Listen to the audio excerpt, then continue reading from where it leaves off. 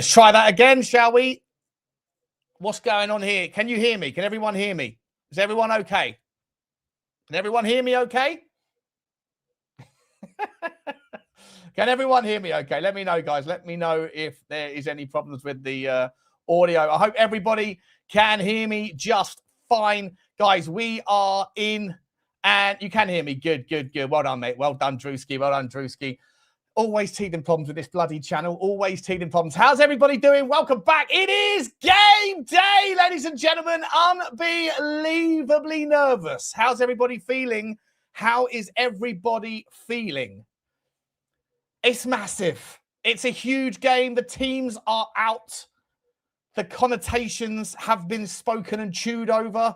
So far this weekend, though, things have looked like they've gone in our favour a little bit, not just with the Brentford-West Ham game yesterday, but also with the Newcastle-Brighton game. Newcastle getting back to winning ways. Brighton 3 points further back from challenging Aston Villa. Is there a chance that Aston Villa might just see an easier path here and maybe not risk, not go into 50-50s, not do anything that's going to get anybody injured? Have Tottenham got to throw more caution to the wind this afternoon and try to take advantage of the fact that Aston Villa are not going to want to risk? Even the players that are playing today that might not be on the bench, you never know that all of them, maybe there's an argument to say they're going to put in the better shift so they can get in the mind of Unai Emery, but maybe they'll take their foot off because they just don't want to get hurt. 50-50s and second challenges have to be Tottenham's. They have to be Tottenham's for us to have any chance of walking away today with 3 points or even a point. Most of us would probably take a point right now to close the gap on West Ham to 1, with them having to face Arsenal next weekend, with Newcastle playing Forest. And then Newcastle play West Ham the following week, a resurgent Newcastle. This is a chance for Tottenham today, a real chance, guys. The teams are out. We've got a lot to talk about in the next hour, 49 minutes before the game. We are here for the foreseeable. Guys, how is everybody doing? Please don't forget to smash the like button for me as you walk through the door. Take your shoes off. Hit the subscribe button if you haven't already. We are on the march to whatever we're on the march to. Notification button should be squeezed. Comments should be dropped. Do double check you're still subscribed because there has been shenanigans. There's always shenanigans on this channel. Don't know what happens. You get 50 subscribers one day and then you lose 50 the next. It's all very odd. All very odd. But it is what it is. We don't care about subscribers. We care about the attention that you guys throw to the channel. We appreciate you very much. I'm so nervous and excited about today, this evening. Let's hope that it goes the way that we want it to. Before I get any further, as I say, guys, please also keep a lookout for the Stream Elements links and make sure that if you are not subscribed or following us on podcast, then please do follow me over on Spurs Talk Show on Spotify, where you can watch us back. Everything we do is uploaded to there first. You can also listen to us back on audio on Apple and Amazon Pods. Give us a rating, a follow, and a review if you get the chance. I'm going to be bringing up the teams right now. Before I do, let me just quickly say hello to a few of the people that are in the house early doors. Kulu's elusive kneecap, big up to you, member of the show. I bet everyone is really pleased we didn't panic in January and sign Rayan. What a player he's turned out to be. But maybe he's just at the right club. You know, Bournemouth are just a fantastic place, a fantastic club for young players to develop. And then they don't stand in the way of the talent when it's time to move on because they've got the next iteration ready to go. Same as Bournemouth, same as Brighton, same as Brentford. I would love it if one of those three teams were to qualify in 6th place and then get into the Champions League. I think it would be such a lovely thing to see one of those three teams that, in my opinion, are the best, well-run, kind of smaller club in European football. One of them, arguably, there's a few others around Europe, but for one of those three teams to be rewarded with Champions League football next season would be a testament to the unbelievable prowess and the strengths of their ownership. But let's carry on. Big up to you, Kulu. Big up to you, mate. Big up to you, Big Water. Start the show early. A couple of minutes late. We're starting it now. Let's go, Drew Zilla. It's game day, bro. It's game day, my man. Good to see you. But if you want to jump on for the pre-game, Drewski, the link is in the chat, mate. Love to see you. Big up, Tony. Big up to you, Beyond72. Big up to Chirpy. Big up to Roy. Big up to JD. Big up to Cantab. Roy, the member of the show. Big up to... You weren't a member and you are... How are you become a member and a non-member? There you go. Big up to you. Big up to JD. Big up to Joe Evertonian. I've got a picture of you in a Villa shirt. Looks 100% real. Yeah. I look like I'm off my chops on meth or something in that picture. It makes my face look all gaunt. My eyes look drawn. It's AI. It's AI, by the way. It's AI. Big up to Kantar. Big up to you all. Big up to you all. Let's find out. We've got some super chiddly chit-chats out of the trap. All of the members putting in their chats. We love to see it. But before we do that, Box Kev. Big up to you, Kev. How are you, my man? Thank you so much, mate. Always here, always supporting in the most generous way. And when you start the show with a $20 super chat, super sticker. I hope you're well, mate. I hope you're well. I hope you're not too nervous over in California. Are you in California? What time is it over there? It's a nice time of day for you. 10 o'clock in the morning, 11 a.m. kickoff. You don't often get too many of them, Boxy. Don't get too many of them. Big up to you, buddy. I'm really grateful for your generosity and grateful to see you, my man. Thank you so much, mate. Thank you very much indeed. El Dante, member for 2 years. 2 years you've been a member, El Dante. Thank you very much. He says, yes, Sean. Come on, you Spurs. 3-1 Spurs win. My Mathys Tel to score.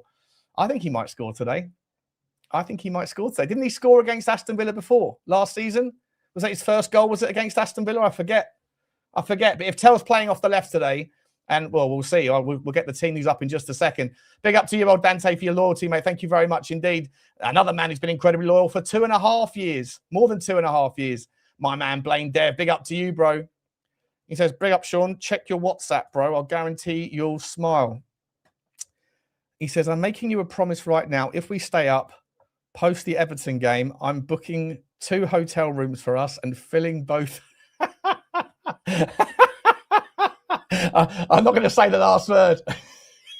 I feel like I've corrupted you, Blaine. I feel like I've corrupted you, mate. I reckon before you knew me, Blaine, that sort of behaviour wasn't on your radar. Now, all of a sudden, it's very much on your radar. We love to see it, Blaine. Thank you very much. Oh, Jesus Christ, he's also... my man's in the house. Big up to you. How you doing, Drewski? Good to see you. What's up, fella? I'm all right. How are you? I'm good, mate. I'm in good spirit. I'm nervous, mate. I'm nervous. How are you? Yeah, I'm trying not to. I'm trying not to get my hopes up or anything like that. I'm trying to be very, very subdued. But yeah, I've kind of been on one a little bit in the old WhatsApp this morning. I'm feeling a little bit cheeky. Yeah, I don't know, mate. I don't know. I got up early doors. The lettuce has been flowing. I don't know what else. Yeah, so yeah, looking forward to it, mate. It's gonna be a good one. Gonna be a good one either way. Mate, great to have you, mate. Great to have you, buddy. Let me just do these. Big up to Blaine with Spurs. 10 Spurs Talk Show memberships. Unbelievably generous, as always, from you, Blaine. Thank you so much, my man. And to anyone who received a membership early doors in the show, make sure you have let Blaine know. Big up to you, Blaine, mate. Thank you so much, my man. Unbelievable generosity. Bourbon Buzzard with the £3 super sticker. Big up to you, Bourbon. Thank you very much, my man. I need to reach out to you, Bourbon, because I definitely want to come up. It's the right time, isn't it, to get up to PMQs or whatever with old two-tier Kier on the brink. On the brink, it'll be absolutely fascinating if we can sort that one out, mate. So I'll reach out to you on email very soon, Bourbon. Thank you very much for your super sticker. To Sniffer, Newcastle United fan. Big up to you, Sniffer dog. Member for 1 month as well. Big up to you, mate. Welcome to the family, Sniff. Appreciate you, mate. And congratulations on your game yesterday, mate. Like I say, I think those sorts of things turn the tide a little bit in Tottenham's favour. You know, if Newcastle can turn things around, Drew, if they can turn things around and get a victory, they've got Forest next. If Tottenham win tonight, we're 2 points. I don't know when's the Chelsea Forest game? Is that Monday night? It must be Monday night, isn't it? So if we win tonight, we go 2 points behind. We go ahead of West Ham. We go 2 points behind Forest. Chelsea have got a new manager. You know, if Chelsea go and beat Forest, then if Newcastle beat Forest and we beat Leeds, right, and West Ham beat Arsenal, we're not 18th. We're not even 17th, bro. Right. I'll tell you what, the only thing, Sean, the only thing that scares me, the fact that I feel like the thing that's gonna fuck us up the most is ourselves. Yeah, like not being able to, unfortunately, not being able to keep people fit. If somebody else goes down, something like that. I mean, I've got all the hope in the world. If we, we've been saying it all along. If everybody was fit and they were, fit to the point of actually being, in the green and not teetering on the brink of breaking down all the time, we might have something resembling a half-decent team. I don't think we'd be in the position we're in, but sure. It's just one of those things, mate. I just touch wood, nobody else goes down. And, a couple of these boys can actually really put on that shirt and put on a real performance. Because I genuinely don't remember the last time I saw a performance out of somebody. Do you know what I mean? Like 90 minutes, scruff of the neck, barking at people, telling people where to be, like holding the fort. So we shall see. You can make a thin argument. You can make a thin argument around Xavi Simons' performance against Brighton, but even he was a little bit lackluster in the first half. Right. Probably I mean, I've got us down for a 3-1. So for anyone saying so negative in the chat, you can back right off down the Emirates, mate. I think we're going to be. I know, right? I think we're going to. I think the boys are going to play lights out today. Like I say, I'm trying to be subdued, but I'm really hoping that it's starting to hit home the situation. And I really, really think they need to pull out all the stops and put in a performance. So I'm well up for it today, mate. I'm well up for it. Same. I've decided to not get the. I've got no magnums, and I've even cut back on the Thatchers because Thatchers is like 7.5%. So I'm on the 4% Copperberg. All right. Easier to cope on the Copperberg. So hopefully I'll be. Hopefully I'll be. Hopefully I won't be a slurring, stumbling buffoon by 9 o'clock this evening. But we shall see. We shall see. Well, I am. While we're doing percentages, I am on the 28% gas apple. So let's go. Let's go, boys. Let's go. It's like cider in smoking form. Yeah, basically, yeah. This is how we do over here. Cider. If we're not drinking it, we're smoking it. If we're not hitting it, we're shooting it. Let's go, boys. and I wonder why I don't get any sponsorships on this channel. He's always half cut, and he brings on people that are endorsing. There we go. Big up to Destiny for 19 months. Big up to you, mate. Come on, you Spurs in Desto. Great to see you, mate. Steve Dyer. Big up for you, member for 5 months. Come on, you Spurs. Let's do this. Big up to you, mate. Thank you for your generosity as well. Chris K, FC, my man with the dog. Big up to you, Chrissy boy. He's putting the super sticker choo-choo to you. As too has North London guy 1. Big up to you guys. Choo-choo to you. Thank you all for the generosity right out of the gate this evening. Right out of the gates. Love you, Shawnee. I'm going 1-0 Spurs. Richarlison. Big up to you, Destoma. I'll take that. I'll take that all day long.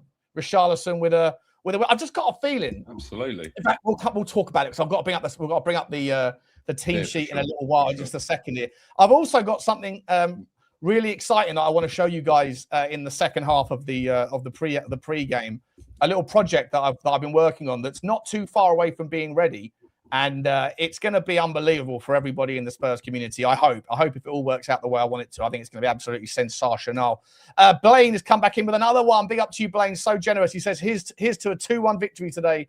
Drew blessing us with his views to being mortgage-free as of Friday. You're paying down the mortgage with the big win, mate. Congratulations, bro. Mortgage-free at your age is awesome. Dream come true, mate. Dream come true. Awesome. Mate, the Lady Luck smiled on you, mate. Smiled on your hard, man. Absolutely fantastic. Couldn't happen to a nicer guy, mate. Love you, Blaine. Absolutely. Congratulations on all your success. Big up, Blaine. And I am London, or Ant London, sorry, has come in saying, big up to you, Ant. He says, morning, Shawnee. Dialing in nice and early from LA. You're in LA, are you? Why you got Ant London in your name then? I was wondering why you've got London. Is LDN London? I assume it is. It is, yeah. Well, it should LA. be, I think. Yeah. Something magical needed today from someone unexpected. If we don't play well and lose badly, curtains. Well, I don't know. Maybe not. If we do lose, I don't think it's curtains. Obviously, it's a kick in the teeth because there's an opportunity here. But given that Brentford didn't do anything given that West Ham didn't do anything against Brentford, I think that we can live to fight another day if we do struggle today. But I don't think we are. None of that negative energy. Big up to you, Ant. Thank you very much indeed. And Tony, big up Tony Rodriguez with a 2-1 to Spurs prediction as well. Everyone in here is very chump. Everyone's really positive. Everyone is super positive. Big up to you all. Don't forget, smash the likes. Let's have a look-see. Let's see what we're doing with the team sheet. Here we go. We've got in goal, number 31, Antonin Kinsky. I like the fact that they finally put, although they still haven't done it, they've still got it out of order. Ridiculous. No. But they have put Kinsky. It's weird, isn't it? They go out. I thought this was a Frank thing. I thought this was a Thomas Frank thing, but it's a fucking Spurs thing. Well, they go out of their way to put the goalkeeper at the top. Right. If they were being legit here, they'd have Kinsky after Bentancur. Anyway, Kinsky in goal, Danso and Van der Ven in the centre back spot. It is going to be Pedro Porro and Udogie's back in. Fantastic to see. That's really exciting for me. I'm glad to see Destiny Udogie back. A little bit of balance and a little bit of ability for Mathys Tel to link up down the left-hand side. In the middle, we've gone for Roddy Bentancur. We have gone for Gallagher, and we have gone for Gallagher, Bentancur, and Polina. Oh, I suppose I'm delighted with this team. This is my team. And then we've got Richalison, Mawani, and Tel up top. This is exactly what I wanted. I couldn't have asked for anything more than that. How are you feeling about this one? I'm excited. I'm as excited as I was. There's nothing there that makes me go, oh no, why has he popped him in? But then I suppose, like I said, we're down to bare bones, right? I've never been so happy to see Bentancur on a football pitch. Honestly, I've been his toughest critic. I've said since day one, if he was any good, he'd be at Bayern Munich. Do you know what I mean? Juventus midfielders don't come to Spurs. But like I'm delighted. He's basically come back and he looks like he's chomping at the bit and raring to go. And the fact that he's come back and I think given us 70 minutes and then 90 minutes, I think is just fantastic. It's not necessarily more balance in midfield. I mean, it is kind of balanced, but it's the fact that you've got solid professional footballers in there that arguably should be at their peak of their game and should not be rattled by these occasions and should know what the fuck they're doing. So as much as Gray and Berghvall, I think have kind of been thrown in the deep end the last couple of seasons, to be honest. I'm glad they're on the bench, and I'm glad we've got some, to coin a phrase from Sava, some real men, some men in midfield. Was that you? Have you been working quietly in the background on a Sava accent? No, it wasn't great. No. It was the worst one I've ever heard you do. To be honest, it was just yeah. I hate to say, it's just a bit too generic. There's nothing really stand out about it to make me be able to. Do you know what I mean? He's just got a very sturdy, strong. Yeah. There's just nothing really to kind of pick on. Yeah, there's nothing to pick on. Hey, Bugsy. Bugs. You coming in for the chip? Well, yeah, good girl. There she is. She's coming to say hello to everybody.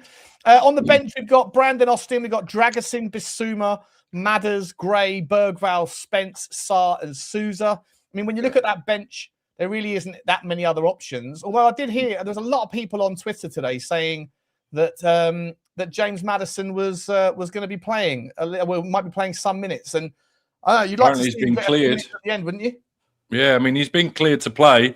I'd like to see him back. I know, everybody's sort of been saying, oh, don't rush him back. He's not ready. He will know more than anyone. And I mean, and I say that, I guess, knowing full well the track record of our medical department, but you would think that they have pulled out all the stops to ensure that he is 100% ready. Because not only does it look... Can you finish the rest of your sentiment in Terry Flowers' voice?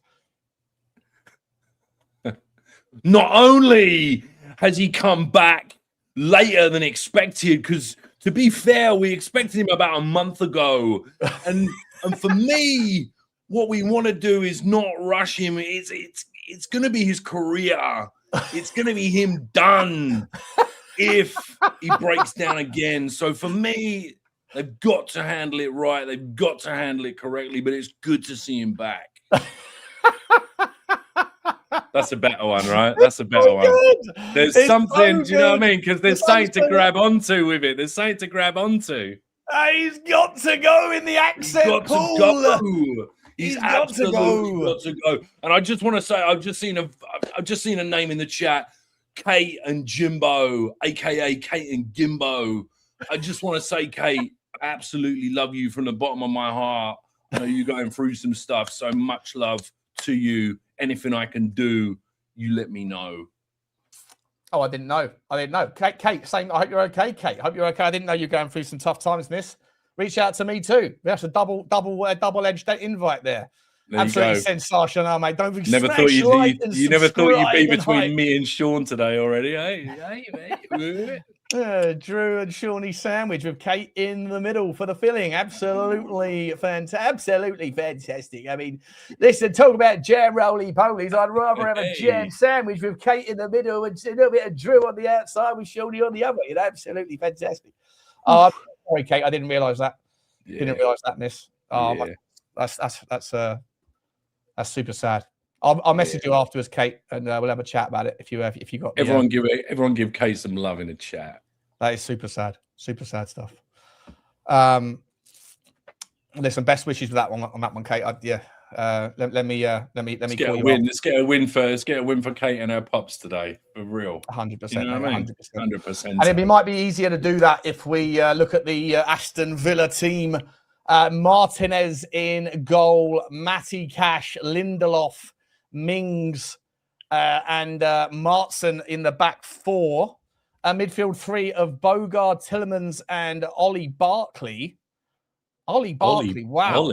Ross Barkley. Not Ollie Barkley, Ross Barkley. Sorry. I was like, that didn't sound right. That didn't sound right at all. I used to know a guy from school called Ollie Barkley. He was a fantastic rugby player. I think he went on to play for Loughborough University. Anyway, Ross Barkley, and then Jadon Sancho, Morgan Rogers, and Tammy Abraham, the man who everybody pluralizes because they think it's Abraham's, but it's only singular. Interesting.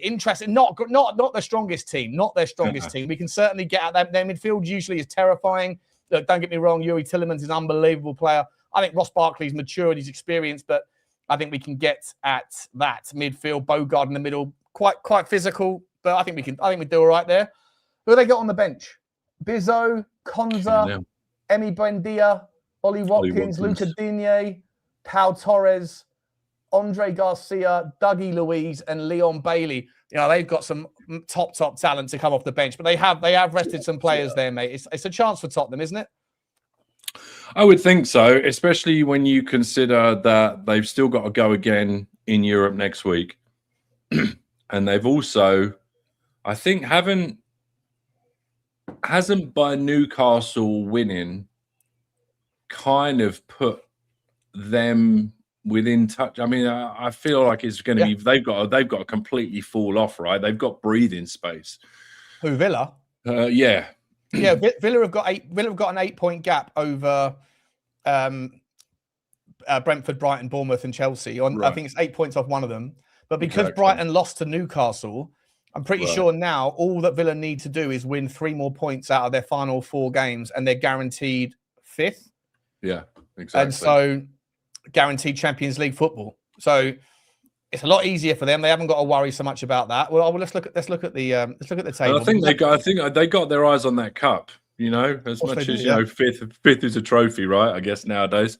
But you know, Unai Emery is the master of the Europa League. I mean, didn't he win it like 3 times on the bounce with Sevilla? Yeah. So, like, I can just see them. They're in a good spot. It was only 1-0 to Forest, away at Forest. And that could have got ugly because Forest are somehow just managing to bang in goals recently. So I think they've got all eyes on Thursday to try and get through to that final, because I think if they win that final, they're up against who? Is it Freiburg or who is it? Who's the other one? Freiburg or Braga? Is it Braga? Yeah, Braga, I think. Yeah. So, yeah, I think they got one hand on that trophy already, potentially. So my hope is that they got all eyes on that, everything to play for. We got no McGinn, who's a terrier in midfield, no Onana. So I don't know. Subconsciously, I mean, you know, players go into every match like, you know, up for it. But I just think I'm hoping in the back of their minds they're going to give it sort of 80-90% today and just try not to get beat too bad. That's try not to get injured as well. Right, exactly. I think that's a big deal, right? They've got a big game on Thursday, and then obviously a massive final. So even the players that are not necessarily in the first team plans for Unai Emery, the players that are still fighting for you could make, like I said, the argument that these people that are second choices are going to see if they can put in a performance, but you don't often see that. Like, we make that argument quite a lot, and you don't often see the second choice players sort of stepping up, but you might see them putting their feet up a little bit. And as you say, as you look in here, so at the moment, Bournemouth won today, obviously, and they go 6 points behind Villa. Unreal. But even if Bournemouth win all of their 3 remaining games, they go to 61 points. So, and with the goal difference being a little bit better, if Aston Villa just win 1 more game out of their final 4, then they're guaranteed 5th spot in all likelihood. There might be a little bit of a swing of goal difference that can affect it, but generally speaking, 3 points will be enough. And then if they do go on and win the Europa League, it looks like one of those 3 teams, Bournemouth, Brentford or Brighton. As I said, I'd love to see one of those teams get a qualification into the Champions League. It'll be very, very well deserved for teams that that run their clubs very, very well. And then at the bottom here, Newcastle yesterday, obviously they've gone to 45 points. They're not out of the European spots, mate. Like they are literally only 4 points, 5 points away. Oh, hang on, after today, what were they? They're 6 points. Where am I at? Sorry, no, they are 5 points away currently from Brighton. And so they're still within a shout of it, but they've got Nottingham Forest next. As I say, if Tottenham Hotspur can win today, if we can, we go to 37. West Ham will be above them. They've got Arsenal next. Forest have got Chelsea next. Then West Ham have got Newcastle after that.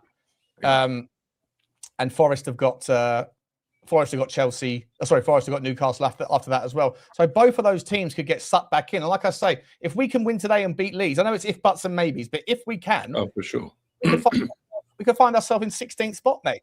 You know, it's obviously first things first. Get the points today if we can. If we can, then everything looks a little bit rosier. Absolutely. I tell you what, as well, I'd love it for Chelsea to finish in the Conference League place, because that would absolutely ruin them. I want them to not to feel like that, for them specifically to finish there because of the lack of money, the amount of games, the fact that they'd have to participate in Europe, and so they'd have to, and they'll fail to abide by the UEFA rules. They'll get a UEFA ban. It would be amazing. It'd be fantastic. Absolutely fantastic. Absolutely fantastic.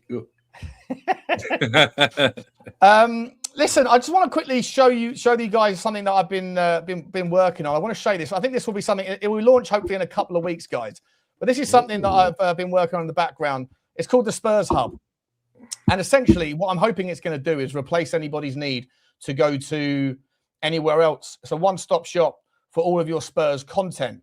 It chronologically syncs every single Tottenham fan channel's content. So you can come in every single day. It's not live yet. It's on a local host, but you can see every single stream that's currently live at the time. You can see every single video from every single channel that is uploaded. So it will help the smaller channels in the YouTube space get noticed by fans who haven't discovered them yet, because every time they publish, they'll pop up in the latest uploads as long as their channel is syndicated. It also has a like a news now type thing where it fetches. Give me a second whilst it loads. It has every single article from all of the major sources that will be. You can see it there populating now. So if you want to come for your transfer news, views, and clues every morning, that whole thing will be all there for you. So no need to go to news now. It also has access to all of Reddit, all the Reddit conversations that are participating in. It also is going to have its own forum, so a place where everybody can discuss channel-specific forums or transfer forums or injury forums or whatever else, essentially like Reddit, but one for the channel itself. It's also going to have all of the local data around the fixtures, the injuries, everything else. It's got its own team selector picker, and it's going to have a bunch of other features as well. It's going to have things like a Twitter X API where all of the Twitter conversations are completely curated and filtered as well. So I hope that it's going to be a one-stop shop that's going to encourage everybody to. You won't need to go to YouTube to find your YouTube fix anymore. You can just go there and watch everything, one video after another. I think it's going to be absolutely fantastic. I'm hoping to launch it in a couple of weeks once it's all tested and proven. I've got to do a lot of coding and stuff on it, which I'm using AI to help with, but it's going to be absolutely fantastic. So once it launches, please do make sure you sign up, become a member of get a free account where you can participate in the chat. It's going to be a web app, a web page, a website to start with, Alex, but it will be turned into an app as well once I get around all of that. That's a hell of a lot of coding to do the apps, the Apple iStore stuff.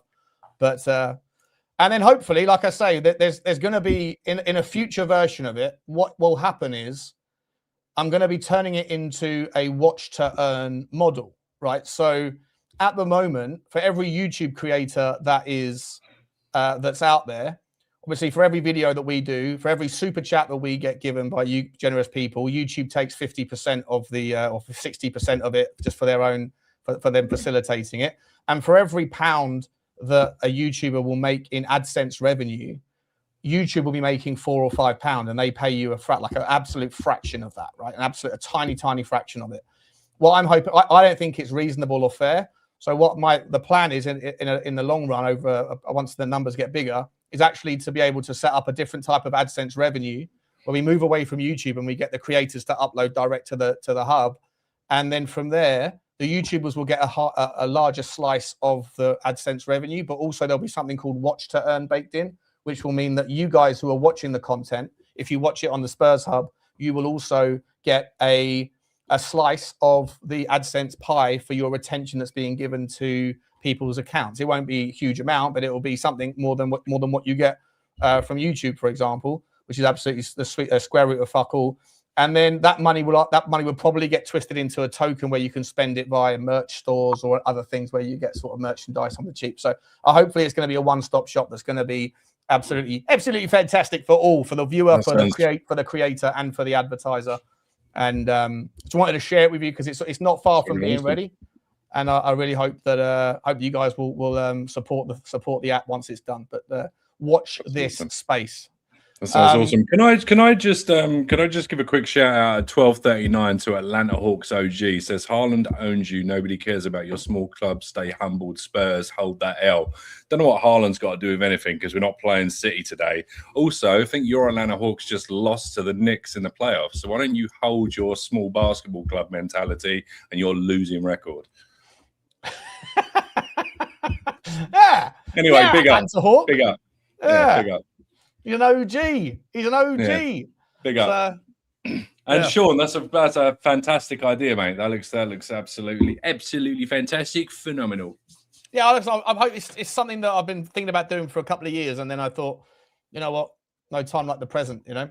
So been kicking away at trying to basically use AI to help me figure out all the coding and complications and stuff, and it's been brutal, but it's also been an unbelievable experience. So hopefully with a little bit of luck and a little bit of more perseverance and perspiration, we'll have something where everyone can just hang out all day long talking bollocks about Tottenham like we currently do.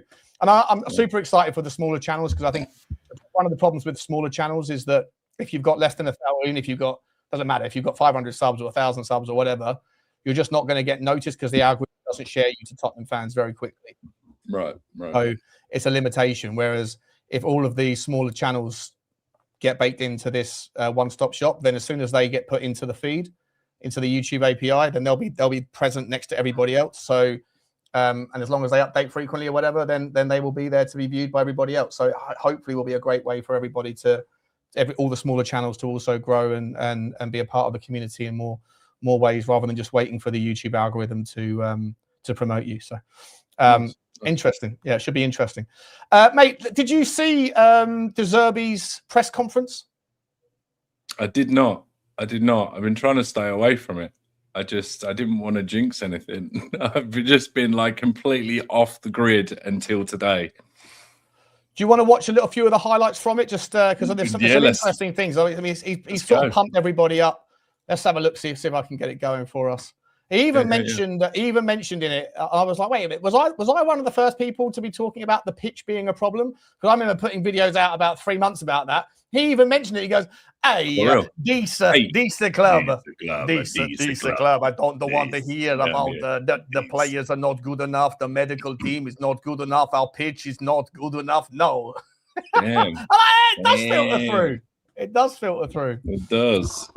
Let's have a little look. Sean the Butler on the Spurs talk show. He says the pitch is a thin.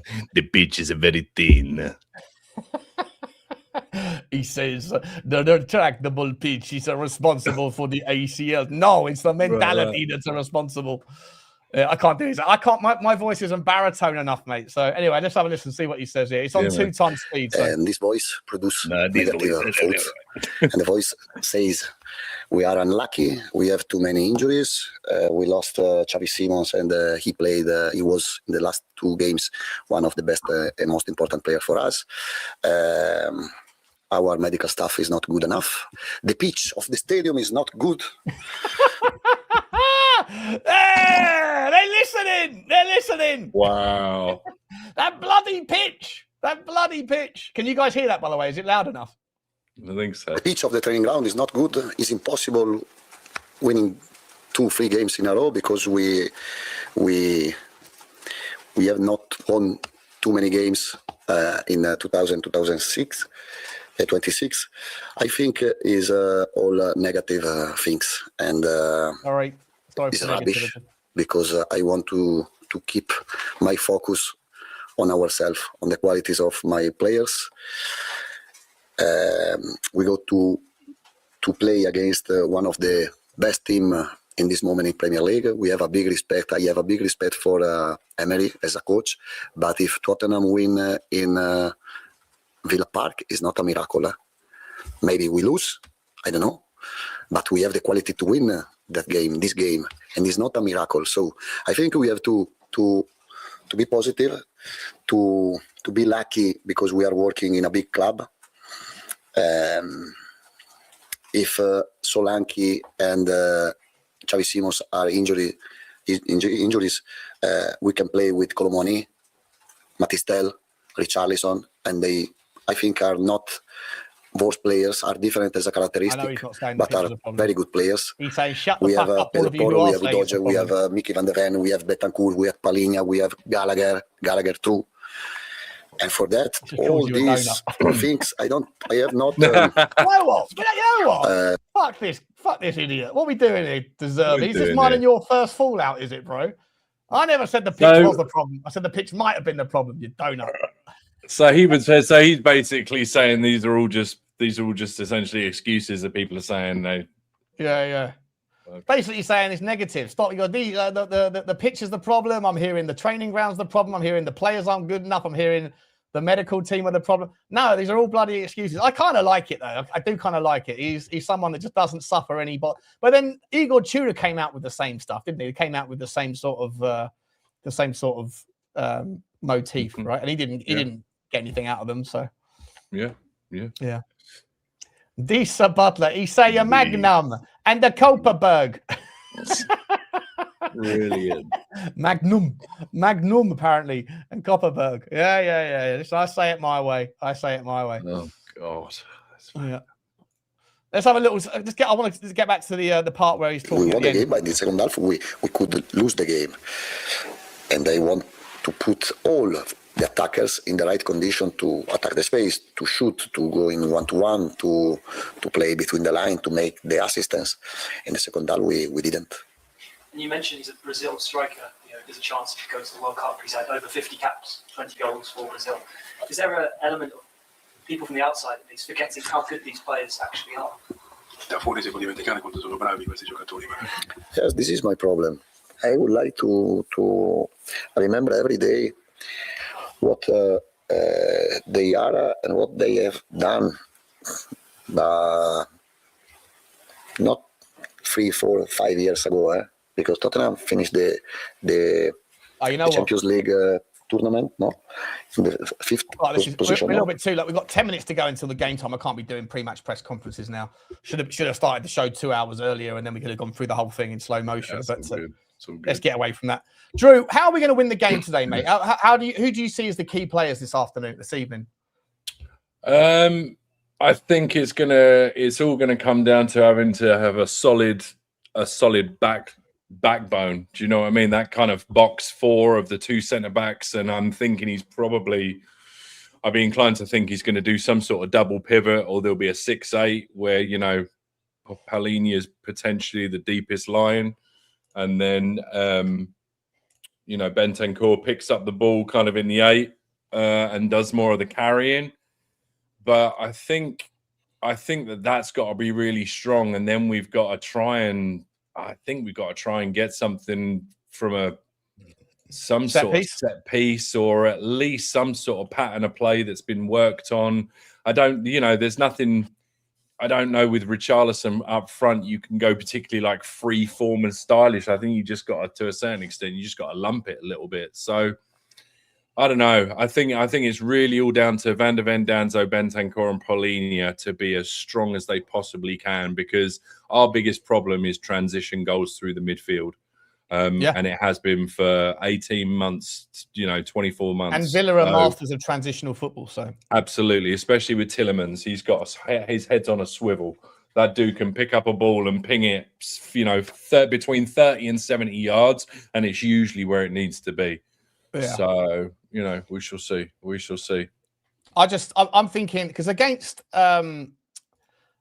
Wolves, right? We had Jed Spence in this position, and we know what he can do. He obviously carries the ball out, but he's always looking to come this way. Right. And he doesn't connect with anyone. We had Xavi Simons over here at the time. And it made me feel like we were sort of doing a lot of like this. Everything was over here. I know we had Solanke instead. Solanke was coming deep, and it was all sort of a bit like that, right? All over the place. And the worst thing about that with Spence going up there is that I feel like the rest of the back four have to compensate. So you have Van de Ven pulls over. Danzo ends up pulling over a little bit. Porro ends up being the right-sided centre-back, sort of, but not really, because he's really still in the mind of a right wing-back. So that's why he constantly gets caught in that channel. It was a mess, but we was completely skewed. We were skewing everything down this hand side, and Kolo Muani and Pedro Porro both had absolute stinkers in that game.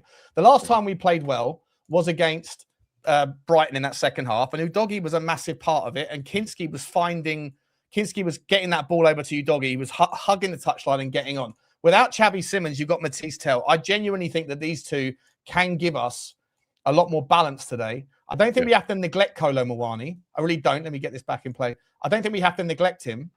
But with a team that's... Let me get that more even. It's all over the place here. With Udogie on the left-hand side and Porro on the right, Porro can come in a little bit more narrow, but Kolo Muani can still hug the touchline. And if Mathys Tel is going to cut, and these two, for me, are going to be the most important areas of the pitch for me. I'm really intrigued to see what we can do from set pieces, because we do have Mathys Tel that can take the corner kicks from the left. We have Pedro Porro that can take the corner kicks from the right, which means we can do both sides in swinging. You've got Richalison that can win the ball in the air. Bentancur's very, very talented in the air. Polinia, we know, is very strong from set pieces as well. Big Kevin Danso, Micky van der Ven doesn't shy away from headers at the box. He can pick up a goal or two.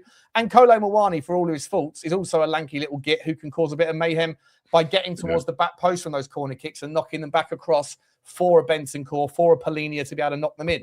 So I actually think this is the best 11 that we could put out today, to be honest. I don't know what else we could have done. Absolutely. No, absolutely. I think arguably pound for pound, if it was a boxing match, like pound for pound, it'd be the strongest you could put out. I think the thing with Tel is I think he's just got I'm hoping De Zerbi has just put some, Kolo Muani's not the only one he's taken out to lunch, because I think Tel, for as positive as some of his runs can be, I do find that it's all right to check inside. I've got no problem if you're going to check inside and take on a man and go for a shot, then that's all well and good. But he doesn't really check inside. He kind of checks backwards. And I feel like he does that sometimes even when he's got the beating of his man. Yeah. And I don't know whether it's a confidence thing where he just doesn't think he can pop it in first time with his left foot. And I don't know what it is, but I'm just hoping that, as I say, Kolo Muani's not the only one that got a free sandwich. Yeah. Are there a lot of bad people in the chat today, Saeed? I don't know. I'm not in the chat as well doing everything. I mean, I've been keeping an eye on it. The only donut I can see is this Atlanta Hawks dude who keeps on waffling on about Manchester City, stating the obvious that they're a bigger club than us. I mean, duh. I mean, your Atlanta Hawks lost by 51 points. Why don't you shush? I don't understand why would a Man City fan of all people coming here talking about Tottenham? We beat Man City up nearly every time we play them. What are we doing here? I don't know. Very odd. It's all good. You can stay, my man. You can stay. You hang around, mate. If it gives you a little semi while you're doing it, you carry on, mate. You carry on. Are you going to be around to come back in after the game, Drewski? Certainly am, and I'll be watching along, moderating this chat. Big up everyone in the chat. Big up Art. No wigs and no accents. I'm off. I can put a wig on. So what we say then, Drew? What we saying? Who's going to be scoring for us? And what's the score? Did you say 2-1? Did you say? I actually said 3-1 earlier on. I was getting way above my station. I was just letting it all go. I think realistically, 2-1. I think we go up 2-0. They get one back, and it's a bit of a cheeky, squeaky bum time. I think Richalison gets one, and I actually think Mawani gets one. Richalison and Mawani today, yeah? Yeah. You said 3. Who's going to be the... Oh, you changed it. Well, I said realistically 2, but all right. You may then Richalison with a brace. Go on, why not? Was she with a... Nice. I can't believe it. Mate, I am. I've got the... you know that feeling in your stomach when you're going, I don't feel like I need to go to the toilet. But the toilet. Yeah. The nerve. Absolutely. Yeah, the gold jingle's ready, mate. The gold jingle is ready. The gold jingle is ready to go. Oh. Absolutely fantastic. Mate, Drewski, shall we catch up after the show then, mate? Yes. Let's do that. And chat, enjoy it. Sean, love you, and we'll see you on the flippity flip. Love you, mate. Take care, buddy. See you soon, mate. Bye. What a guy. What an absolute legend. Absolutely fantastic. Where has he gone? There he is. Let me get that back in. Don't forget, guys, OK Jersey. You can get, I forgot to mention them, OK Jersey, 8% off using code Sean. They do have all of the World Cup shirts, and I think they do have the away kits for the next season, even though I don't know if they've been confirmed yet. But whatever your tipple, whatever your topple, you go and get yourself some awesome Jeremy Jacquets as well. And we are not far from kickoff. I hope that the show is going to be in line with, or maybe about 45 seconds, 60 seconds behind. So no spoilers alert. You know the rules. Anyone coming in spoiling, then then you get a ban. Just what you're going to get. You're going to get a ban if that's the case. Let me get my how do I do this properly? That's not the one I want. I want this one here. Share this tab instead. I'm excited, guys. I'm excited. For me, I'm going to go for. Well, I said 1-1. No, I didn't. Did I? Yeah, I did. I said 1-1. I said 1-1 to as the on the Spurs 5. I did say 1-1, but I'm gonna adjust and adapt, and I'm gonna say Tottenham are gonna nick it. Big up to my man Drewski for coming on. Oh, I'm excited. I can take this off now. Bloody hot wearing those earphones. Bloody hot. Sean never bans. Yeah, I don't ban people. I don't ban unless you say something that's outrageous, rude, racist, or nonsensical. Then that sort of thing goes. But if you're just coming in to say, to do your thing, then you got to do your thing. The players are in the tunnel, ladies and gentlemen. The players are in the tunnel. 3 goals for us, says Stephen Jackson. That was his prediction. A draw, do you think, Shawnee? Listen, I would take a draw. I know we've all kind of come in with this positivity vibe, but right now you've got to remember where we are and where Villa are and everything. But I still think Tottenham can do something today, and I can't wait to see it. I cannot wait to see it. The players are about to walk out, and we are about to get going. No Ollie McGinn, John McGinn. What's wrong with my naming conventions today? Who the fuck is Ollie McGinn? That's someone else I know from some other walk of life. JP Morgan Chase hiring, mate. Do you know what was weird about that JP Morgan Chase thing, right? When you first read the story, you were like, fucking hell. And then when the AI people on Twitter went and turned it into like a video, all of a sudden it came across like, it was less attractive. It was less of a fantasy than when I just read the story. Because I don't feel like I'm attracted to like powerful women who would like have that dominance over you. It would come across a little bit cringy to me. Come across a little bit sickening. Men are the hunters, women are the hunted, and it's that role reversal. When she was a hot smoke show. The story I was like, well, But then when you see it like AI'd into a video, you're kind of like, I don't know. Let me know if you disagree. A lot of you probably will. A lot of you probably will disagree on that one. Let me close my door so I can drown out the noise. 1 second, guys.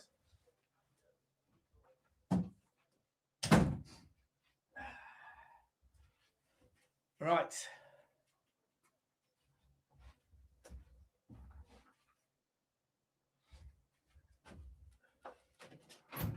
And I've got to close the window. Got to close the window as well because I got complaints from the neighbours on the last show. What show was that? Was that the Wolves one? Yeah, it was. I had complaints. Oh dear. JP Morgan girl is facing unsubstantiated allegations. Yeah. No, that's all been cleared up. He made the whole thing up. He didn't need to call his wife a fish face, did he? I feel like it was pretty obvious when he was saying, she said, you know, I bet your wife hasn't got cannons like these. At that point, you kind of go, yeah, ain't no girl ever calling her boobies cannons, and certainly no like, you know, senior executive at JP Morgan. It was obvious that the phrases were an immature male's perspective, but to make all that stuff up and at the same time go after the fact that your wife hasn't got those size breasts, and also to go after her fish face. I mean, not only is the guy going to probably face like charges of you know, whatever the charge would be, like making up things, you know, horrendous allegations and defamation or whatever else, but surely the wife ain't going to hang around. Surely that's not going to happen. I mean, what are we doing here? Match is about to start. Listen, I'm going to be about a minute behind the real time, so you guys are going to have to sync up with me. Where's my...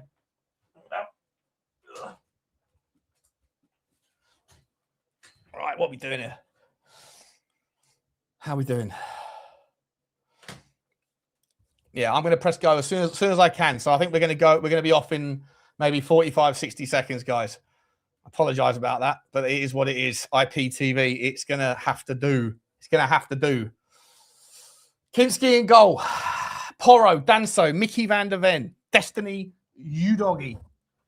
Turn the thing this way. Turn this way. Back in the game. Come on now. Remember, no spoilers, guys. No spoilers, please. Can I get this on? Let me see if I can get it a little better.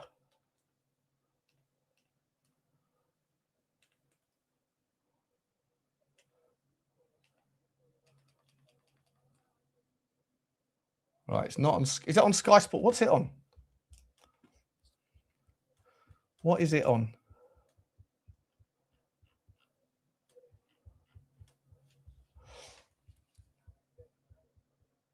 Hang about.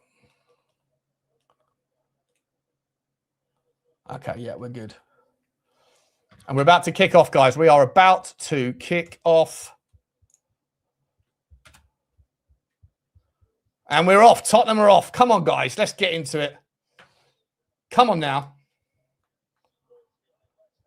Let me know if you can hear the commentary in the background. Here's Romero. Not Romero. Pedro Porro. Terrible start by Butler. Getting my names all over the place today. All over my place. Let's get some structure, boys. Let's get some structure. Anton and Kinsky slowing things down. The ball is just under his foot. He's trying to get that time in possession. He's trying to get that time in possession. They're waiting.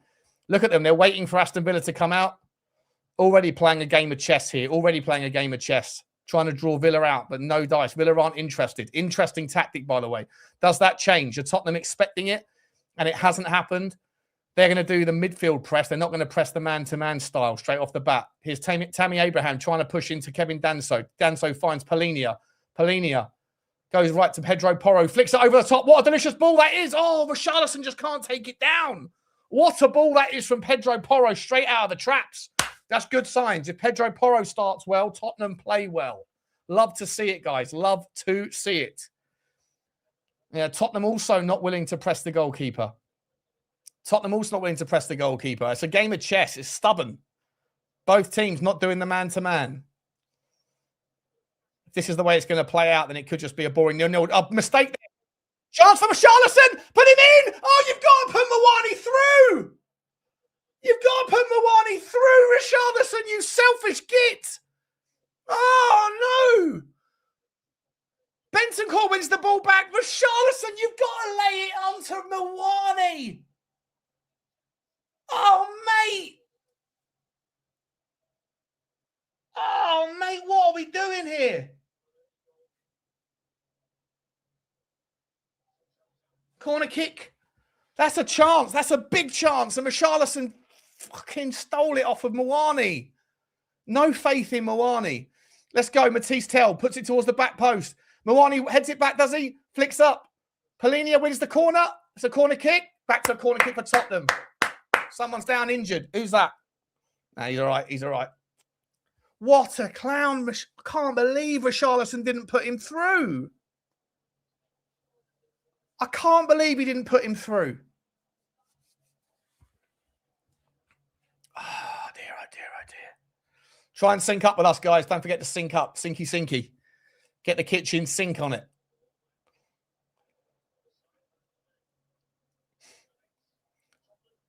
Oh, it's Mathys Tel this side as well.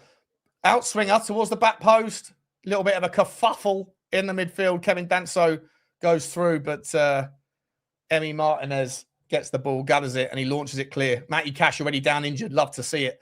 Chance for Jadon Sancho. Big clearance from Emi Martinez, that is. And Jadon Sancho down the right-hand side up against Destiny Udogie. Come on, Big Dest. What you got there? What you got? Jadon Sancho does well. Tottenham, throw into Villa. In a fairly decent position. Matty Cash going to come over and do the long throw, is he? Matty Cash limping. Matty Cash limping.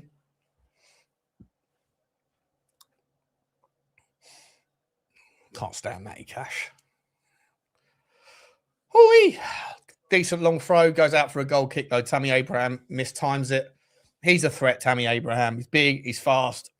He's a good signing. Good signing. When did he join Villa? Was it in January he joined Villa? I think it was in January, wasn't it?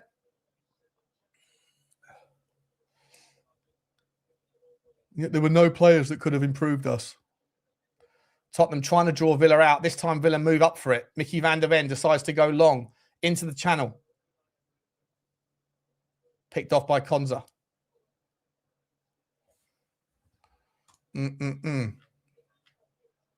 Sorry, that wasn't Konza. I want to talk about it. It was Konza. It was Lindelof. What am I doing? I'm all over the place with my teams, with my player names.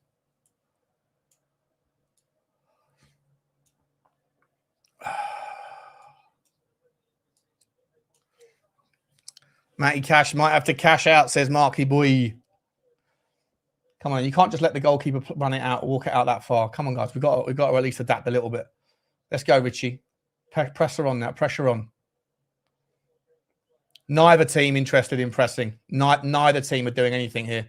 I think we're going to have the highest amount of ball in play, but also the highest time ever of ball stationary. Look at them. Look at Emi Martinez trying to bring them out. This is a game of chess. This isn't a game of football. Win that, Kevin Danso. You've mistimed that, but you've done well to get back. Here comes Mathys Tel, that was. Mathys Tel into Destiny Udogie. 1-2's it with Benson Core. We're going backwards. We're pushing backwards towards Micky van der Ven now. Interesting.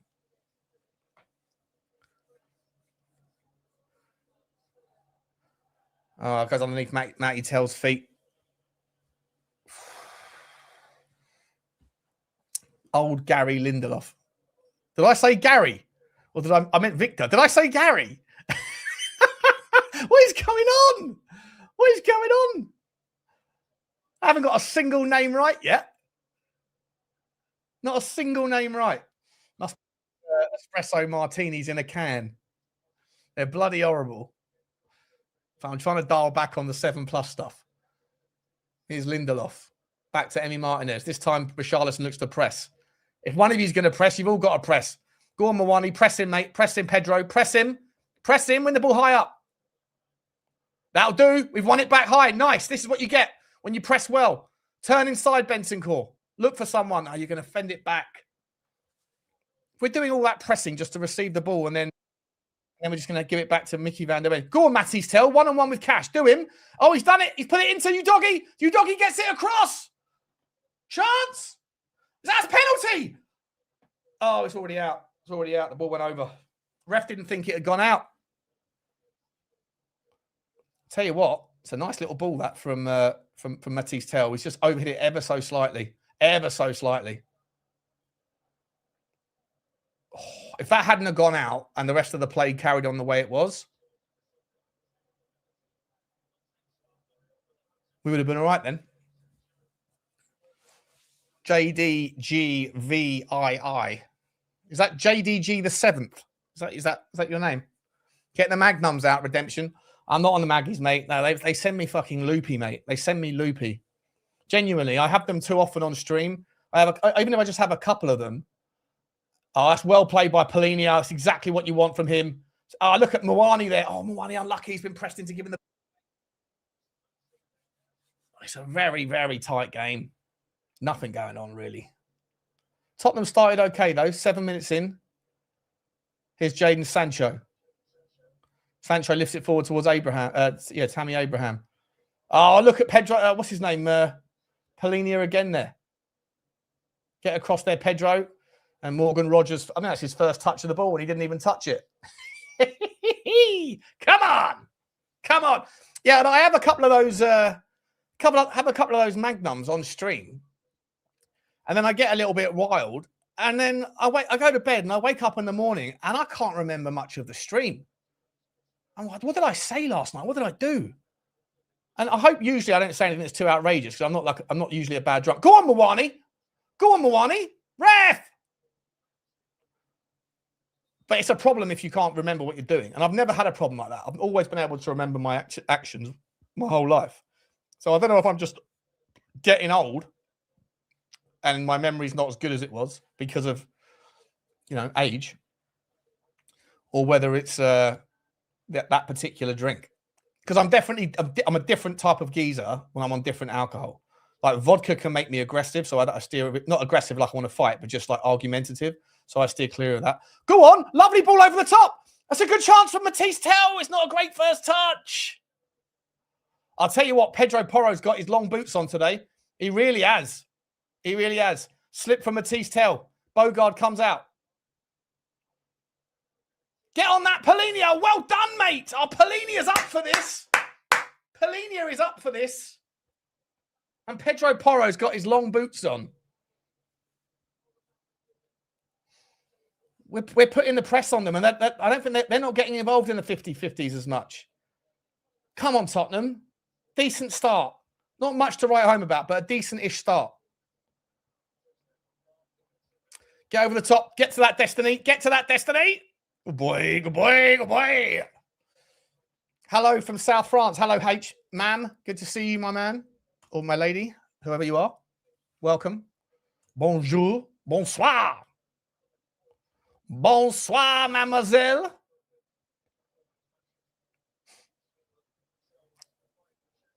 Let's go. Here's Polini up for it. Polini finds Porro. Porro back to Kevin Danso.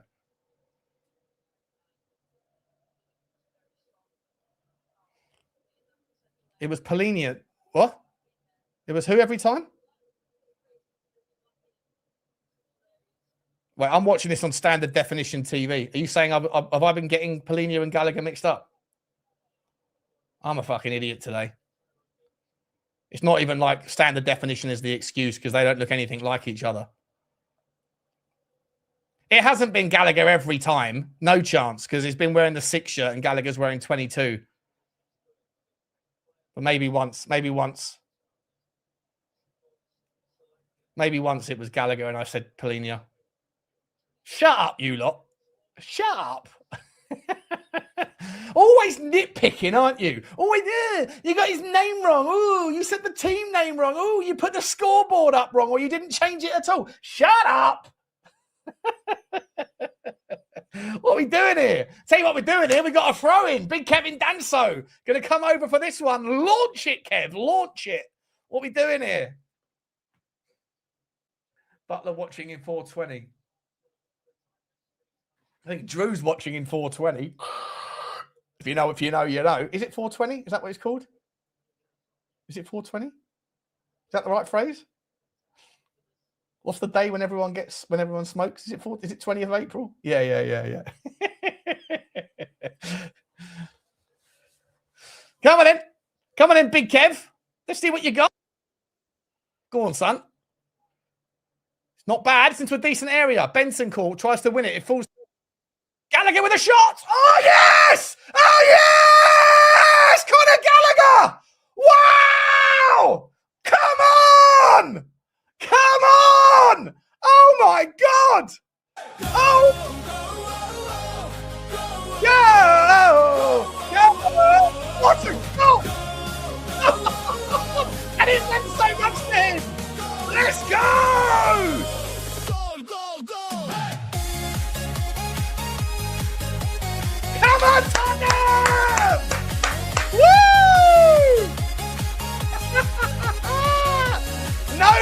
the VAR on that one. Let's go. Need to finish that tune off. I'm at OCD. What a shot that is into the bottom bins. No chance. No chance for Emi Martinez. Come on. Come on, guys. Come on. Wow.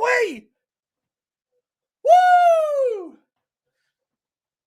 Conor Gallagher wants it as well. Look at him. Gorgeous little dog. He's like a poodle, isn't he? Or a retriever or something. You know, they say all dogs look like their owners. If he had a dog, it would need to be probably a retriever. What are we doing here? Tottenham, as it stands, are out of the... Let's get it up on the screen. Is it live? Look at this, people. Look at this, people. As it stands, 17th. Let's go. Let's go. That is fan-bloody-tastic. Absolutely fantastic.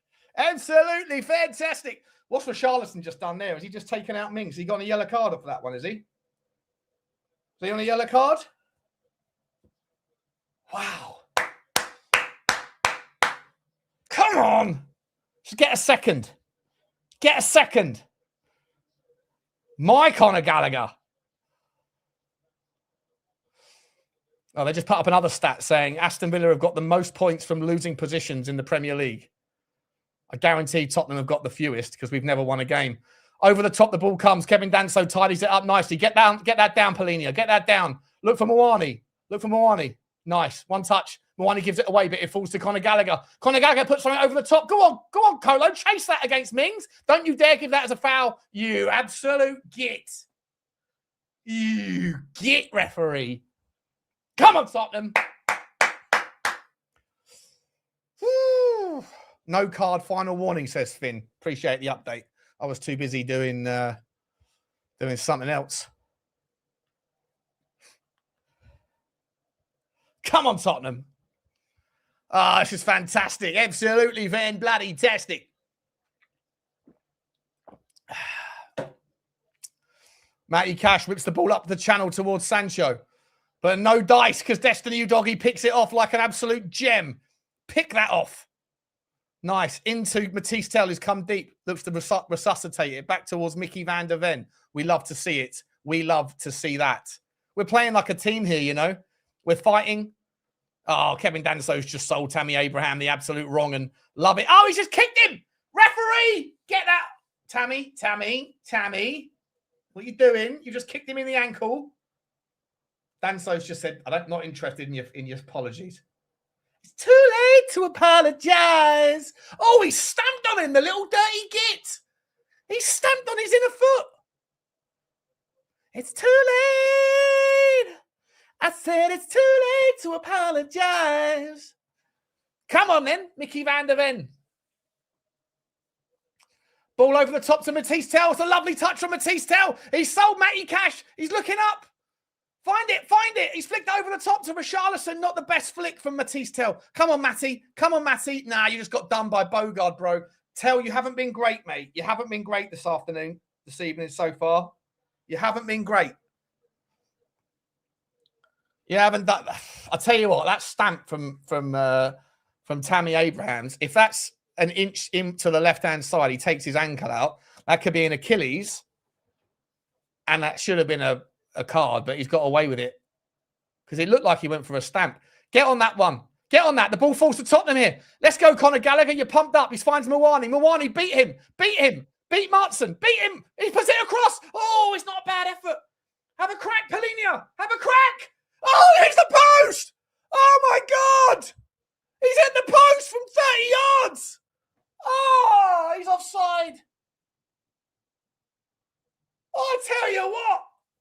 That's 25 yards. He's hit the post.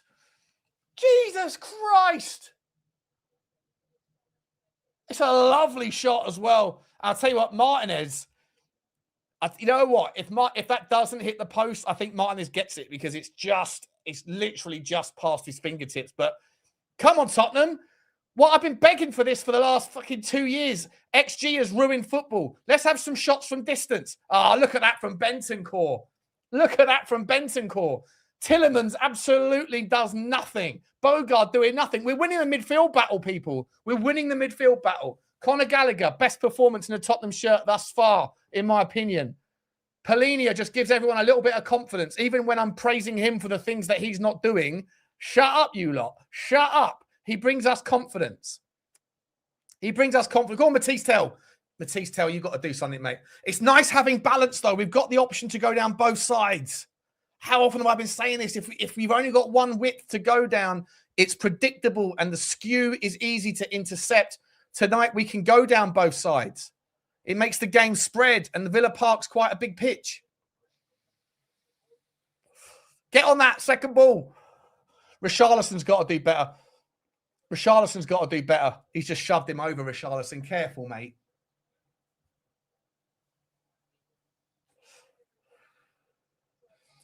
Richarlison is annoying me. Mathys Tel's annoying me. Everybody else is doing well. Everybody else is doing well, but Richie and Tel are a bit frustrating. We could be 3-0 up, you know, even though we've only had really 2 chances. Go on, look at that from Conor Gallagher again. He's won it. Richarlison, you've got to release that, mate. You've got to release that earlier, bro. Don't just look for the foul. What are you fucking doing? Just fucking release it. Drawing a fucking foul so they can set back. It's not in a decent position. It's almost on the halfway line. We just passed it back anyway. Richarlison, that's fucking bone idle from you, mate. Bone bloody idle.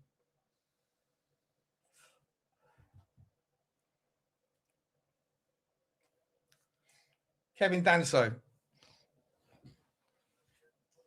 Oh, well done, Conor Gallagher. To Bentz. Bentancur to Polinia. It's a nice sort of dynamic flat 3, though. They're all pivoting into whichever position they want.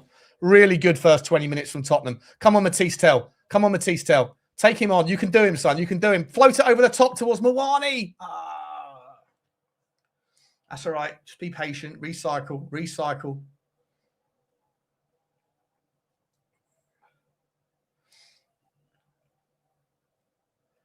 I like the look at Conor Gallagher, right? He knows that Destiny Udogie's gone up the pitch, so Conor Gallagher's filling in at left back in a more advanced role, though. It's nice. Pedro Porro gives the ball away. Here's Maddison. So 1-2, it's a chance. Get across to that Kevin Danso. Well done, Big Kev. Well done, Big Kev. Come on, Mawani. Oh, it's a lovely first touch from Mawani, and we're away here. We're away if you can find the pass. If you can find the pass. That'll do. Whips it towards the back post. Oh, it's just pipped off of Mathys Tel's foot by Matty Cash. Oh, that's better. It's a good game. Tell you what, this is a good game of football. It's a good game of football, this. It was a slow game. It's starting to move. Starting to move.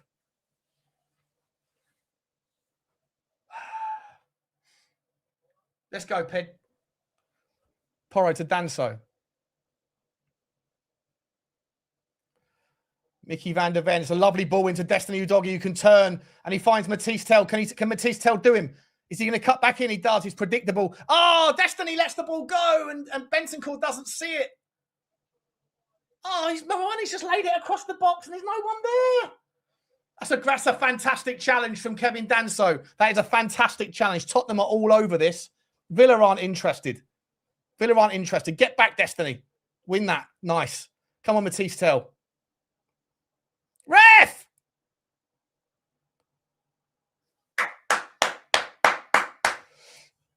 Villa don't want this. They don't want this. We need a second goal, though. We need a second goal before half-time. Need a second goal before half-time. We've got to smell blood here. We have to smell blood. Villa are not interested in the 50-50s. Look at their midfield is not interested. We're playing very well, right? But Villa are stepping off. They are not interested in getting injured. They're not interested in the 50-50s. We've got to take advantage. We've got to be more aggressive. Go on, Mathys Tel. Matty Cash is getting in on Tel every time. Tel needs to have the confidence to take the man on. He can't cut back all the time. because Matty Cash knows what he's going to do, and he shows him the inside. He shows him on the outside because he knows he's not going to do him that way. It's an interesting battle, but Mathys Tel is a little bit too predictable. He's too one-footed.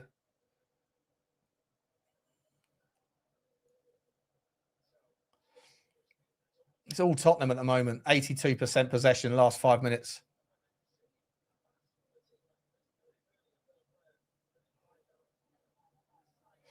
Kevin Danso looks towards Bentancur. Bentancur slides it wide. Tell you what, this will be exhausting for Villa as well, just chasing the ball. That's why they're trying to preserve energy. They're sitting off. But they've definitely got some triggers in there. I'm trying to work out what their triggers are when they decide to press, because they are pressing as a team in moments, and then they sit off for the largest part of it. You did say it, Drew. You did say it, mate. Mathys Tel, he's not cutting across. He's cutting back. To some degree, I prefer Mathys Tel on the right-hand side because he wants to use his right foot. So he's going to go over the top. Oh, it's a nice little ball over the top here. Poor from Lindelof. Tel cuts inside. Conor Gallagher finds Tel again. Tel's got a little bit of space. He's going to whip it towards the back post. It's chance for Richalison. Mawani! Oh, what a save! Oh, Mawani!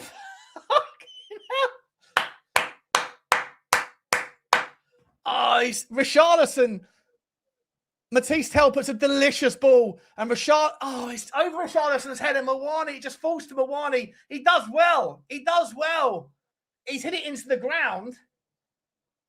But it's a good save from this guy, fucking Martinez. He's such a good goalkeeper. Corner for Tottenham. Come on, let's get a second goal now, Tottenham. Let's get a second goal. Interesting that Mathys Tel is taking the corner for an outswinger from that side of the pitch. I would have thought it would have been Pedro Porro. It's a nice ball in, though. It's a good ball to Mawani. Kevin Danso. Block shot. Oh. Mathys Tel with the left. Chance. Yes! Oh, yes! Mathys Tel with the cross with the left foot. It's 2-0! It's 2-0! Come on!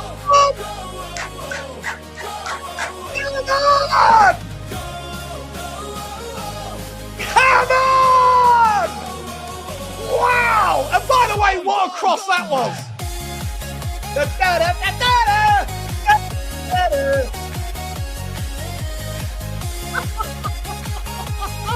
Richie! Yes! Oh, you love to see it. Is that Mathys Tel crossing with the ball with his left foot? He's onside. It's a delicious header. It's 2-0. It's 2-0. Come on, Tottenham. Relegation, Richie. Oh, what a header that is as well, by the way. Sorry. When did Mathys Tel develop a left foot that could whip the ball in like that? When did Mathys Tel say, have I been fooling you all? I've only ever used my right foot, but today I'm going to surprise you all. Where did that rabbit come from? Fucking hell. Come on, Tottenham. Come on, Tottenham. Oh, boys. Woo-wee.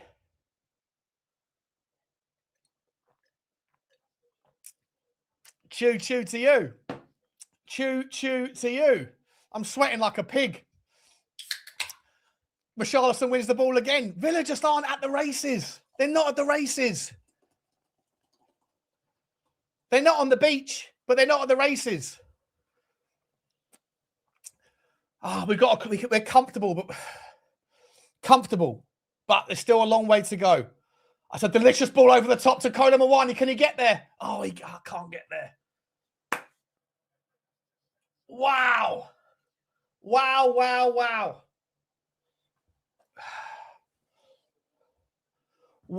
Get a third. They're already getting the subs coming on. Why did Muani get a yellow card?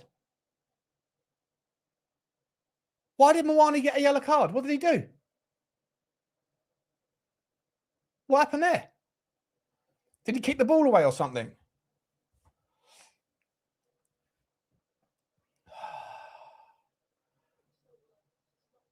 Come on, Tottenham. Please, please, please. Do not let yourself down here. Villa coming alive, are they? Oh, well played, Kevin Danso, to win it. Oh, it's nice. Bogart's all over the place, mate. Bogart is all over the place. He doesn't want anything to do with this. He's all over the place. He can't get on the ball. When they pass it to him, he's slipping. His footwork isn't there. You watch him put one top bins later on in the game. But are Villa going to make changes before half-time? They've already sent their team out to get warmed up. You don't want to see the big guns coming on. You really don't want to see it. But let's see if we can get a third goal. Come on, Tottenham. Let's do this. Delaying the restart, Linton, was it? Good to see you, Linton. Good to see you, mate. Shit, I need to put on the... hang about.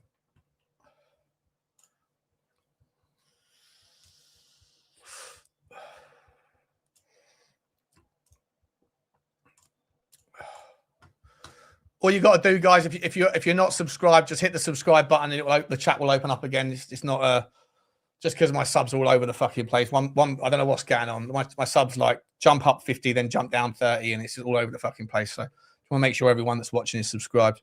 It's free to do, doesn't cost you anything. Just make sure you ratata tap it. Ratata tap it. Let's go, Benson Core. Porro's doing really well in that position on the right-hand side. Porro's coming short now. He's put a delicious ball through to Kolo Muani. He's going to get there for this one. Can he whip it towards the back post? He can. It's a little bit over the top of Mathys Tel, but Mathys Tel gathers it. Not bad for Mathys Tel. Tell you what, I called out Mathys Tel and I called out Richalison for being frustrating. And they both aligned absolutely fantastic for the second goal. Get on that. Sloppy ball giveaway. Don't do that. Don't do that. Let's go. Let's go.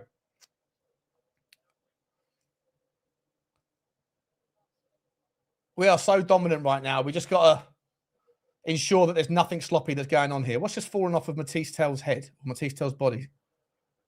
Get on that. What challenge that is. Oh, no. That's not a Cassie. He's got the ball. That is not a foul. That's a disgrace. It's aggressive. Don't give him a yellow card. Oh, no. He's gone straight through the back of him. He's lucky. He's lucky.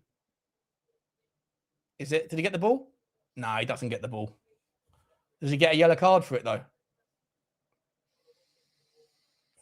How did he get away with that? How did he get away with that? Look at the press from Tottenham, though. Look at the press. They're all over the place. They don't want the heat. They don't want it. They don't want it. Conor Gallagher is so fired up. Wow. Wow. Unai Emery don't care. They don't really care, do they? They're fine. They're fine. Don't worry about it, boys. I think Conor Gallagher knows, though. Conor Gallagher is a smart player. He knows they're not going to want that aggression because they don't want to get injured ahead of Thursday. Careful, careful. Villa just having a little bit more confidence here in the last few minutes, though. They're just growing into the game slightly. Bit of a wake-up call in the last 3 or 4 minutes. And remember, earlier on, Man United were 2-0 up before the game even got going. And then Liverpool came back in the second half. I know United won, but we don't want to let that happen here. So don't rest on your laurels, Tottenham. Concentration, attention, focus. Lindelof.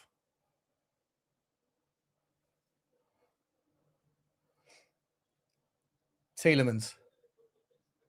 Look at the press from Kolo Muani. He's fantastic. It's absolutely fantastic. Well done. Win that second ball. Be careful, Connor. You want to close to a booking.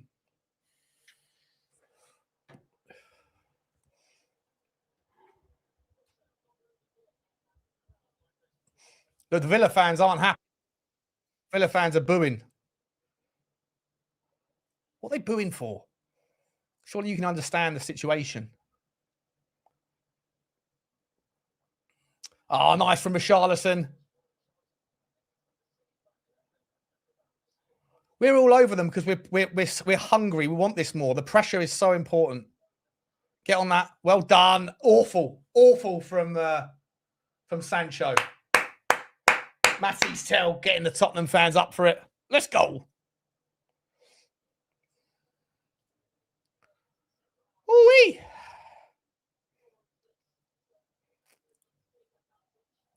Cash getting blood from our fans, is he? Good.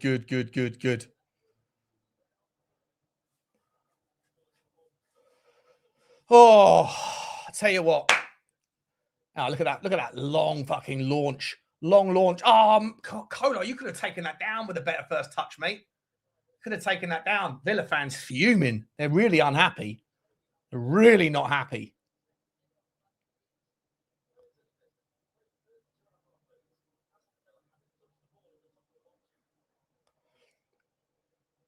Matty Cash, put your shorts down. Over it comes to Tyrone Mings. Morgan Rogers barely touched the ball. And Kolo Muani picks him off again. Oh, this time it works out. Does he get back? He gets back again. My man, Kolo Muani, putting in a shift defensively. Really up for this one. He knows he's got a chance to sneak into the French team with injuries to Ekitike et al.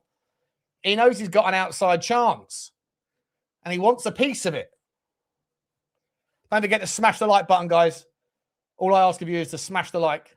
Actually, hit the sub as well. And whilst I'm at it, if I'm being greedy, notification button should be squeezed. Chance for Villa. Get on that one. Well done. Well done, Polinia. You absolute monster. You absolute monster. Gets stuck in dangerously, wins the ball, times that challenge to perfection and draws the foul. This is absolutely exactly what I wanted to see from these boys. Exactly what I wanted to see. We need a third goal. A third goal. And then hopefully that's the end of it.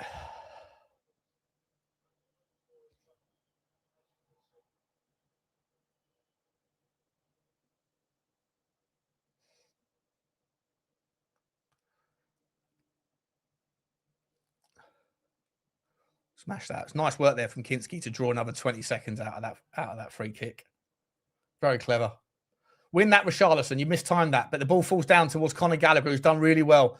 Finds it back to Bentancur. Bentancur back to Micky van der Ven. Villa still not pressing. They're not giving up the game plan. They're not pressing. Giving time there. Is that Pedro Porro? Launched the ball over the top. Oh, Kolo Muani. Oh, Mathys Tel was it? Who was it? Was it Mathys? Yeah, Mathys Tel. He throws his foot out. It's over the top. It would have been absolutely delicious if he managed to take it down. But I was asking a lot. But tell you, when Pedro Porro's on it, guys, when Pedro Porro's on it, we're a threat over the top. It's like we're figuring them out in real time as well. Look at the press. Look at that from Pedro. Get on that now. Get on that. Bogard again gives the ball away. He's awful. He's absolutely awful. Richarlison, you're just as bad. Go on, Kolo. Have a shot from Kolo distance. Oh, over the top. Oh, Bentancur's injured. Oh, no. Oh, no. Oh, no.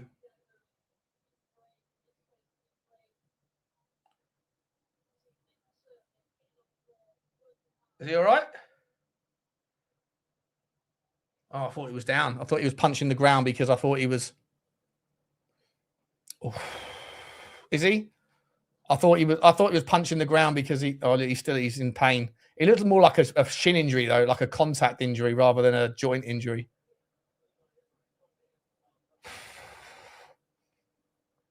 Come on, let's get a third goal before half time. Get that ball again. Oh, he's done so well there. He's done so well. Pedro Porro finds Kolo Muani. Muani inside to Porro, a little bit too viciously aggressive on that inside pass. What's happened there? Oh, Kolo, you got to get back on side, you donut. Fucking bozo. You're giving the ball to Pedro Porro and then you just strayed offside. Fucking bozo.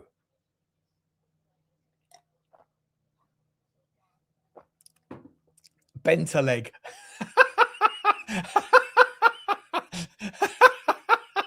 Superb airborne moth. Oh, nice from Udogie. Sancho's not wants a piece of it. Matty Cash is the only one who wants a piece, but he's been bumped. He's been done by Mathys Tel. Whips it in. Mathys Tel. His left foot deserts him. He tried though. He tried. God loves a trier. It's only Matty Cash that wants any piece of this game. It's only Matty Cash that wants any piece of it, and he wants a large piece of Mathys Tel. Mathys Tel comes away there. Oh, Let's go.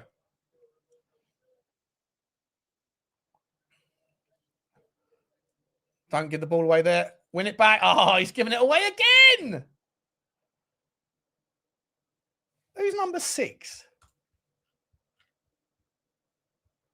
Who's number 6? Ross Barkley. Oh, that's the first time I've mentioned his bloody name. Lovely ball across to Mathys Tel. Nice first touch. Come on, Mathys. You've got Matty Cash on fucking stints, mate. On stilts. All right, just calm it down. If Villa aren't interested in coming and getting the ball from you, then don't worry about it. Don't worry about it. What are you going to do? Oh, it's lovely movement from Pedro Porro there. Just points where he wants it. Ref! Someone's just taken him out. Porro and Maddison had a little crack at each other there, looks like. Who's that with the ball? Bentancur. No, it's Palhinha walking it off. Porro. Back to Kevin Danso. Super Kev. Kinsky looking up, trying to find the delicious pass. Does he find one? He does towards Richalison, but he's all over. Lindelof's all over him, and Villa can break a little bit here. Here's Morgan Rogers, puts a terrible ball through because our boy Roddy Bentancur, bent a leg. He picks it off nicely. Here's Richalison, come deep, looking for Kolo Muani. Referee! That's the second time, mate! Martson, you're all over the place, bro. You can't do that. Referee's left his card. Big up to you, Kolo Muani. Tell you what, Kolo Muani has put in a fucking shift in this first half, getting back and doing defensive work. It's been good. I've got no problems with anybody on the pitch right now. Richarlison could time his jumps a little bit better. You know, like when you jump on the trampoline, when there's someone else on the trampoline and then you time it and the other person gets like a giant spring?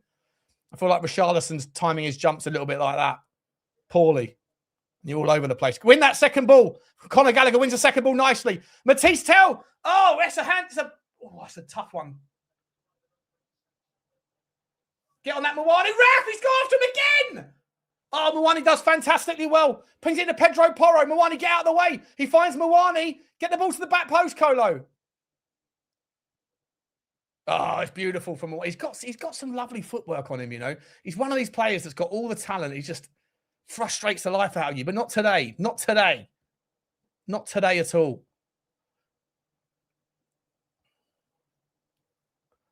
Here's Kolo. To Bentancur. To Kevin Danso. Danso. That's a lovely ball from Kevin Danso into the feet of Muani. Go on, Muani. Oh, he's done him. He's done Martson. Can he do the next one? No, he can't take on. Who is that? Tielemans. He tries to get back, though. Does he win the ball back? Oh, he does. Ref, that's a free kick. Oh, De Zerbi's fucking got these guys fired the fuck up, by the way.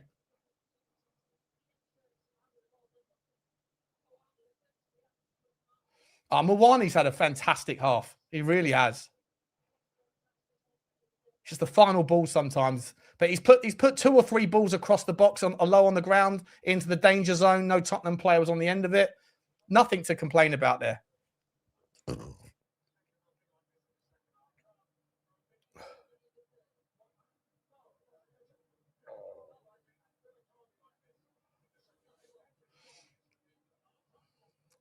Go on, Bentancur. Finds Muani.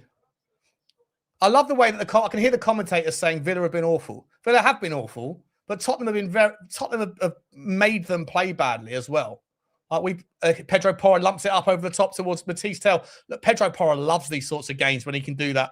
He just wants to do that all day long. Just put his foot through the ball, 40-yard crossfield passes. His long ball stats are going to be sensationale. Sensationale. Let's go, Palhinha. Oh, it's lovely again to Muani. Muani comes through the ball. He comes through 2 challenges there off Morgan Rogers. He's still got the ball and he's dragging it in.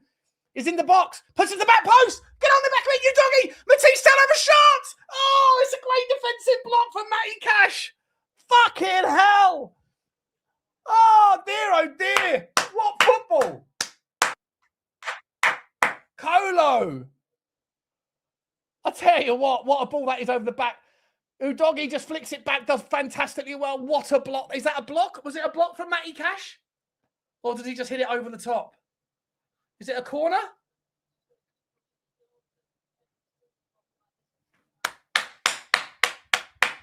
Play like this every game. We're fine.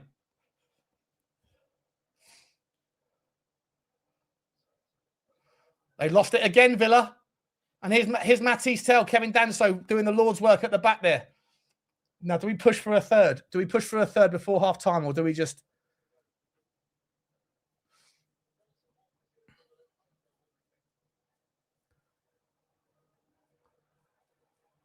Oh, Kinsky. No problems at all there under pressure. Finds Kevin Danso, looks up and nicely in position. Oh, look at that from Tottenham. Just spreading the ball. Gorgeous. This is all Tottenham. All fucking Tottenham. Wow, wow, wow, wow, wow. As good a 45 minutes from Tottenham in terms of retention, in terms of confidence, in terms of passion, fight, pressure, determination, attention to detail. Just a couple of missed chances here, a couple of great saves from Martinez. We've hit the post. Fantastic goal from Conor Gallagher. Mwani could have put the ball in. He puts it into net. Fantastic save. That chance from Mathys Tel there just a minute ago. I mean, we could be 4 or 5-0 up. You know, we could be 4 or 5-0 up. Genuinely.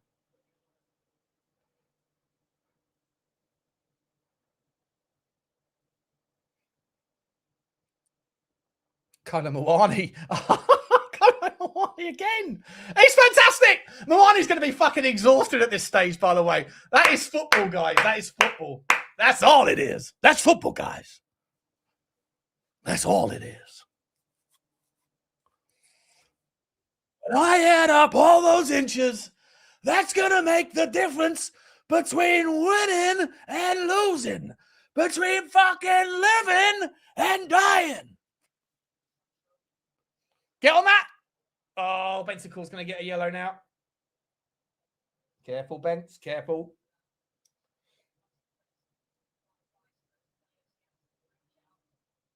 It's the first thing that Bogart's done that's been even slightly good.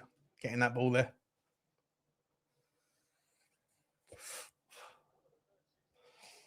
Focus, Tottenham. Do not do what you usually do, which is concede late in the injury time in the first half. Please don't do that. We're comfortable. They don't deserve anything from this half. Just focus. How much time? There can't be that much injury time. 2 minutes? 3 minutes max? A minute for each goal, and then maybe an extra minute. Come on. Oh, it's only 1 minute. What? It's been 2 goals. With the ball back. Get rid of it. Handball. That'll do.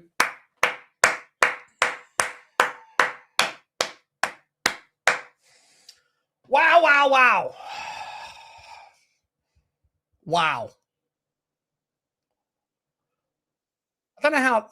I'm pretty sure they're supposed to add on a minute for every goal. Aren't they? I thought that was the rule. Maybe I'm mistaken. Villa fans very unhappy. They're all going for their burger and pie or whatever.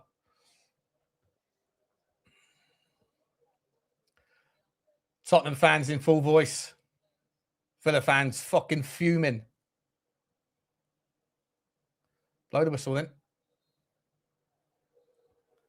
Villa fans are booing. They're unhappy. Come on, Tottenham. Guys, come on now. 2-0, 45 minutes away. 45 minutes away. Let's have a little look-see at the state of the table before we get into the state of the stats. As it stands, West Ham back into the relegation zone. And look who they have next. They've got Arsenal next weekend. Arsenal need to win. So there'll be no favours done there for West Ham by Arsenal. Tottenham have got Leeds. Leeds won again. Leeds are in good form. A very good team, Leeds, at the moment. So, but you could make the argument that they are safe, right? They're safe. They're on 43 points. Leeds won't look at that and think that they're in any trouble. I would imagine.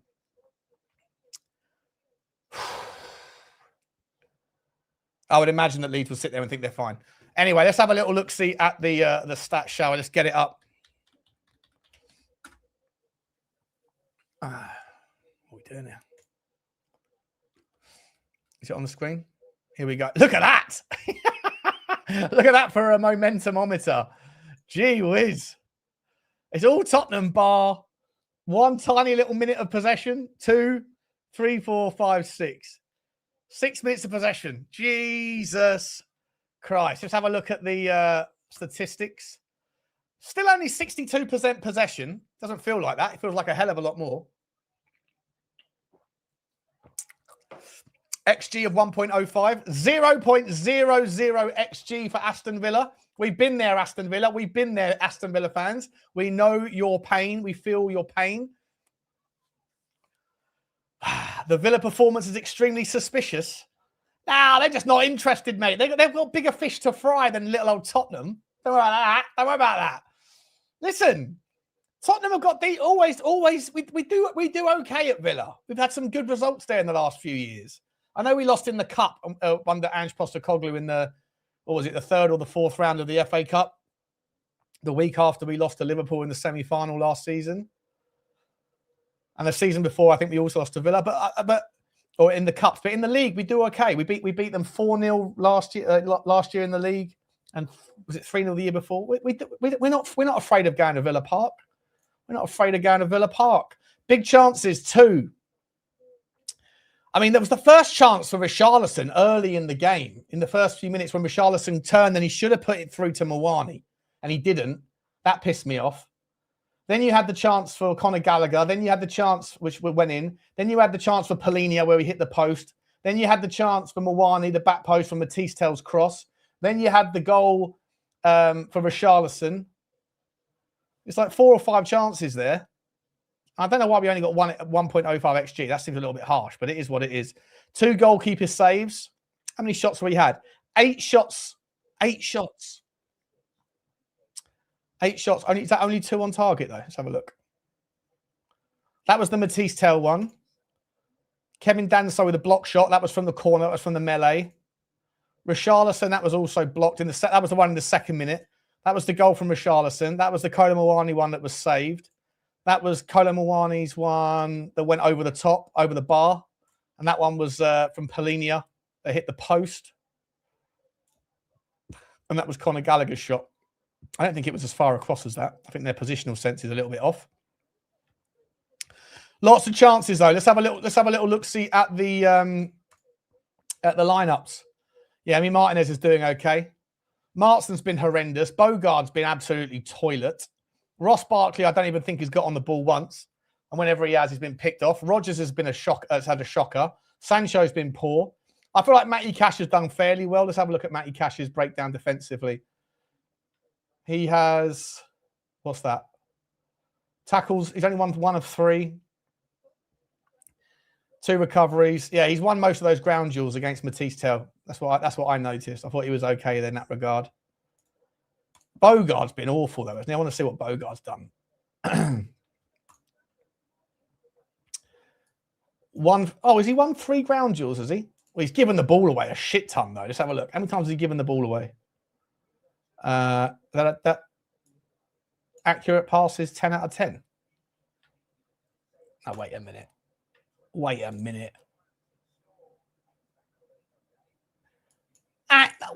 No, these stats can't be right. Bogart's been fucking appalling. Have I been wrong?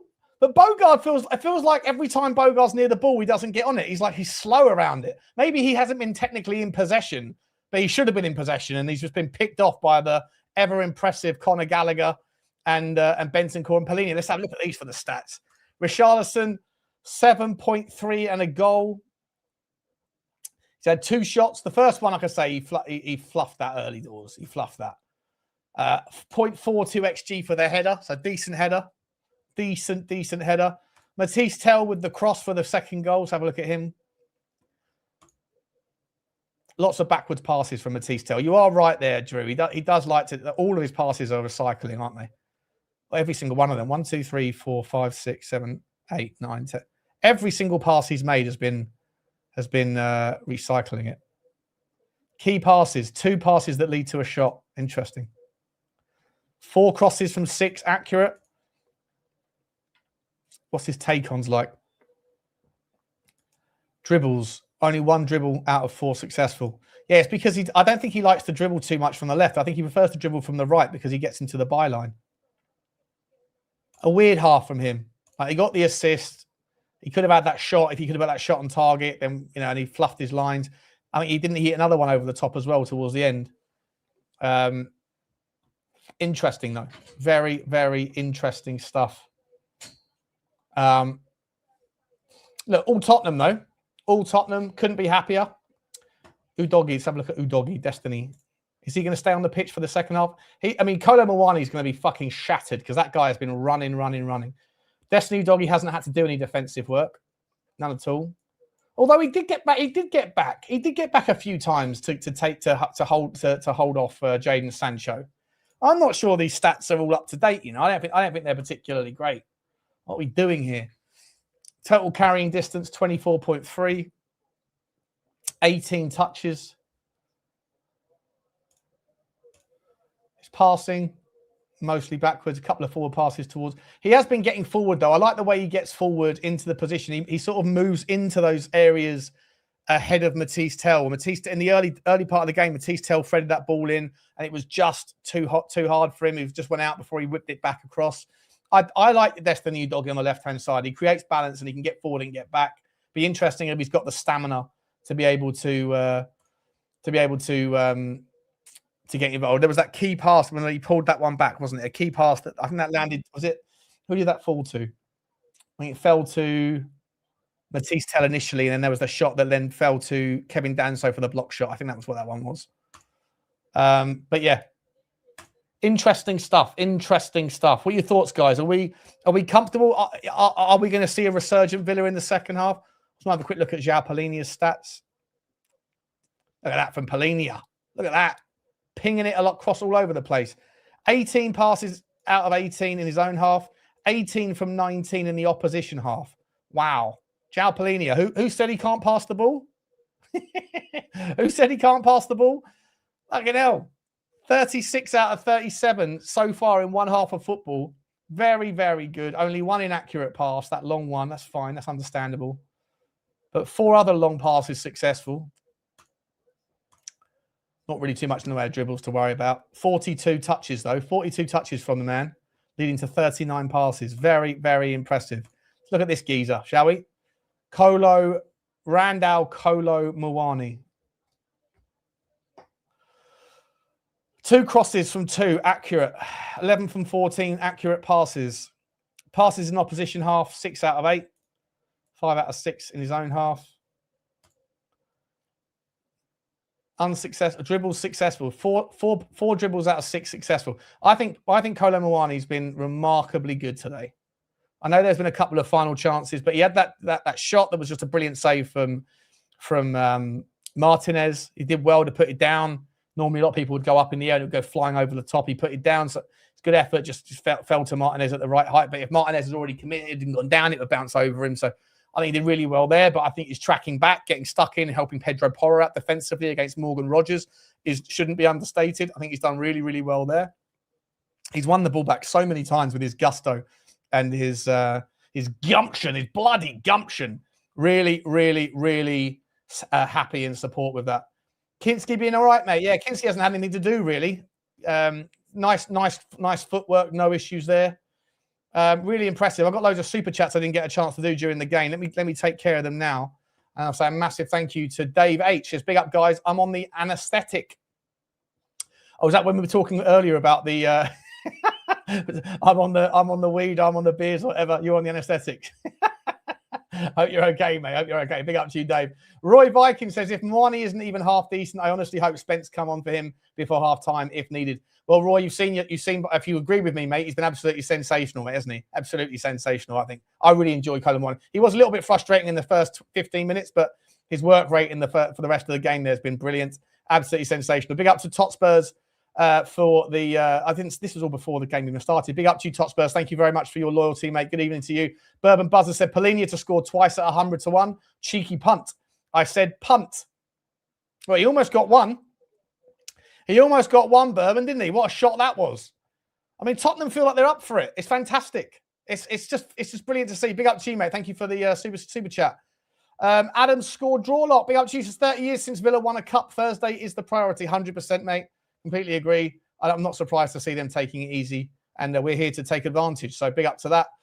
Bears K, big up to you. Member for 8 months. Big up to you, my Woking friend. He says Meadow Sports under 13s won a cup.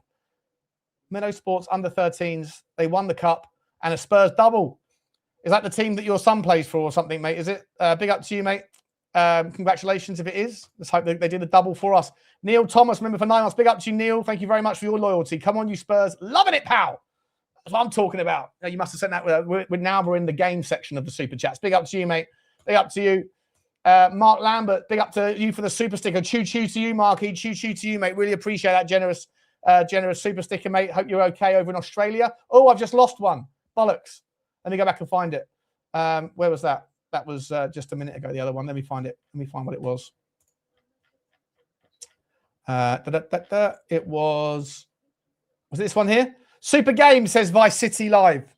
I've not been about since Christmas. Been moving. You've been moving since Christmas? What are you moving? What are you moving, mate? Jesus Christ. You live on an oil tanker or something? Big up to you, mate. Good to see you, Cat Fun. Thank you very much indeed. Good to have you back, buddy. Good to have you back. Bookie TV, big up to you, mate. He says, inject me with whatever De Zerbi's given the team. Feistiness, desire, heart, no excuses, and a willpower to take on this team. And I think also, I have to give credit where it's due. I don't know whether it's by design or it's by some of the players' intuition. They're intelligent players. This is what happens when you have experienced players on the pitch rather than kids.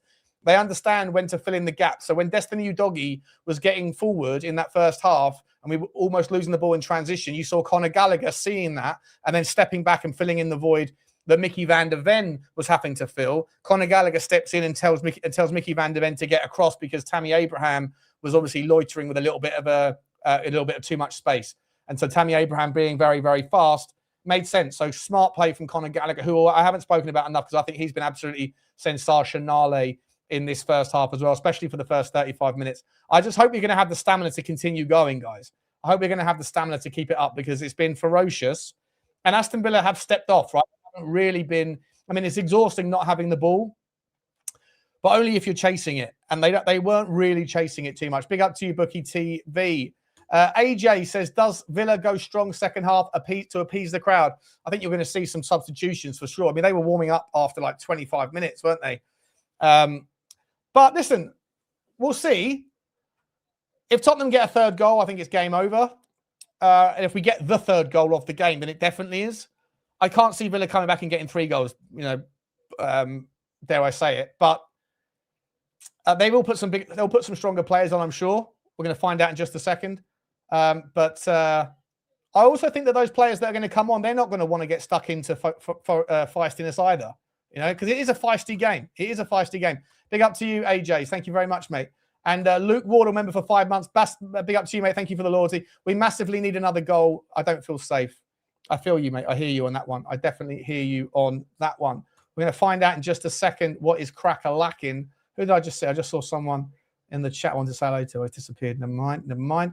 Sean, stats show. Stats are there. Stats are there, mate. We've been going through the stats. The boys are out. Actually, I need to get my timer ready, set up again. The guys are out. Remember to sync up if you are watching. If you've just joined us and you want to stay, we're probably about 45 seconds behind on the versus live TV on TNT. But that's all I've got. I don't have. I do the old pay-per-view, not the pay-per-view, whatever it's called. But we are in a good position, guys, but we just need a third goal. Will Unai Emery have rattled them, given them a fucking bollocking in that dressing room? We shall see. I don't know. Have they got any subs on? I don't know if they've got any subs on coming on at half time. Let's have a look. Have they made any subs for the second half? Not that I can see. Not that I can see. Doesn't look like we have. And we are about to go, guys. Let's go. We are off. Come on, Tottenham. Come on, Tottenham. Keep it together now. Woo-wee! I think it's as we were. I think it's as we were. No subs. Bentancur and Kolo Muani on a yellow card. Both of them have got to be careful. I'd imagine that Tottenham will make some changes in maybe 60 minutes. Nice block from Destiny Udogie. It falls back to Kevin. Super Kevin Danso at the back there, keeping us nice and tidy.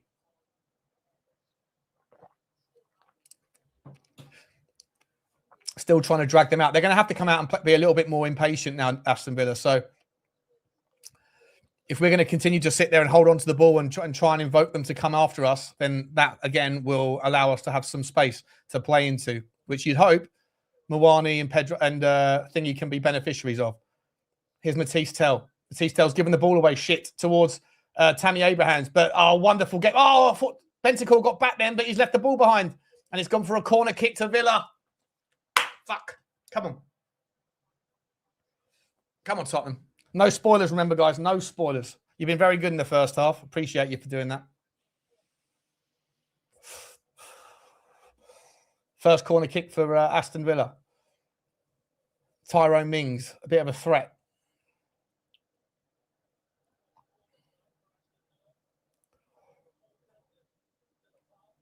They've gone short to Tielemans. And he's offside. Sancho plays it to Tielemans. Tielemans 1-2s it back. And Sancho's offside. You love to see that. You love to see it. Well played by Pedro Porro there and Richalison moving up on the line, on the offside line. Very good. Sloppy from Sancho. Really fucking sloppy. It's unforgivable, that is. Really fucking sloppy. That's Bonnie Boo sloppy, that is. Anthony Kinsky really chewing up his 10 seconds. Smashes the ball long. He's got a fucking long kick on him, Anthony Kinsky. Richarlison wins the ball, does he? It falls to the second ball, though. Second ball falls towards at Tammy Abraham. Pedro Porro wins it in the midfield. Who's that? Who's spread it nicely? Conor Gallagher spreads it out to... Oh, he's done him again, Kolo Muani. He's done him. He's done Maddison. Oh, if you just take the ball one step further, instead he recycles it back to Pedro Porro. Pedro Porro crosses the ball in to the danger zone. It's a good defend by Lindelof. Lindelof over the top. It falls to Mathys Tel. Mathys Tel looks for a free kick. Does he get it? Matty Cash is such an aggressive little bastard, isn't he? Matty Cash is so fucking aggressive. He doesn't get any red cards, though. Never gets in trouble. I think he's the sort of player that if he played for you, you'd love him. We obviously have to hate him. But he's a good player, right? He's a good player. And he doesn't shy away from a challenge. He's a bit of a nasty geezer. But he does it in a way that sort of, it flies under the radar, sort of like how Romero doesn't do it. Anyway, here's Kinsky. Kinsky looks to Micky van der Ven, who just slows it down again, waiting for Villa to come after us. But they're not coming after us. They're not coming after us, so we're going to chew up some time. All right, it's like being on the sun lounger. Micky van der Ven into the feet of Mathys Tel. Mathys Tel under pressure from Matty Cash. Back to Micky van der Ven again. This time, Anthony Kinsky, he does really well there. Does very nicely. Oh, it's a lovely ball out to Mathys Tel as well. But Matty Cash again stamps in on him. Get across there, Micky van der Ven. Does really well. Come on, Micky. Oh, well done, Micky. Well done. Ross Barkley. Ref! Lovely. Lovely. TNT sound gutted. Yeah. Need to be clinical, says Cotters. I don't disagree, mate. I don't disagree. But listen, they'll have to come out and fight. They'll have to come out. They can't just sit off the entire game unless they genuinely don't care. They'll have to change some things up, not just with their men, but also with the tactic. Because Tottenham right now are just happy to let them sit off. Eventually, they're going to come after us, and if we can play the ball around them when we do so, then we'll have a chance to score the third. Richarlison up against Lindelof doesn't win the ball again. The second balls are starting to fall for Villa, though. It's a little bit frustrating. Get on that one, Tottenham. Win that second ball. Kolo Muani does well, does he? He does. Conor Gallagher comes away with it. Ref! Ross Barkley! Get that yellow card out, you dirty little git. He's a big lad, isn't he, Ross Barkley? Yeah, that's a yellow card all day long. All day long.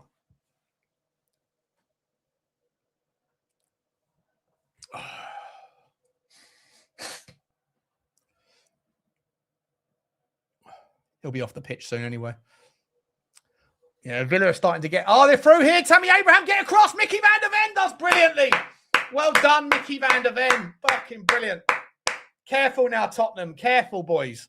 Careful. Kevin Danso gives the ball away sloppily, and then he's caught. He can't turn fast enough, but Micky van der Ven comes across and gets him out of trouble. What a challenge that is from Micky van der Ven. Fucking fight shown. Good boy. Good boy. Polinia. Back to Kevin. Kinsky. A lot of time on the ball, Anthony Kinsky. A lot of time on the ball.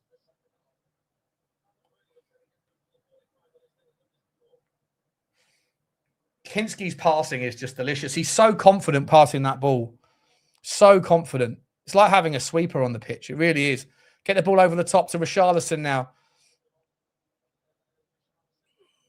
Maatsen gets it back to Emi Martinez. Martinez is going to look up. The Tottenham going to press?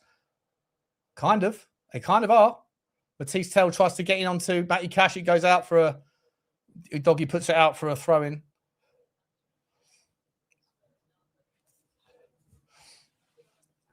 Going to be interesting. I don't know if Tottenham... De Zerbi's bringing back a player. De Zerbi's bringing someone back. Is someone injured? Or are they just going to make some changes? Because we've exerted a lot of energy there in the first half. And Villa have got a lot of options, a lot of guns to come off the bench.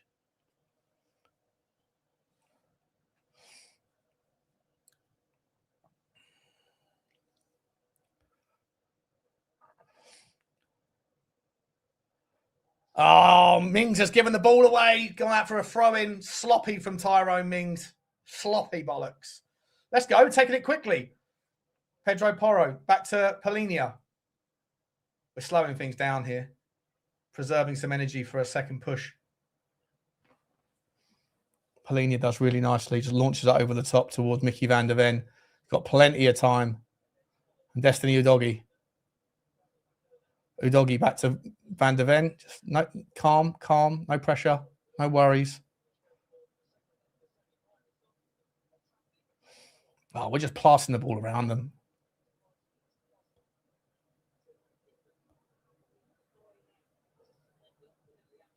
Polinia into the feet of Pedro Porro. Turns.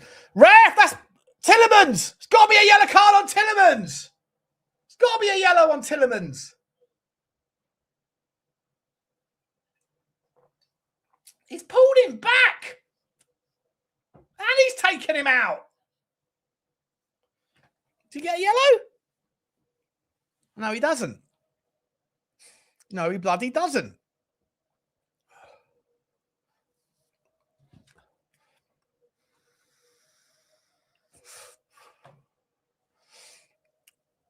Are we going to do a post show?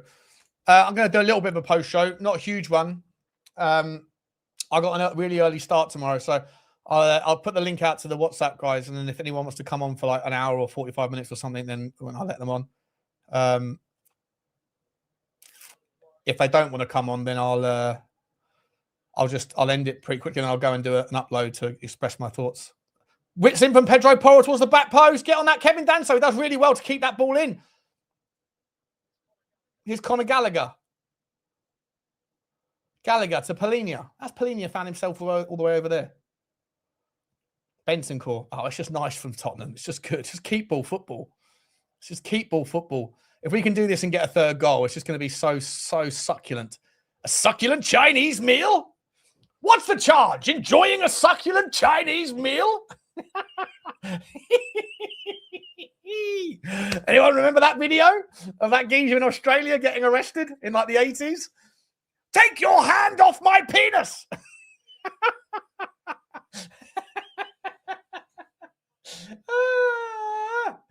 Sensational. If you haven't seen that, then have a look-see.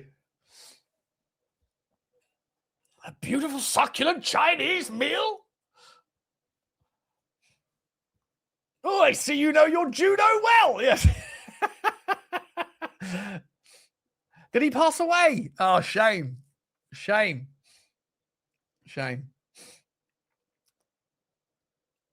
Sir, take your hand off my penis. Oh, we won the ball back again. That's a delicious... Someone's hurt as well. Fuck it. Let's go, Pedro. Get on that. Oh, lucky. Bit of knock ball there. Come on, Tottenham. Win that ball, Micky van der Ven. Yeah, buddy. That's what I'm talking about. Micky van der Ven looks... He's very composed today. We're going to be pissing off Aston Villa so much. It's all Tottenham. It's beautiful. Look for that ball for Mathys Tel. Look for him. Mathys Tel, fine. It's just good keep ball, this is. Just get the third goal. Get the third goal, and then we can start doing the ole, ole. Not there yet, though. We're not there yet. 2 goals is never enough. Well, sometimes it's enough. Often it's enough. Often it's enough. Sometimes it isn't.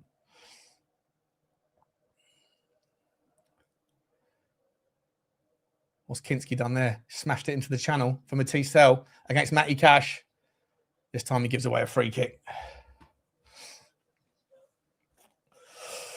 So that, come on, you Spurs, bet Saba and Stella angry. I don't know. I haven't spoke to Saba for ages. I know he's working now, isn't he? I'm sure he's happy. He doesn't want Tottenham to go down. I don't think he does anyway. Win that! Go on, Polinia. Oh, tell you what, that's a corner kick, is it? Come on, Tottenham. That's fucking brilliant pressure. That is fucking brilliant pressure. Brilliant, brilliant, brilliant pressure.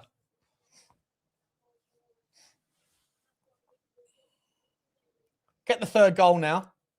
Let's go. Little Roddy Benson called donk. Little Roddy Benson called donk. Now, Pedro Porro's taking a corner now. Interesting. Interesting. 2-0 is never enough. Unless it's 2-0. And then it's enough.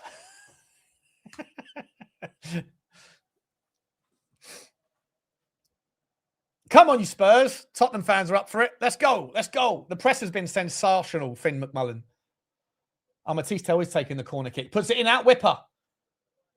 It falls to Conor Gallagher. Conor Gallagher pops it back in towards Micky van der Ven. It falls towards Mathys Tel. Mathys Tel whips it. It's a handball! No. Oh, it's offside. Ollie Watkins is coming on. Ollie Watkins coming on. Come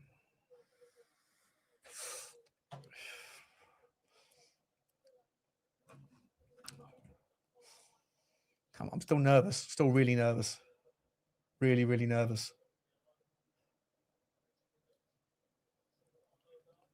Here's Bogard. Bogard into the feet of Tillemans. Look at the press from Conor Gallagher. He's like a fucking demented pit bull. A Jack Russell with ADHD. Was that a little bit of a compliment I just heard from the commentator who said Tottenham are playing very well here? Oh, what? That's not a free kick. What the fuck is that? What's the ref done there? The Villa player just turns into it and the ball's nowhere near him and he gives the free kick. That's absolute shambolic refereeing. What are we doing here? Ross Watkins. Better than Ian Watkins, eh? That guy's a bad person.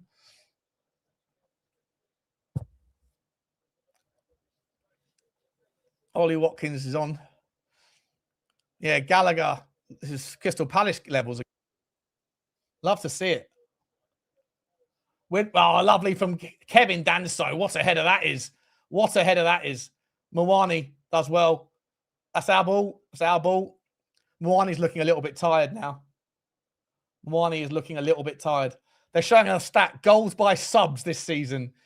Aston Villa are third best behind Arsenal and Brighton in terms of substitutes that score goals. They love to find a stat that makes you go, fuck, don't they?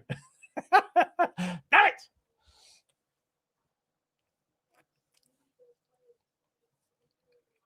Stell only says that shit for views and likes, nothing more. Yeah. I know. Yeah, Stell. I think Stell just likes to be, like I've said before, and this is not in any way a criticism of him. I think it's just an observation. I think he wants to be a I think he's like a solo soldier, you know, a lone soldier. Come on. Get on that, Rodgers. Going out for a corner. Corner to Villa. Yeah, I think he's more just, you know, if everybody wants to come towards Levy out, that's not enough. Or ENIC out. He doesn't want to be associated with the majority. He'll move further away, you know, towards an even more extreme view or whatever. Not that ENIC out is an extreme view, but you understand the point I'm making. I think he just likes to sort of be more extreme than whatever the sort of middle ground is. Come on, Tottenham. Focus here. Tielemans with the corner. Back post. It's a good pass. Well done, Kinsky. That's a good corner kick. Here's Matty Cash. Whips it back in. Get on that, Mathys Tel. Well poked. Well poked, sir. Well poked. Get on there, Destiny Udogie. Get on that. Tielemans knocks it back.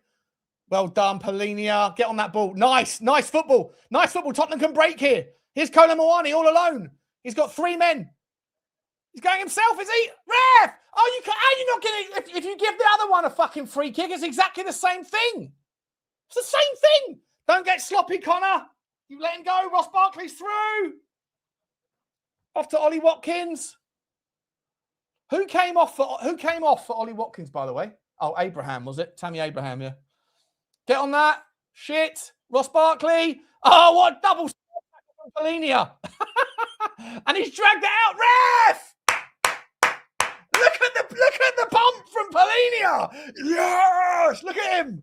Fucking my number 6. My number 6. Come on, Polinia. Jow. You're my man. Did you see that? He slid the ball in. He slid in for the tackle, missed it, and then just found another bit of the slide and took it.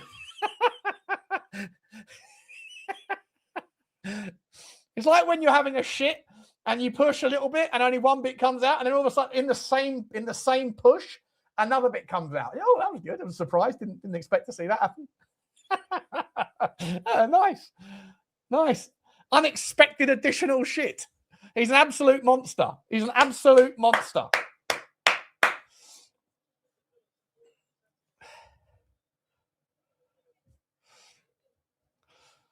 Whoo-wee. Come on, 62 minutes. Half an hour to go. Half an hour to save our season.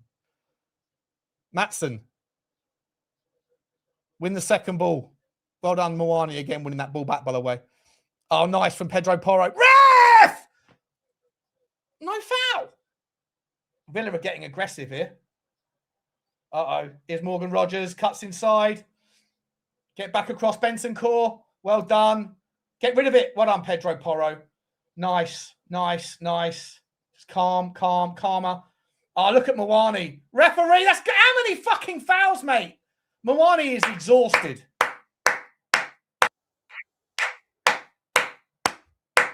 Muani is exhausted because he's beaten his man every time. And that exertion, that like acceleration and go every time, takes it out of you. I mean, I imagine, I've never done it, but like, it's like having a power wank versus a normal succulent Chinese wank, you know? little bit more exertion. You know what we're doing. Muani kissed his head, Scotty Spur, yeah? Oh, who's down now? Benson calls injured. Fuck. What's happened to Bence? Uh-oh, that danger man's over there. Let's just hope it's like a little bit of time wasting.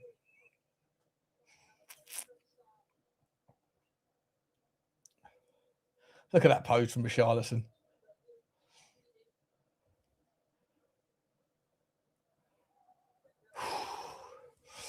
Absolutely delighted with this performance. I'm absolutely delighted with it.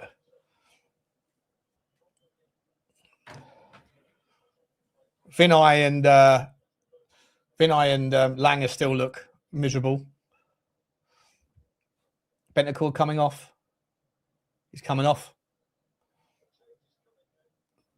He's walking off at least. Although actually, given Tottenham, that doesn't mean anything, does it? He might have a broken leg for all we know.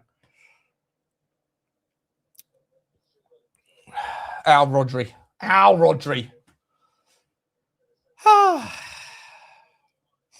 Come on, Tottenham. Is Kolo Muani coming off as well? Jedley King's coming on and Bissouma's coming on.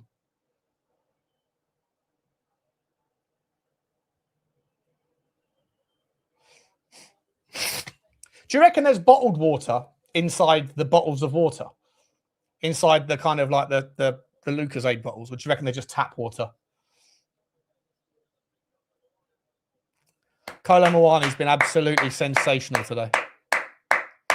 Kolo Muani's been absolutely sensational. Look at him. He's giving high fives to... We haven't done it yet, you bozo. I love that. I love that. Kolo. My Kolo Muani. My Kolo Muani. What are we doing here? What are we doing here? Magic spuns just a knock 9 months out. Yeah. I'm in love with Kolo. Yeah. That's fucking brilliant. He loves it. He loves it. He's putting a shift. He can't do any more. Get on that Mathys Tel. No, sloppy. Win that Richalison. Well done, Richie. Well done. Oh, well done, Richie. Really well played. Here's Mathys Tel now. Look for Udogie. No, go inside then. Go inside. Go on, Richie. Go on, Richie. Tell you what, even Richie looks like he's got a first touch. That'll do. That'll do. That'll do, pig. That'll do. Premature adulation. Well, look, I mean, he's done his bit, isn't he? He's done his bit. You can give him the clap because if we do drop points from here, it's not his fault. He's put in an absolute monster performance today. And I'm delighted with it. Couldn't come at a more important time. Yeah, where is James Flower with the Muani fan club? He'll still call him no goal, 1 goal Muani or whatever, won't he? You know? He's another one that likes to come in and wind people up when they have positive takes on things. He came looking for me in 3 different chats, 3 different streams I was on the day after the Atletico Arsenal game, just to wind me up about my belief in Ademola Lookman. Goes out of his way. The geezer's plumbing, right? He's out fixing like U-bends or whatever. And he finds time during his day to come and find me on 3 different streams just to let me know that he wanted to wind me up about the fact that Ademola Lookman missed a sitter. You know? Oh, nice. Go on. Ref! Get up, Connor. Get up. Press on that one. Jedley King. Nice. Smash that ball. You got time, Micky. Well done, Micky. What a lovely touch that is. Oh, we're doing keepy uppies together now. Get that ball down. Get that ball down and play with it. Richarlison looks tired as well. 20 minutes, guys. 20 minutes. 21 and a half minutes, give or take. Plus injury time. Oh. Johnny ran down the steps for a high five. Adam, that's fantastic. I'm 100%. Elbowing everybody else out of the way.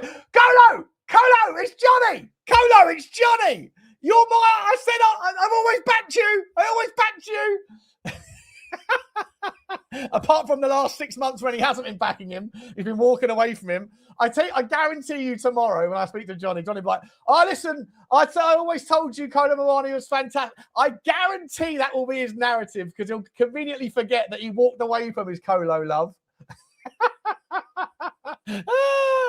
That's hilarious, Adam Fye. Absolutely fantastic. Get out of the way, kids. Get out of the way. Kolo, it's Johnny.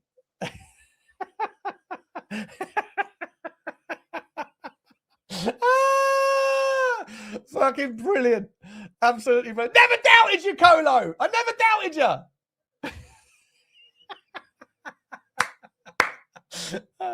If he could hear me right now, he'd be really pissed off that I'll be saying this. He doesn't like the joke. He doesn't like the kind of the self-deprecating humor, you know. But it's all in love. It's all in love.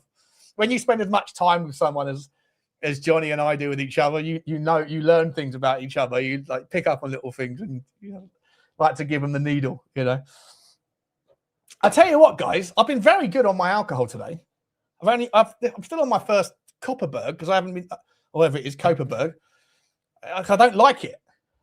It tastes like fizzy Ribena. You know? Maybe that's the trick. Get alcohol in the house that you don't like and you'll drink less of it. Get that. Nice one, Destiny. Come on now. Come on, Mathys Tel. Find that. Oh, nice work. It's just lovely football. It's lovely football. And that is such a delicious pass from Antonin Kinsky. I tell you what, Kinsky for me, now you're giving that a ball away there, Bissouma, you absolute donut. Ollie Watkins with a chance from distance. Well fought back. Conor Gallagher whips to the back post. Big up Kevin Danso. Big up Big Kev. Win that, Richalison. Be strong, good lad. Oh, he's giving it a ball away. You donut to Morgan Rogers. Oh, Polina challenges it. Flip to the back post. Over the top. That'll do, Pig. That will do. That will do. Come on. And this thing is bloody horrible as well. Never getting that again. I might actually do alcohol reviews for my next channel. This is horrible.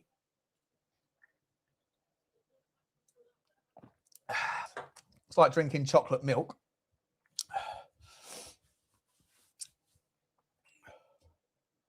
Yeah, look. It's almost full up. Look, watch it. Look, this is legit.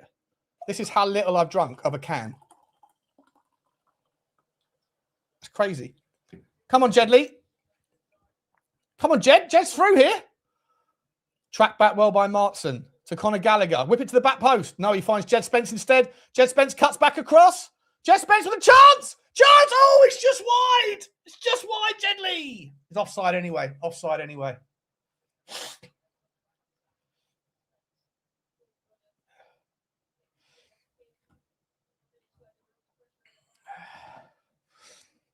I've had 20 bottles of Moretti on the Copperberg Summer Punch stashed away for my sister-in-law.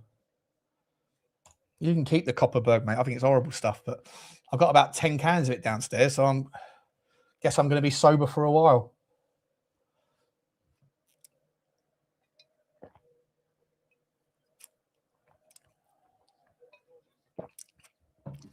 Yeah, it's not nice. Don't like it. Not a patch on Thatcher's. Patches. That's horrible as he chugs it.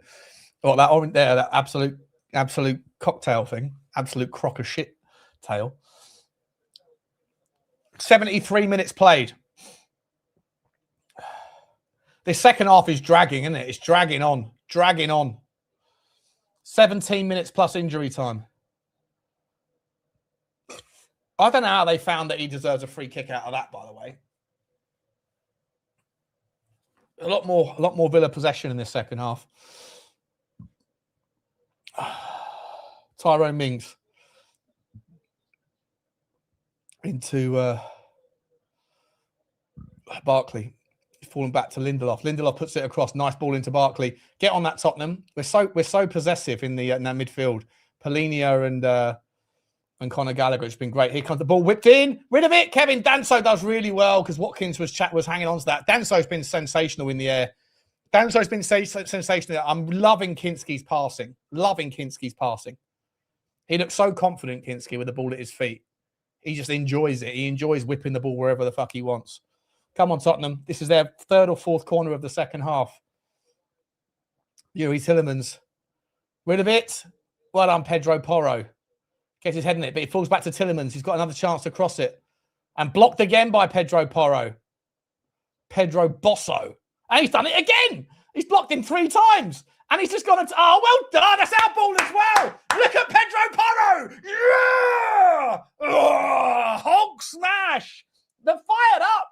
They are fired up, people. Come on. Look at that. Yeah, sí. Vamos. Come on, Tottenham. This is if we get through this, this has been a sublime, bloody perb effort. But we still got time. Still got time to go here. Get on that ball, Conor Gallagher. You've been a little bit. You're looking a little bit tired in the second half, and I understand why. But get on that. Well done. What is that from Micky van der Ven? Absolutely sensational. Go on then, son. Go on then. Put him through. You're offside now, Jed. You got to do that faster there, Micky. Go on, Mathys. Somehow we're still finding the ball. Go on, Richie. That'll do. That'll do, Pig. That'll do.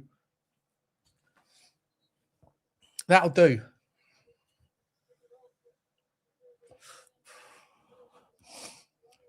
Wowzers.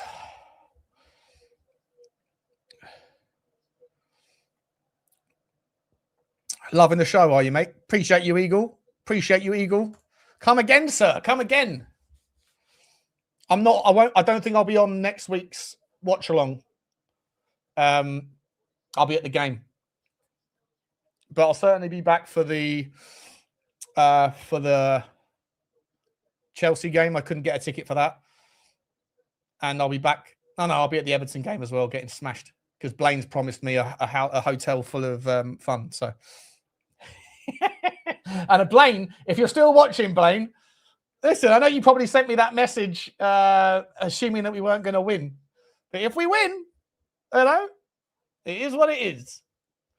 It is what it is.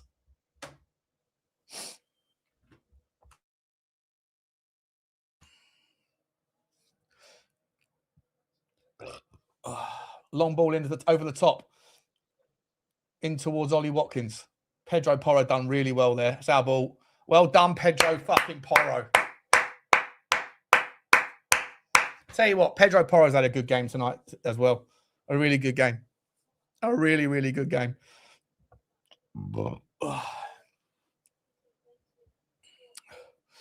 Porro's he was in the first half, he was lumping the ball over every chance he got. In fact, we didn't look at his long balls in that half time, did we?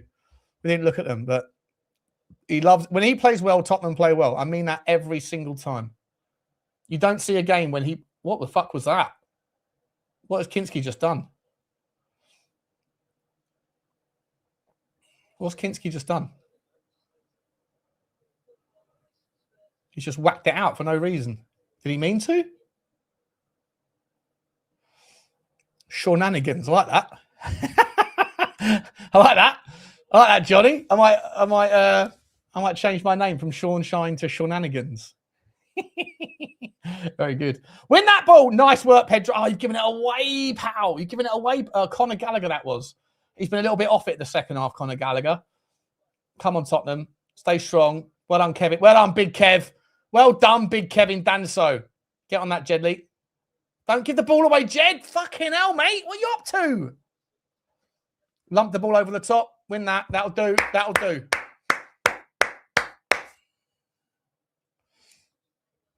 What are you burping? I've got some medication I've got to take, and when it's brand new into my system, it gives me really bad gas. I haven't been farting though. I haven't farted, but I have burped a lot. I apologise, but it's not because of a medication that I take. That's all.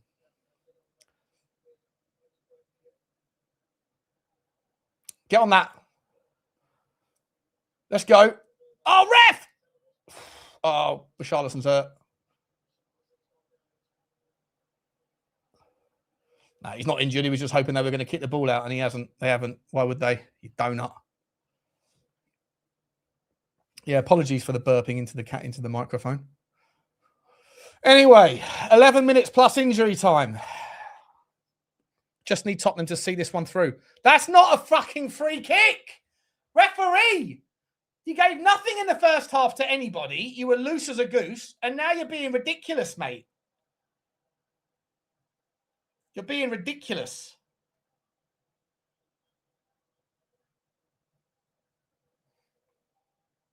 Fucking love Zhao Zhao. Here comes Yuri Tillemans.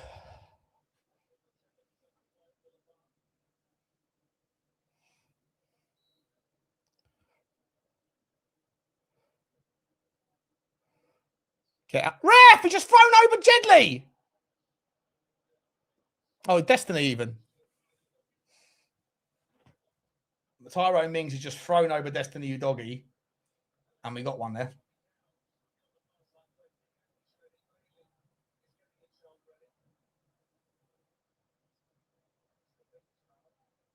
Yeah, that'll do. We'll take that.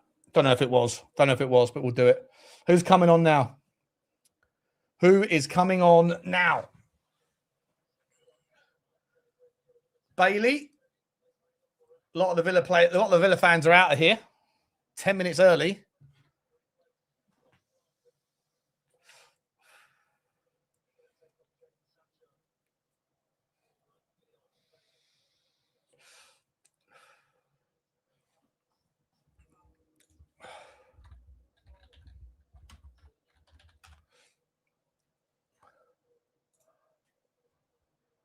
Leon Bailey. Good player, Leon Bailey. I rate Leon Bailey. Where's the fire drill? Is there a fire drill? Get across. Too much space for Ollie Watkins. Big Kev, get on him. Get on him. No, you can't be doing that. Don't you get your card out. Fuck you. What are you doing, ref?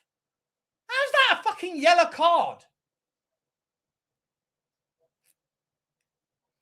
I mean, it's a free... Oh, okay, fair enough. I mean, yeah, fair enough. Fair enough. No different to what happened with Micky, with Richalison and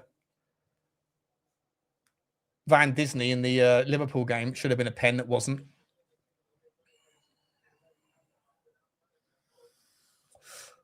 Come on, Tottenham.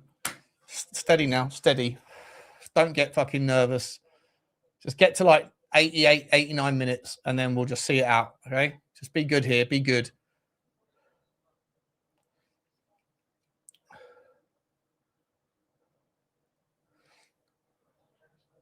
Oh, look at that from Destiny. We can break here. We can break. It's 3 versus 2. Put him through. You held on to that too long, Mathys Tel. Mate, that is so fucking annoying. That is so annoying, bro. Destiny Udogie was through and you held on to it too long. I know he got the assist earlier, but I really haven't been impressed with Mathys Tel today. I really haven't. I'd say they've all played well in terms of like the overall contribution. But if you had to pick a player that was at the bottom of the pile in terms of performance, I'd probably say Mathys Tel. He's been very frustrating. And you know I rate him. I like him and I back him, but I don't think he's been great in terms of on-the-ball contribution. That's so annoying, though, that was. Like, he didn't need to do that. We had 3 people through. 3 against 2 it was. Come on, you Spurs. That's what they're singing. Come on, you Spurs. El Pedro of the Porro variety.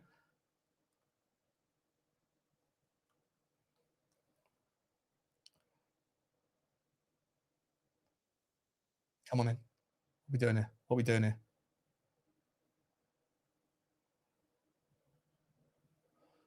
Outswinger. Chance! Oh, Kevin Danso with the head. He's got his head on everything today, hasn't he? He's carried that ball out of the box.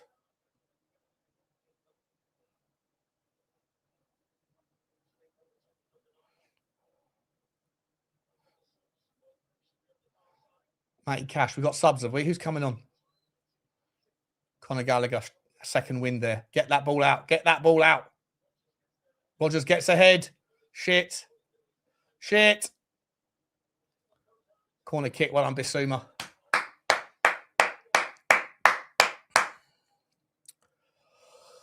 Oh, 84 minutes. 84 minutes. Come on, Tottenham. Focus, focus, focus, guys.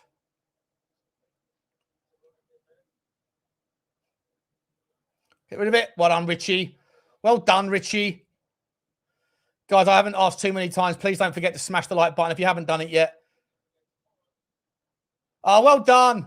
Well done, Pedro. On the other side. Take it past him. Mathys Tel again, mate. Just fucking... Come on, man. You've got to do better than that. Bailey's coming on, and who's the other geezer? Who's the other geezer? Buendia, Emi Buendia. Danger. He's a very good player. Very, very good player.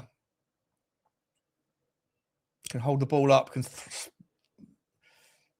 just got to get stuck in now. Any chance of any subs for Tottenham, or are we just going to play it through?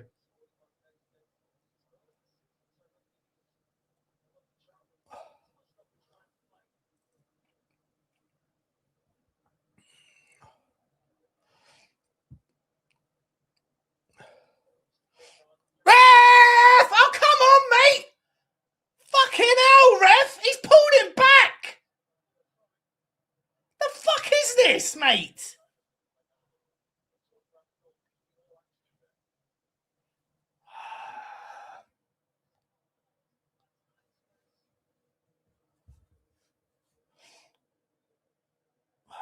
Lindelof to Matty Cash. Press him, Mathys. Press him. Press him.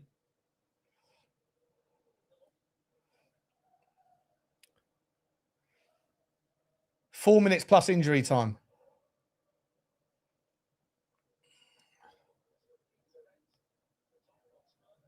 Get back, Pedro. Well done. Ref! Come on, ref! What the fuck is that? Mate, fucking hell, you would have given that 15 times to Villa. Jesus Christ, mate. He's bundled him over, bro. This ref has gone from the, like, I think he thinks he's put on the wrong colour blue and fucking claret when he came out for the second half. What's going on here? Come on, Pedro. You've been really good today. Ah, you've done it again, Ped.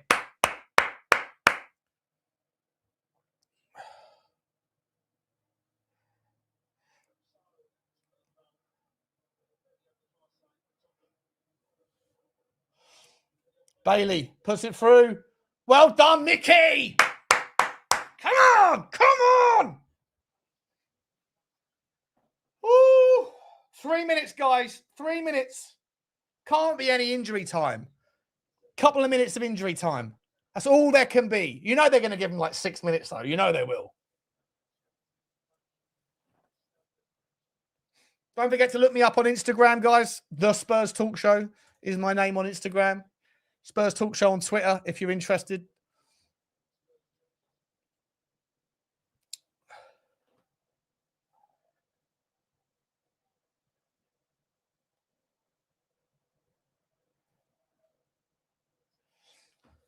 Whew. Tyrone Mings to Lindelof. Matty Cash very, very wide on the halfway line there. Here he is. Surprised we haven't made any subs. Really surprised. Haven't brought on a Berghvall or something. Maybe he just doesn't want to upset the flow. Well done, Conor Gallagher. That's the sort of thing you need there in the 88th minute. 2 minutes, guys. 2 minutes. Here's Bailey. Get across Mathys Tel. Get across Destiny. Well done. He's by himself. He's by himself. That'll do. That'll do, pig. Oh, it's a corner. Fuck. Don't think he needed to do that. Oh, he's wincing. He's grimacing a little bit.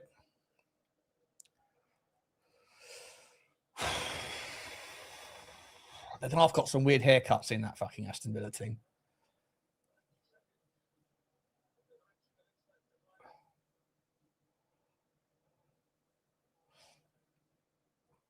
Bailey crosses it. Chance! Oh, it's over the top for Tyrone Mings. And he's hurt himself. That'll do, pig. Stay down then. Stay down. He's hurt himself. That'll do.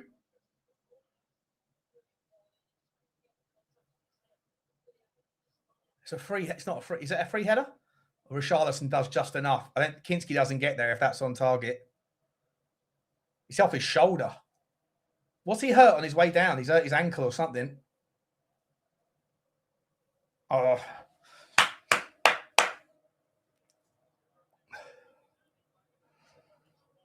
Oh. Come on. Come on, people. Villa Park is emptying. We're in the 90th minute. We're in the 90th minute. I've got to be honest. This is the best performance from Tottenham I can remember for fucking ages. Yeah, the subs are coming on now. Pape Sarr and Berghvall's coming on now. What's the Zerbi screaming and shouting about? Richarlison's injured? Or is he just tired? I don't know. Big up to Patrick. Oh, well, very generous, Patrick. Thank you so much, mate. He says, buy yourself a few Maggies, mate. Great streamers. Thank you very much, mate. Sorry about the burp again. Big up to you, mate. Thank you very much. Very generous of you, mate. Really appreciate it. Hope you enjoy. Yeah, thanks for the feedback on the stream. Always try and bring some energy, you know. But I will buy some Magnums. I will buy some Magnums with it because I'm not drinking that fucking Copperberg bollocks anymore. It's horrible. But I do have about 8 cans downstairs or 10 cans downstairs. So I might, if someone comes and joins the show, then for the next 20 minutes, whatever, I might just run downstairs and because it's also really hot in this room. I've got so many computers and TVs and cameras and things that are giving off heat. So I feel like I'm really hot, and this cider is probably even less delightful because it's kind of room temperature now. Thank you very much, though, mate. Very, very cool of you, buddy. Very cool of you. You've all been super generous today. 5 minutes. 5 minutes. I fucking said it, didn't I? I said it. There's been no injuries. There's been no goals. There's been nothing. They gave 2 minutes. Well, they gave 1 minute in the first half when there was 2 goals and there was a sub. Was there a substitution in the first half? I forget. No, there wasn't. How they found 5 minutes? How the fuck have they found 5 minutes? Take your time, Tottenham.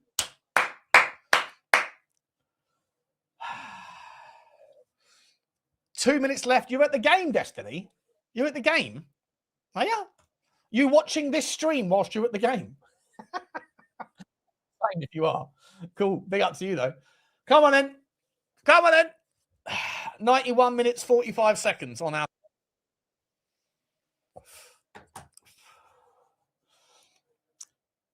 Villa fans look despondent. Like, I don't really get it. I can understand them being pissed off, but they look worried. They look like devastated, and I don't really get it. Like, they're fine. They're absolutely fine in the league. They've got bigger fish to fry. Tottenham fan. Oh, it's George Achillia on the screen there. It's George Achillia. I can see him there, Georgie. Dancing around, singing his songs. Come on, Tottenham. Absolutely fantastic. Get in there. Oh, that's again, referee. What the fuck is that, mate? Pape Sarr's just won the ball. And you couldn't wait to put your fucking hand in your whistle. Hand in your whistle? Your whistle in your mouth. Hand in your whistle. I'm not in the slightest bit drunk, but clearly I'm saying stupid things. Been saying stupid things all day. I called Ross Barkley Ollie. We called Ollie Watkins Ross Watkins, or at least my man Drewski did. Look at De Zerbi. He's fuming. I love him. He's absolutely fucking fuming for no reason. 93rd minute. About to be up. We go into the 94th minute, guys. We're going into the 94th minute. Come on now. Can we all just sit down on the halfway line and just like play some hopscotch or something? No need for any more drama. Get your 2-0. Take it. Everyone shake hands. Here's Rodgers. Rodgers up against Jed Spence and Pedro Porro. He's done well there. But Pedro Porro's done brilliantly again. He's done brilliantly again. He just hoofs it clear. Love to see it. Chews up some more time. 90 seconds to go, guys. 90 seconds to go. Whoo-wee. Come on. Come on, Tottenham. Let's be having ya. Drewski, get yourself in, mate. I'm going to get that link, put it into the WhatsApp group.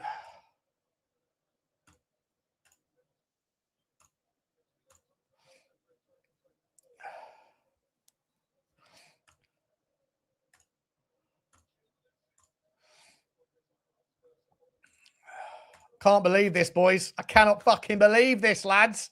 We are fucking out of the bottom 3. No one saw this one coming, apart from people who have a positive mindset. Come on. I remember everyone saying, we ain't beating Villa. I said, we might be. A decent run of form there. I still dialed it back on the Spurs 5 and said 1-1. But, oh, that's the point. Oh, no one went for 2-0. I was going to say, I think Lubo might have gone for a Tottenham victory, you know. I think Luba might have gone for a Tottenham victory because he was trying to chase me in the predicciones. 15 seconds. 15 seconds. Surely even Tottenham can't. Oh, don't speak too soon. Don't speak too soon. 10, 9, 8. Blow the fucking whistle. Don't give Jed Spence a yellow card for that. Don't do that.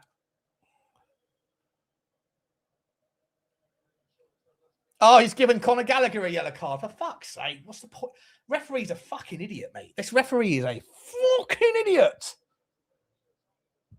Win that. Pedro Porro's done it again. I tell you what, there's a shout for Pedro Porro here for man of the match. He's one of the man of the matches. He's been sensational defensively today. Up against Morgan Rogers, no doubt. Right, no less. He's been brilliant defensively, and he's been pinging balls like he's in fucking Ibiza. Get rid of that! Rid of it! Oh, no!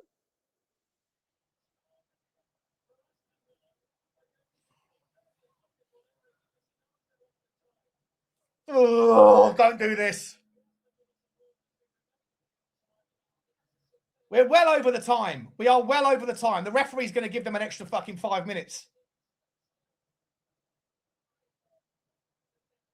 That's Buendia. He's so good.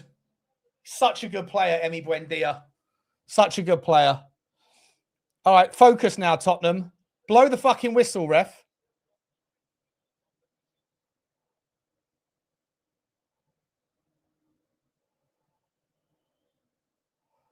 You got to blow the whistle, ref. What are we doing here? Ref! Yes! Yes! Come on! Come on, Tottenham! Woo! Let's do the. Who gives a fuck about the scoreboard? 2-1! Get in! Get in! Get the fuck in!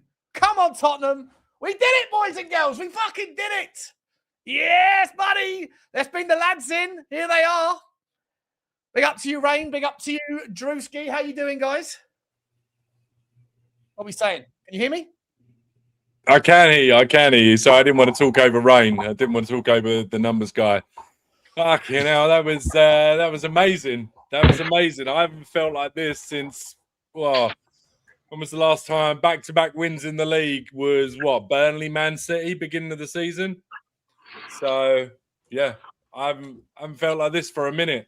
We're doing it. We're doing it on a weekly basis. Slowly but surely, Roberto De Zerbi is proving he's a bit of a genius. Mate, what a performance. What a performance that is. Yeah, especially like 50, 60 minutes. That was spot on, fantastic. We did run out of steam a little bit, especially when Bentancur went off. He was immense today. But there were 5 or 6 players that you could honestly say you could give man of the match to. I think to a man, we were fantastic today. I've not seen a performance like that, even though back-to-back wins beginning of the season. I've not seen a performance like that in a minute. Fantastic. Back-to-back, is it the first time we've had back-to-back wins? It must be. In the league, in the league since Burnley, Manchester City. I think we did like Copenhagen, West Ham or something like that, or I don't know. But this is the first time in the league, I'm pretty sure, unless Rain will correct me. No. I'm surprised that it's this season. I think my internet's a bit. Am I a bit funny? My internet's a bit. No, you're fine. You're fine. Absolutely fine. Oh, I mean, guys, it's absolutely fantastic, isn't it? We absolutely bossed them. We absolutely bossed them. Like, especially first half. First half, we didn't let them have a moment on that ball. It was so good. Yeah, that sweet look, guys. We are out of the relegation battle. The Tottenham fans and a 10 goal swing as well. That's nice, isn't it? That's an extra point. It's an extra point, boys. West Ham fans must be absolutely panicking. Oh, mate, I'm absolutely delighted. I'm so hot as well. I'm going to go and get myself a cold cider in a second. But before we get into the individual performances, because like you say, Drew, there was some absolutely, like, it's difficult to pick the man of the match on that one. I thought Conor Gallagher, obviously the goal that he scored might edge it for him, but he was fantastic in the tenacity and the fight and the battle. I thought Pedro Porro was extraordinarily good. I thought Muani was his best performance in the Tottenham shirt by like 5x. I thought he was brilliant today. I thought his ability to take players on, to win the ball, to get back and fight and dig in and help out Porro against a very tough, on paper at least, a very tough left-hand side for Aston Villa in Maddison and in Morgan Rogers. I thought Bentancur was fantastic before he came off. I thought Polinia was brilliant. I thought Kevin Danso won absolutely everything in the air. I thought he was a beast in the air at the back. I thought Micky van der Ven tidied things up nicely when Kevin Danso did get caught out. It really wasn't the only person, before we get into the specifics, the only person that I actually thought had a poor game relatively was my boy Mathys Tel. I know he got the fantastic ball in for his assist for Richalison, But I thought Mathys Tel, apart from that, was pretty frustrating to me. But even then, he still kept Cash busy. So it's so hard. This is the thing. You don't have to have a 9 out of 10 performance every single game, right? You just have to perform well enough. And he got an assist, to be fair, Sean. So with his left foot. Yeah, with his left foot. I didn't know he had a left foot. The reason why it's so hard to pick a man of the match is because actually, it's this thing we've been talking about, Sean. On the left-hand side, Udogie and Tel paired up absolutely fantastically. On the right, Porro and Mwani. Where the heck has that come from? From Mwani, right? But all over the pitch, they're pairing up, they're tripling up, and they're actually playing like they know who each other are, which they haven't done all season. All season, it's been a team of individuals, and all of a sudden, they're pressing together, they're passing together, they're running together. It's amazing the difference it makes, isn't it? Oh, unbelievable stuff. Listen, let me just do these super chats because there's some really. I've got to do them quickly, and then we'll get into the specifics. And I might leave you guys 2 seconds so I can go for a wee and get another beer, a better beer than that fucking Copperberg shit, mate. Drew, we're not doing that. What's that fucking Ribena you were fucking drinking? What are we doing? Warm, fizzy Ribena. What are we doing here? Big up to you, Adam Gill. Thank you very much, Adam. Really cool of you, mate. He says the whole league and championship are hating on us. Never has a country been so united. We have a chance to piss them all off. Love that, mate. Us against the world, bro. Us against the world. And for once, it feels like the fans and the club and the players, we're part of the us together. It's an us, all of us, Whereas recently it's felt like we're part of the world in the minds of the Tottenham players, but not today. They were pumped up. Some of the celebrations. I mean, when super pumped up. I don't want to interrupt you. Don't want to interrupt you, Sean. I was just going to say, no children were harmed when I tried to high five Kolo Muani. All right. There might be a couple of bruises in the morning, but high five's got a high five.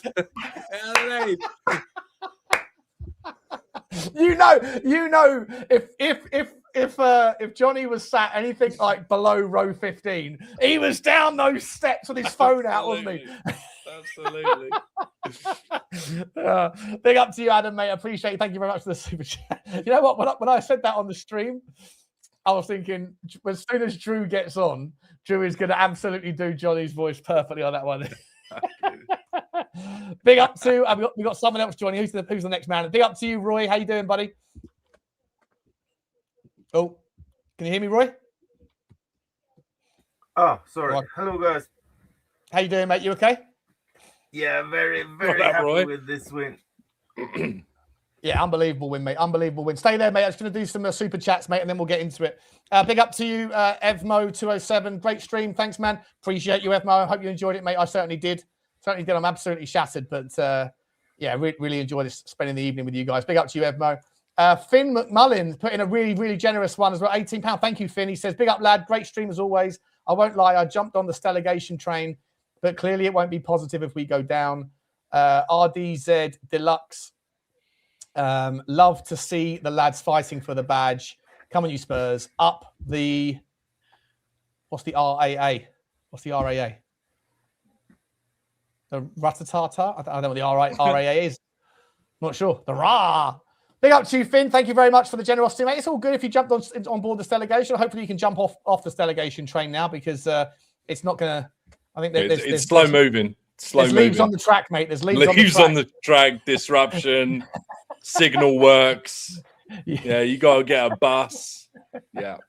100%. Big up to you, Finn. Thank you very much, mate. Super generous, buddy. Super generous, mate. I appreciate your support. You're a very funny man as well. I saw you in the chat saying your stuff there. Vice City Live. Big up to you, Kat. He's back again. Just thanks, Shawnee for man of the match. No, not me, mate. Not me. I appreciate you, though, Kat. I appreciate you, Kat. Fun. Conor Gallagher got the man of the match according to TNT, by the way. He got the man of the match for the Premier League man of the match. And that's fine. Richly deserved. Ronald Cooper's in the gaff. Big up to you, Ronald. Thank you very much, mate. £1 super sticker. Big up to you, Ronald. Hope you're okay, mate. Hope you're okay. Every time I see your icon, I'm always like, I need a holiday. You look like you're so happy to be. You're about to get on a plane with your boy, and you're about to have a fucking good time. And I need one of those. Sanilla, big up to you, Sanilla. How you doing, mate? Thank you very much again, mate. Massively generous, super generous, buddy. Super, super kind of you. Just says, come on, bro, come on, mate. Are we staying up, boys? I've got to put up a poll. I think I need to put up a poll saying, are we staying up now? It's amazing how things can shift, right? West Ham losing yesterday. Brighton beating Newcastle. Newcastle are going to be on the up. West Ham have got to play Newcastle. Forest have got to play Newcastle. Forest have got to play Chelsea. West Ham have got to play Arsenal. We've got Leeds, and Leeds won. So Leeds, I know they're in good form, but you could make the argument that their feet are up now. Big up to you, Sanilla. Good times, mate. Good fucking times. Spurs OC says, thank effing God. Big up to you, Spurs OC. Hope you're enjoying life out in California, buddy. Orange County. OC, big up to you, mate. Thank you very much. And also Daniel Phil with a super sticker. Big up to you, Danny boy. Hope you're okay, my man. Great to see you here, mate. Great to see you here. Thank you very much indeed. Really do appreciate it. Matt and Noodles. Is that Matt? Is that my man, Matt? Who's changed his name again? Big up to you, Matt. He says, my manager said we all win. My manager said we will win all 5. We've won 2 for 2. Come on, you Spurs. He did say we're going to win all 5. Or he said I think he said, did he say we were going to win all 5, or did he say we could win all 5? He said we could. He said we could win all 5. Yeah. Well, we're 2 for 2. Big up to you, Matt. Big up to you, mate. Thank you very much indeed. And JB Macaulay says, I'm up at 3 a.m. What a press. Fight. Coy's down under. Big up to you, Coy's down under. Big up to you, Jay. Yeah, man. I mean, there's so much to talk about there. Ultimately, it came down to wanting it more on the day.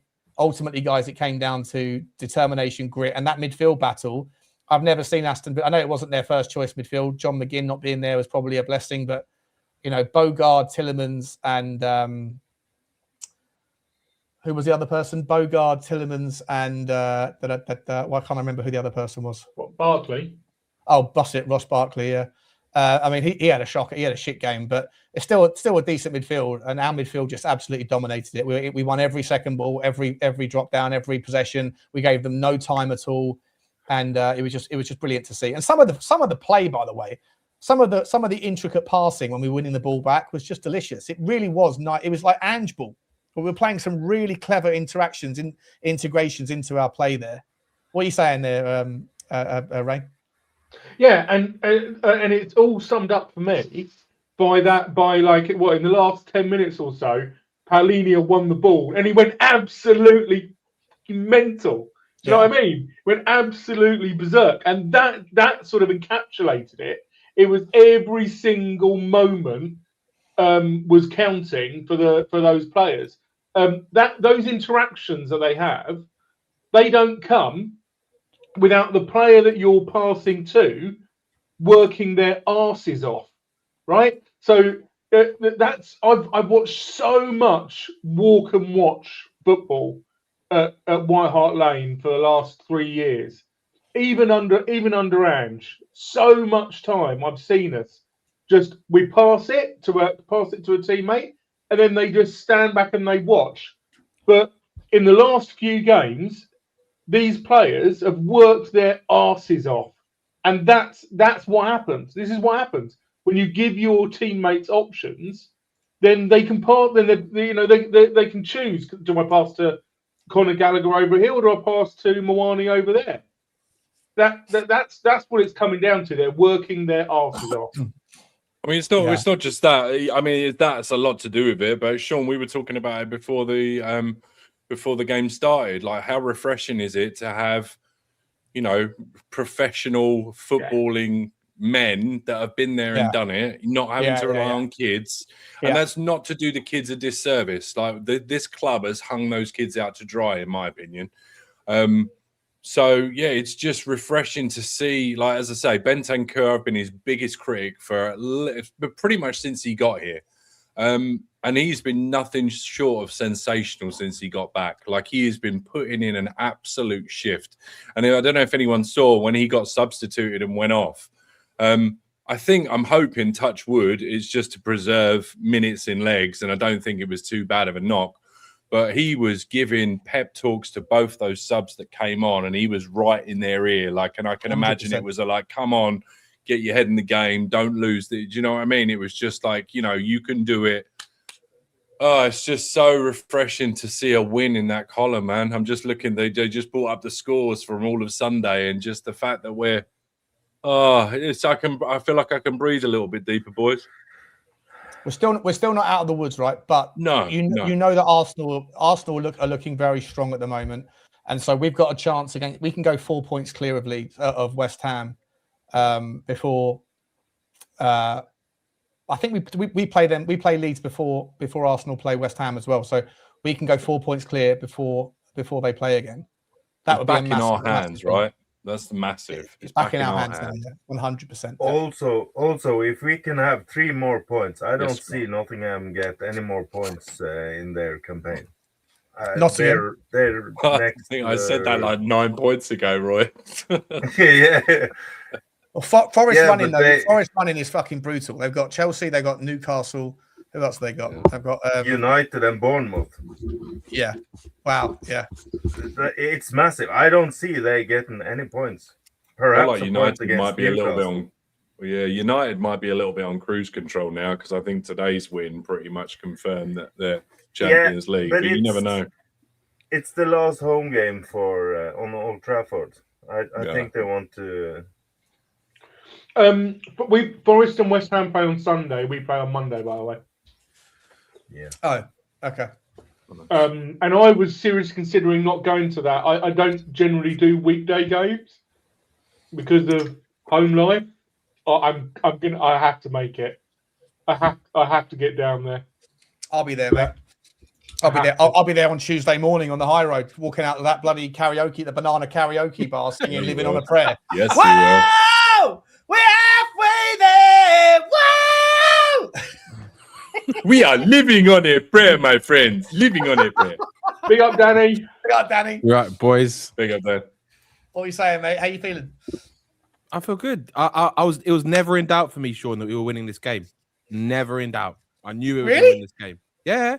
I've been saying it for weeks. Where have you been saying it for weeks? I haven't seen you say it once. I've been saying it for weeks. I've said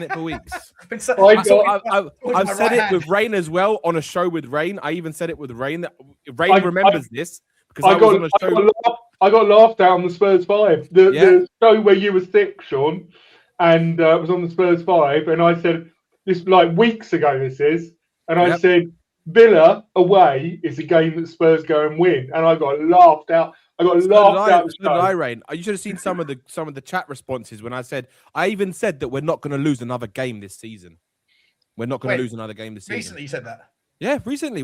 We are not going to lose another game. West Ham are not going to pick up any more points. And I've said that from day one that we're staying in this division. I've said it before. I said we were going to beat Villa and we beat Villa. I said we were going to win 2-1 and we won 2-1, right? I fucking should have put a bet on today. That's what I should have done. But yeah. Talk is cheap, mate. Put your money where your mouth is. The only time I take an opinion seriously is if someone backs it with money, which is why I want to hear Eugene's take, because this man backing his take on financial situations because he's putting all of his money, all of his life savings into options on crappy blue, yellow ticket, pink ticket, fucking stocks and shares right now. How you doing, Eugene? What we saying, mate? Are you excited? Oh, I'm stoked. That was excellent. However, to Danny's point, we will win every game if a manager decides to play the backups, for sure. So big thank you to Unai and big thank you to Forest for winning the first leg of the Europa. It doesn't matter who's playing. We still played Aston Villa. I agree. We still played Aston Villa at home, right? And it's the first time they had one shot on target the whole game. And it's the lowest out of any team in the Premier League all season. That was the best performance or the best first half performance I've seen probably all season. Maybe Bar City. It was the energy, the intensity was immense. Bentancur makes a huge difference in the midfield, and Gallagher, I don't rate him, but in the 10, I think that's his position. At Palace, he was great at the 10. He is a havoc at the 10. He's pressing. He can actually finish. So at the 10, that's his spot. Bentancur makes a huge difference, so hopefully he's fit. But overall, I am pumped. That was like our midfield was immense today. If not for Tel being selfish, would be 4-0 up in the first half. We could have been 4-0 up in the first half, 100%. Right? Polinia hits the bar, hits the post. Mwani drew out a magnificent save from maybe Martinez. Mathys Tel skied a really good chance. There was a pinball moment as well that could have got through and it didn't. And we could have, and there was another chance I forget off the top of my head. We could have been 4-0 up easy on a different day. But I just want to quickly get your takes, guys, on the actual style of football that we were playing. Apart from just winning the ball back, one of the takeaways for me today was there were moments in there, even in the second half when we were playing keep ball, some of the football that we were doing, even like we would go and win the ball back, and then we weren't just recycling it and giving it back to Kinsky. We were actually playing some delicious, intricate 1-2 triangles in tight occupied areas and bringing the ball out quite nicely. And I'm like, that's the start of the Zerbi ball. Yeah. That's the genesis of what we're looking forward to see. It's what I've been saying for the last 2 weeks, what I've seen from the Zerbi, not just in the press conferences, but in the team, is he is trying to instill the belief that these players are better than what they're showing. And let's be honest, they are better than what they have been showing this season, right? No one expected us to be in a relegation zone. A lot of us maybe would have said mid-table, even with the injuries, maybe 14th, 15th, but not this bad. But what I've seen is that the players now, they're looking more and more confident. They're winning today. They won every single duel pretty much. I don't think I saw a duel where they didn't win. And the pressing from the front, the pressing was it was aggressive. It was aggressive pressing, which is why we won that game today, right? That's why we won it. And what I like about it is this is the thing that I was talking about, that he's been trying to get into these players' heads that it does not matter what has happened for the whole season. It's irrelevant. It is done. It's the past. It has no relevance to what's happening right this minute. And today was exactly that intention from De Zerbi to say, look, it doesn't matter. It's what you do today on the pitch. And today showed me exactly what he's been trying to instill in them. This is why I said I knew that we weren't going to lose it today. I knew we were going to beat Villa. We've got the best record against them in the Premier League in the last 20 years at their ground. No one's got a better record than Spurs. It was inevitable. For me, it was inevitable, right? And for me, it's still inevitable that we're staying in the division. So that's just what. So I just want to say a word about the two goals. Danny is really dining out here on the fact that he made a prediction that went well. He's really dining out. No, Sean, because I've had people talk shit, right, and say, "Oh, you're deluded." No, I'm gonna get my fucking 2 pence worth in. I don't give a shit. Fuck that. All of you pessimistic Spurs fans, you can go fuck yourselves. First this season, Danny. First. Right, go on, man. You want to say something? Sorry. Let's just. I haven't had a word about the 2 goals yet. From distance, Conor Gallagher's shot, Conor Gallagher's strike, and then Paulinho striking from distance. 5 minutes or 10 minutes later, however long it was, absolutely fantastic. Why, Frank? Why there was any doubt that you shouldn't shoot from distance? I'm not saying you just shoot from distance constantly. But you have to mix it up, don't you? You have to have a balance in how you're trying to score.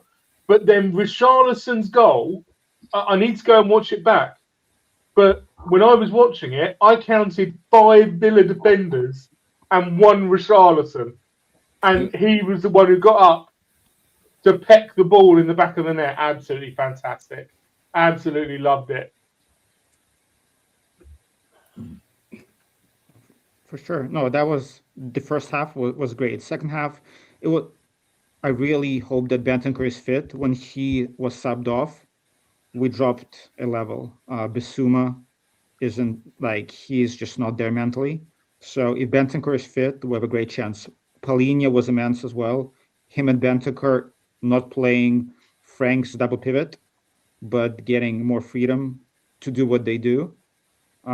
Great partnership. It's just every time that Bentancur touch the ball, I feel calm. Every time we're under pressure, I know that Paulinho and Bentancur are there to clean it up. We do. I mean, we're a little bit of context to that. A little bit of context to that though, because at the point where Bentancur came off, they brought a couple of their big guns on, and we still managed to. I mean, although it went a little bit haphazard, I mean, you kind of expected to being away from home, but I think fair play to all of them. I think they all put in a shift in there. I mean, it might not have been as pretty on the eye, but I think each of them to a man actually had a pretty decent game. And you've not been able to since when? Only one. Porro just annoys me. The commentators here in the States, when we were up, I think second half 70th minute. We had the like 4-3, and Porro is streaking, like he's running to get a scoring chance, and they're like, "You're up 2-0. What is your right back doing running all the way up?" Like, I don't know. Porro for me is a weak link. That's American commentators for you, mate. And he's anti-football, isn't he? The flip side of that is was fantastic today. What we doing? The flip side of that run is that if Tel had cut in a little bit and been clever enough to slide rule a ball through, and Porro had taken that first time top bins, we'd all be sitting here absolutely caressing each other. I'm not saying he was bad. I'm just saying 2-0 up, he's a weak link. When we're up, we got to sub off. Pedro Porro was fantastic. Pedro Porro got every time you're 2-0 up, you just go shut up and play anti-football. What are we doing here? I love you, Eugene, but what are we doing? Yes. Eugene. Even if we're criticising Pedro Porro for getting forward, defensively, Pedro Porro gets ransacked by the fans, and rightly so, every single week for the last 3 years, because he's not very good defending the box, right? So defending in the corner, right in the pocket. Today, him and Mwani up against Maddison, who's a very talented left back. I know he's not always first choice ahead of Luca Digne, but he's a very, very talented, sprightly, gets forward a lot. And Morgan Rogers, who's one of the best left winger cuts in guys, whatever in the Premier League. Pedro Porro and Mwani were unbelievable defensively down that side. They fought so hard. I can't believe that there was some that American commentators are saying that he was poor. He was brilliant. No, I didn't say that. They're British, first of all. Very heavy British accents. I wouldn't, but they're talking to an American audience, so they got. Thank you. I'm kidding. I'm pretty sure it's like John Champion and Lee Dixon. I think. I'm not saying he was poor. I'm just saying he's a liability for me. When we're up, I feel more comfortable with Spence on the right. Pedro Porro was great today. Pedro Porro was great. By the way, guys, just so you know, I did manage to find something. To update on my drinking habits, this Copperberg stuff is going to get put in the bin. It's horrendous. But I did go and find, I don't know where I found this one from, a vintage, and it's 8.3%. So this is going to catch up on all of the lack of alcohol that I really enjoyed in that game, because it's more lethal than Thatcher's. So get ready to see Sloppy Sean. And Eugene, if you come out with any more bloody tripe like that, you're going to see angry Sloppy Sean. Are you saying that in every situation like that, when a team is 2-0 up, you never want to see the right back running forward like that because it's a liability? You not think it's incumbent on the team to see that the right back is running through and make sure that his position is covered so that we can have the beautiful game? In theory, yes. Have you seen us play, Drew? Huh? In theory, yes. But with us? All right. Well, so I'm just, so long as communism works in theory. So long as we're, as long as we're working in theory, we'll be all right. In theory, I agree with you. In practice, we haven't been. If we shut up shop today in that last 20 minutes, we would have conceded 2 goals. Part of the reason why we didn't concede 2 goals is because I didn't say set up shop. I said be smart. Oh, I thought you did say shut up shop. No, did you not? I said be smart. I didn't say I don't want my right back just running, but willy-nilly. I'm not saying he was bad. Porro, every single player on the pitch did a great job. I'm not arguing that. As I said, it was the best first half performance this season. Fair enough. Worst take of the afternoon, though. But racist, Sean. You're a racist and a xenophobe. Apparently, I'm a communist. I'm a capitalist. I'm a racist. I'm an anti-this. I'm an anti-that. I'm a phobic of this. I'm a phobic of that. I can't win with any of these people. So whatever it is, what it is. Hey, Hayden, how are you, mate? Can see up your nose there, mate. I saw what you engulfed for your lunchtime evening entertainment. How's that? What's going on up your nose there, Hayden? My nose, what are you chatting about? I got nothing going at the old schnozzle. Anyway, it's only fucking 9:30. How are you, mate? How are you, buddy? You all right? Yeah, I'm all right. I've just been down the old Beehive in Tottenham, and it was absolutely fucking rocking. Honestly, there was probably about 200 Spurs fans in there. Was there? Yeah, mate, it was absolutely rammed full of Spurs fans. It was brilliant. There was a few. Do you know what was mental though? There was a table full of their Skywalk employees, which is obviously Yeah, half of them were Gooners. What? So, yeah, so I was like, are they just like low key pushing people off the top? No, I'm joking. Yeah. A man fell today from the Spurs skywalk under suspicious circumstances. Wonder why? Yeah, but yeah, no. We get Vinay and Johan on one last trip up there before they leave. Vinay and Lang, we've got you 80% off. I think you should go for a little walk. Yeah. Right. What we're saying though, you can see Denmark from up there. But that was good. It was good crack. It was busy, brilliant. Oh mate, just fucking.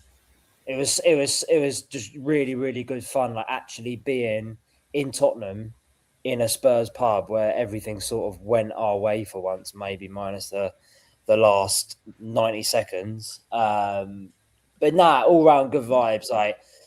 I don't know what you guys have been chatting about, but I don't really think anyone can come on here and just be, relatively pissed off about anything, to be honest. I feel like Gallagher was fucking brilliant tonight. Honestly, I thought he was so good. Benson Cole first half was brilliant. Honestly, first half, Villa looked like they just did not give a shit at all, and they were just thinking about next Thursday. For me, anyway, it was. Like obviously living in the area, being in the area, I'm amongst it. Like I can't really get away from it. Like even if Spurs are ruining my life, I can't really get away from it. But tonight, down the high road, left the pub, the high road was buzzing, like people walking out like actually like happy. It was just all round good vibes. Is the pub always busy down there, even on an away day? No, so basically, so when Spurs are playing, it's busy. Like honestly, the back room was some private event that was going on, but the main room and the outside was completely full. Wow! I would say at least 200 Spurs fans. Every single decision, every single tackle, every single like referee decision, X, Y, Z, whatever, everyone was going mental for every single thing that was either going against us or for us. It was like it's great. Away days down there are absolutely brilliant. Like it's like a 10-minute walk from my flat, and it's good crack. It's good crack. I'll have to buy. Hey, Shawnee, I've got to head out. I've got a couple of things I need to run out and do. Too. Thank you, guys. Mate. Appreciate you, bro. Have a good one, Coys. Fantastic to share a win with you finally. See you on the flippy. Later. Cheers, Drew. See you, mate. See you soon. Unbelievable. Also unbelievable is this. One second. Wait, I've got rid of someone there. Didn't mean to. Is there 6 of us or is there 7 of us here? There's 6 of us, isn't there? See that one then. Get back in the middle. This one from Rain. Blaine, careful, Blaine. I know it's £10, but I can ban you. From Blaine, sorry, not from Rain. Blaine. Eugene, you know we love you, but could you show us your inner passion? Man, you've got the emotional range of a used Subway bag. Hey, fire it up, bro. Fire it up. Unbelievable. Great bands. Big up to you, Blaine. Big up to you, mate. Thank you very much, Blaine, as well, mate. I really love, mate. Thank you so much. I'm making money for you, Sean. See that? I'm making money for you. I appreciate you, mate. I appreciate you, buddy. Appreciate you both. I'm taking one for the team. A user says that now I hope the board back to Zerbi if he pulls us up. Oh, look, that's not going to happen. Well, if we stay up, we know what we're getting, right? We're getting Tavernier from Rangers as a right back. We're getting as a freebie, a 34-year-old freebie. We're getting a 32-year-old freebie from Liverpool in Robertson, and we're getting a 27-year-old freebie from Bournemouth in Stanesti. Surely not. Bloody hell. Big up to you, user. Thank you very much, mate. I appreciate you. Matt, my man, Matty Cox says, yes, it's your mod. Big up to you, my mod. Final name, me and the dogger, Matt and Noodles. Johnny's dog used to be called Noodles. I love the name Noodles for a dog. It's fantastic. Big up to you both. Thank you very much, mate. And congratulations on your sobriety, man, by the way. Very, very cool, bro. I know you mentioned it the other day in the rabbit hole. Hope you're still going strong. Although on a day like today, I'm guessing it's tempting to go, fuck it. Ronald Cooper, big up to you. Ronald's back in the game. Back up to you, Ronald. Thank you very much, mate. Appreciate you both. Our users back in saying, Deserby injected team with some juice I would pay for. Yeah. It's just belief. It's just belief. Danny's going to dine out. He's because he predicted the win. He's then also going to sit there and say, I was right about that. I'm also absolutely right about everything else today. We're going to win the Spot next on. three as well. It's fine. Spot on. Damn right, Sean. Damn right. Danny could say it's night time at noon, and you go, I'm fucking right, because I was right about the prediction on the win. So listen, whatever I say for 24 hours is ta-ta-ta-ta, absolutely bang on. Big up to you, Ayuta. Thank you very much indeed. And James 119, my man, James, come back in as well. The big up super sticker, mate. Thank you very much. Choo to you, bro. Choo to you. Who were the candidates in your opinions, guys, for man of the match? Obviously, Conor Gallagher got it. Gallagher, for sure. Was it Gallagher, 100%? Gallagher. 100%. Yeah, it was Gallagher. Gallagher, 100%. And Bentancur, number 2 for me. Yeah, I agree with that. Bentancur, number 2. And a shout out for Kolomwani. He was immense today. I was so wrong about him. He just had one good game. I mean, he was immense, but I was actually surprised. I said on Cookie's show yesterday and day before, right? Oh, here we go.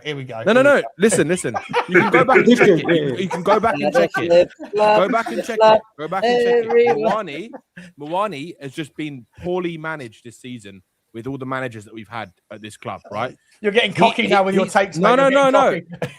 Mwani no one can disregard his technical ability. The guy has got ability. It's about his own confidence and belief in wanting to be here. And you saw when he came off, he was high-fiving all the Spurs fans he was walking past, right? Yeah. That to me shows that the manager's got into his head to make him believe, at least for the next couple of games, that you need to do everything you can to believe in yourself and to fight. That's what he's done to a lot of the players. It's very visible. And for me, like, I'm not saying Mwani's a top-class player, but De Zerbi seems to think he's a top-class player.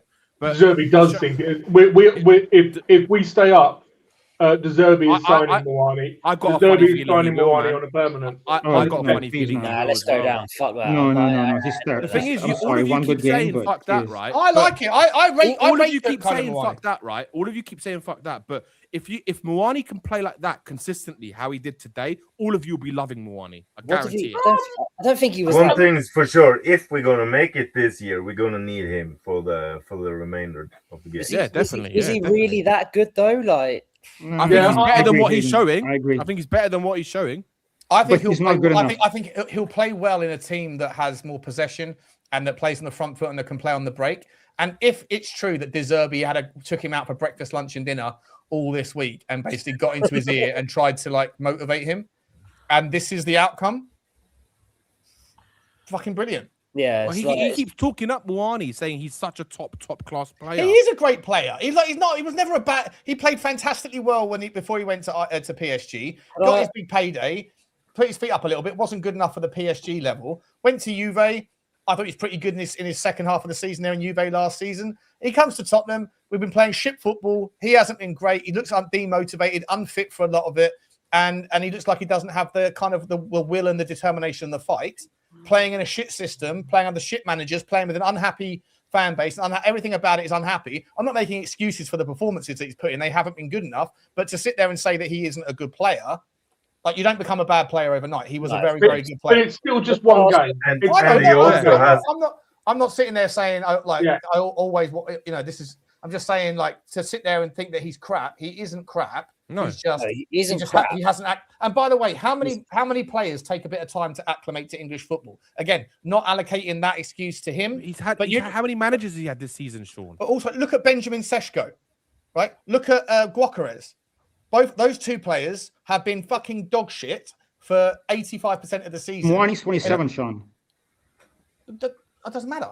Yes, it does matter. He's not a good player. He doesn't fit the league. It doesn't matter what age you are. I hate to say it, but Gyökeres has not been shit. Oh, here he is. Rain, if we sign Mwani, I'll be pissed. Can I ask you guys a question? Mwani actually has I agree with you. Gyökeres hasn't been shit. He scored 21 goals. He's not been shit. I'm saying, but he's getting he's getting much better recently. And also his link-up play. He's getting better with his link-up play as well. Can I just go back to man of the match and say, I don't disagree, Gallagher, but I don't think any of that happens without all the work that Paulinho did at the base of the midfield. I think he enables everyone to go and do their jobs. I think it's like the quiet man doing the work and everybody else being really loud. Did you hear what De Zerbi said, Rain, about him today after the match? He basically said that today he was incredible, and he said that he's like a 12th man because he was just everywhere. Like when he's playing like that, he's like an additional player on the pitch. Yeah, and I agree with that. He was today. He was unbelievable. Can I ask you guys a question? Sure. So Ekitike is out for the World Cup. Exactly. Do we think that we would have seen I know it's only been one game, but the one game uptick in Mwani's fight, aggression, love for the fans, what he wants to do on the pitch, blah, blah, blah, if Ekitike hadn't got injured? No, possibly not. Possibly not. But the France manager likes whatever it takes, though, right? Whatever, by hook or by crook. Yeah. I understand whatever it takes, but I don't think he actually cares about being at Tottenham. I think it's a case of, hang on a minute, there might be a situation here where I can get in the France squad. Let me actually try 10% more than I was before. That's just my take. He's not. As long as we get the points, I don't care. I don't think he gave a fuck about Tottenham. But did you see him when he came off?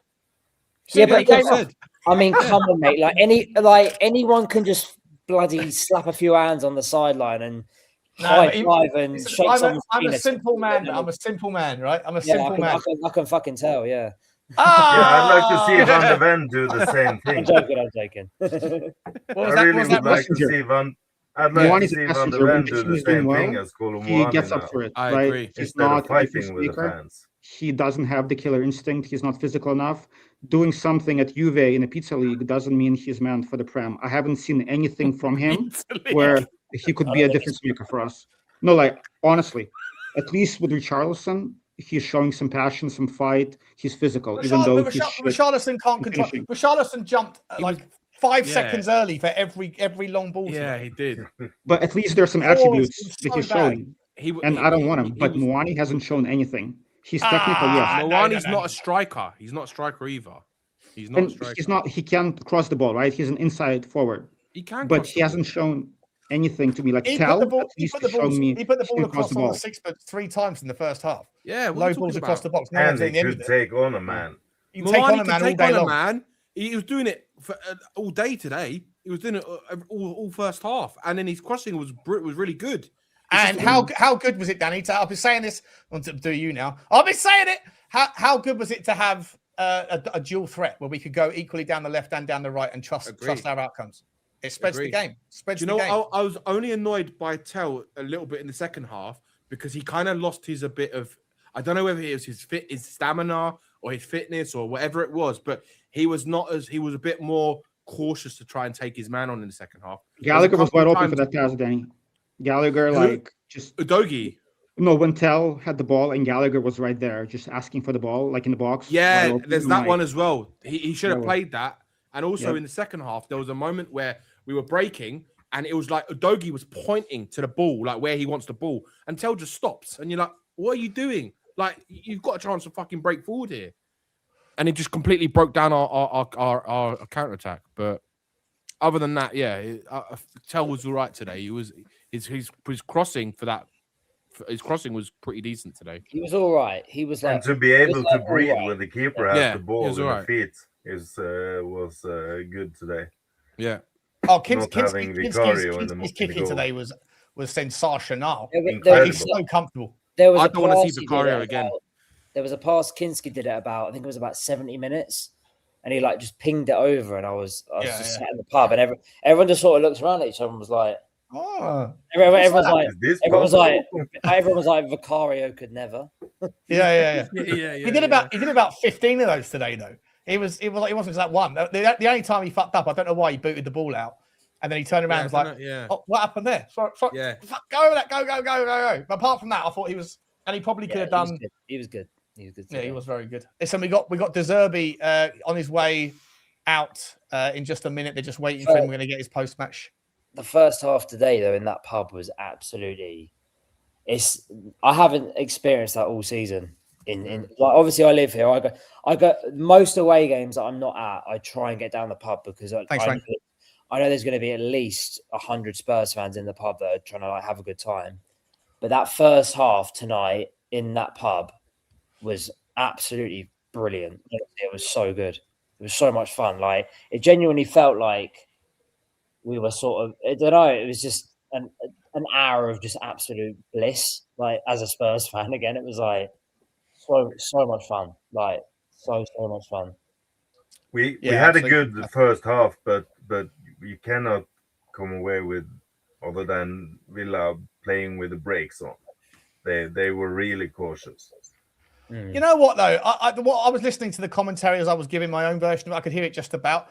Like the commentators were just, they weren't willing to give Tottenham any credit. It was all like, oh, I can't believe how bad Villa are. We made them look bad in the midfield because we weren't giving them a second to play. I know that they didn't turn up. They weren't interested in the second ball. That much was clear. But we did. Well, you can't take like we typical of Tottenham fans to sit there and go, the only reason. And I know what's going to happen on Monday night, for example, tomorrow night on the Spurs 5. There'll be one take that will be we were brilliant. There'll be another take that will be they were shit, and that's why we did okay. People will try and downplay it. You can only beat what's in front of you. And our game plan today was sensational. We wanted it more. I think De Zerbi knew that they would not want to get involved because they wouldn't want to risk injury and all those sorts of things. And they might have had one eye on a different prize. And we took advantage by being more physical and more sort of brave and courageous in so many things. Is he here? Is he coming out now?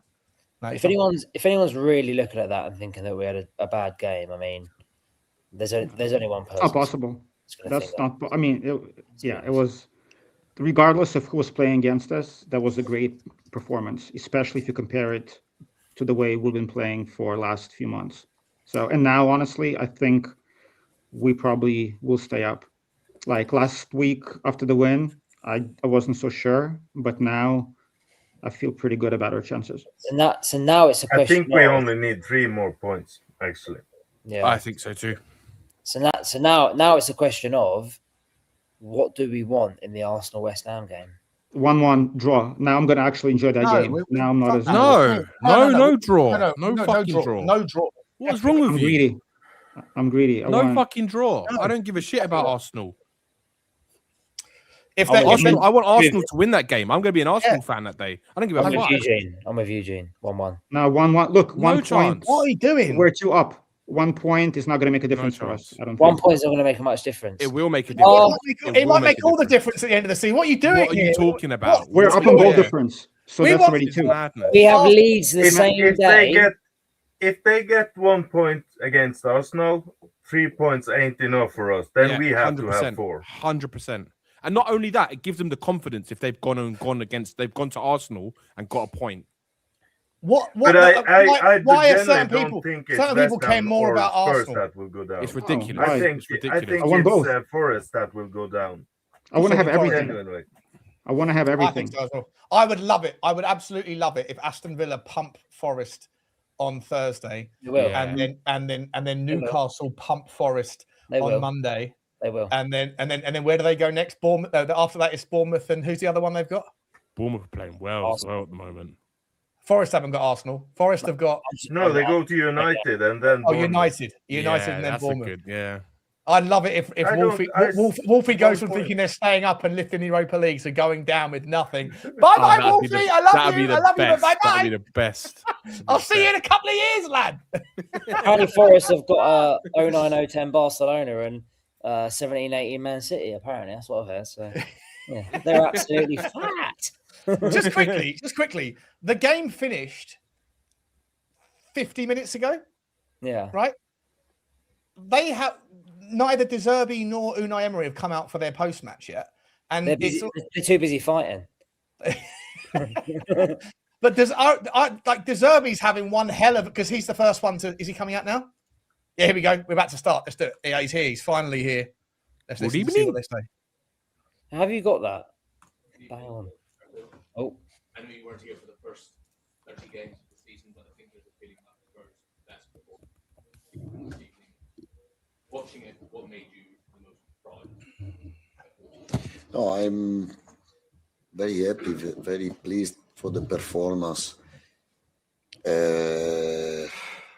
We won a great game against a great Aston Villa. Okay, they they have to play Thursday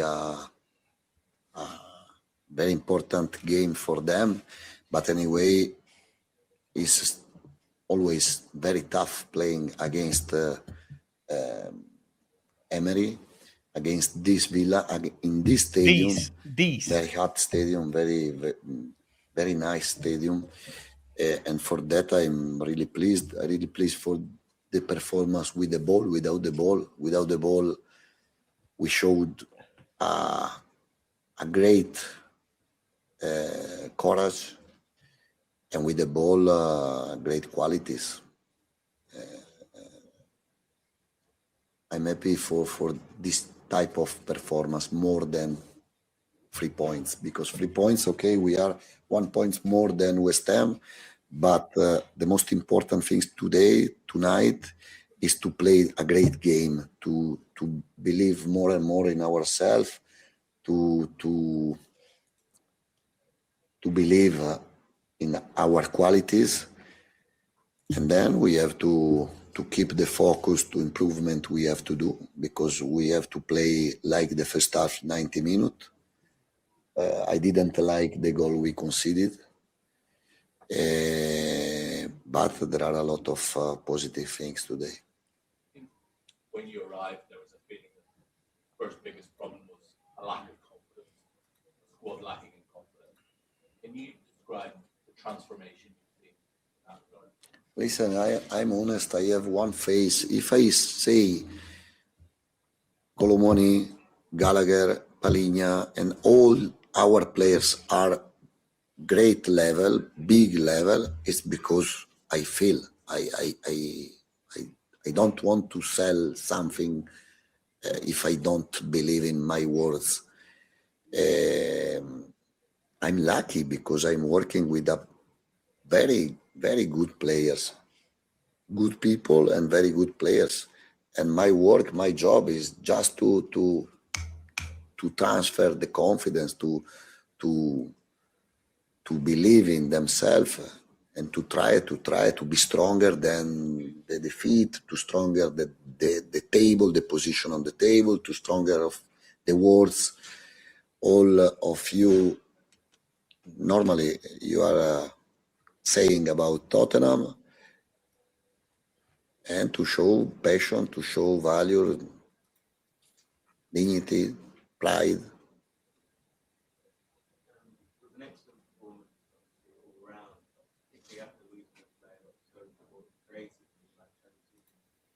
I thought the mix forward today was excellent. Lini's individual role, Benson for and Gallagher. What did you make? But they played with the ball and without the ball an amazing game.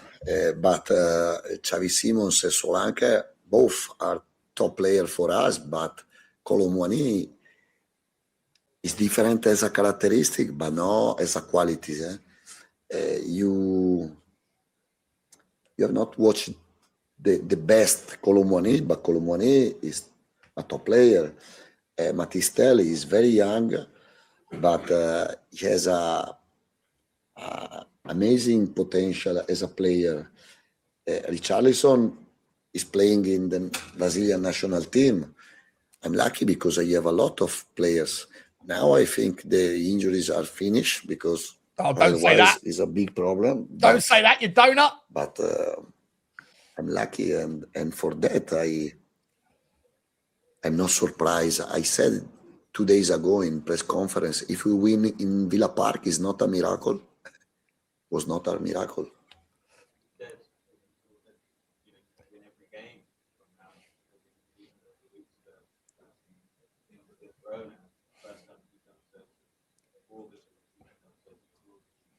I can't hear the questions. Can you guys hear the questions? Yes, but the crucial thing now is keep in our head what was the situation before Wolverhampton game. This is the memory most important to keep in our head, because in the football is very easy to change. If you lose, you are stupid. If you win, you are a champion. No, we have to find the balance. We have to work this week because Leeds is another very tough game, and to remember in ourselves what we have done in the past, in the last month. Yes, but I'm cool, just tired. Tired. Jason.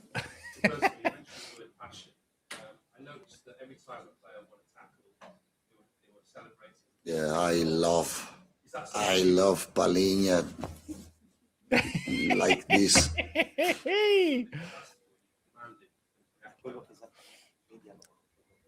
No, I don't. They have not to follow me in this. But if I saw one player like passionate, I become crazy. Love that.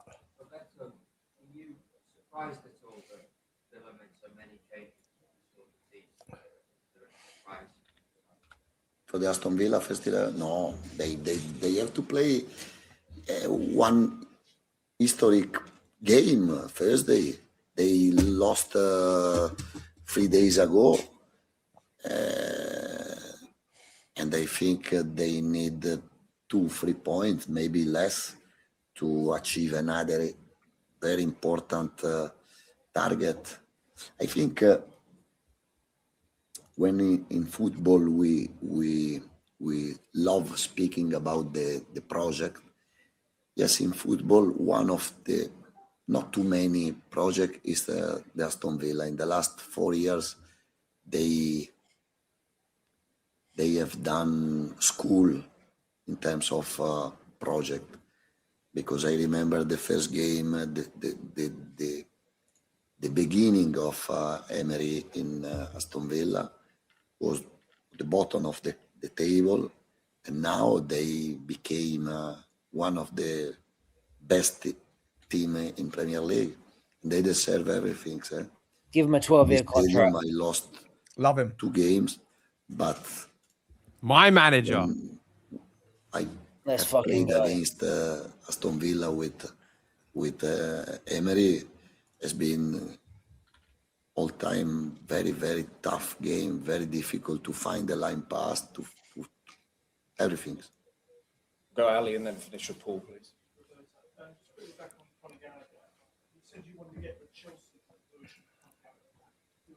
Yeah, absolutely. When Gallagher plays like this, we play in 12 players because you can find as a striker, as a midfielder, as a fullback, everywhere on the pitch you can find him. Great player, great passion, great qualities, great player.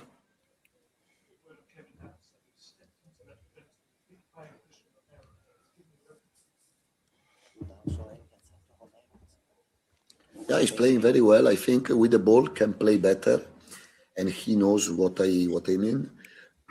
Maybe he's not used to playing Deserby ball, a lot of balls, and to take the control of the game. Yeah, but he's a great guy for sure. I'm no doubt he goes to improve quickly. No. Okay. Paul to finish, please. Referring to the quality of the squad that you inherited, does it continue to surprise you that this team, this squad of players, is struggling against relegation rather than challenging championship?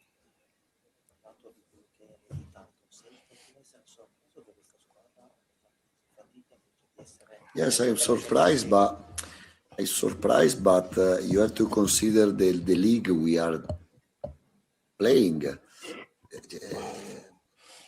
Premier League is tough. If you suffer so many injuries, if you don't find a win for a long time, if you lose the confidence in yourself, game by game become worse and worse.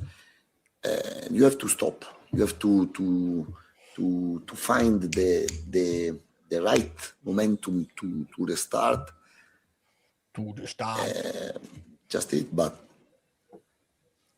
also Nottingham Forest is a important team, important club, important players, and they suffered until 1 month ago. They were in a very bad situation. In Premier League can happen. Okay, thank you. Superb from him. Superb from him. Guys, before I bring everyone back in, there's a super chat I want to do as well. But I just want to take this opportunity. There's 1,000 people still here. Please don't forget to smash the like and smash the subscribe. I just want to take this opportunity to introduce you. Some of you would have seen this earlier, but if you haven't been here from the very start of the show, there's a new way for you guys to be able to enjoy all of your Tottenham content. It's not quite live yet. It's going to be live in the next, hopefully in the next week or so. And I just want to introduce you to it. It's called the Spurs Hub. And it's essentially going to be a one-stop shop for absolutely everything that is happening. All of your YouTube, every single fan channel in YouTube that is a Tottenham fan will have does already have a chronologically synced. All of their videos will get put in as soon as they are. So you can see right now, since the game has finished, who is it? Chris Cowling's been uploading these videos here. Mitch Fretton's already got his video up. Sunny Talk Spurs, Football Heritage TV, Irish Hotspur, We Are Tottenham TV. All of those videos. Johnny Henry's up there already. Every single Tottenham fan channel, you haven't got to go looking for Tottenham content anymore. It's all in one place. And it's literally synced chronologically. So no matter the size of the channel or the popularity of the channel, if they publish their channel, you will find them here. It's a nice way for smaller channels to be discovered. Also, this will have all of your news now. Every single article, every single press release, everything is just going to fetch 1 second. It's on my local drive but there is the example. Every single article that is getting published in any of the local blogs or whatever, from BBC to Sky Sports, all the way down to the Football Insiders, everywhere else, they are all in one place. There's also going to be your transfer rumors. There's a Reddit forum where you can see everything that's going on in Reddit. There's going to be its own forum where I want everybody to sign up, and then we can participate in, sharing our own thoughts, similar to Reddit, similar to Discord.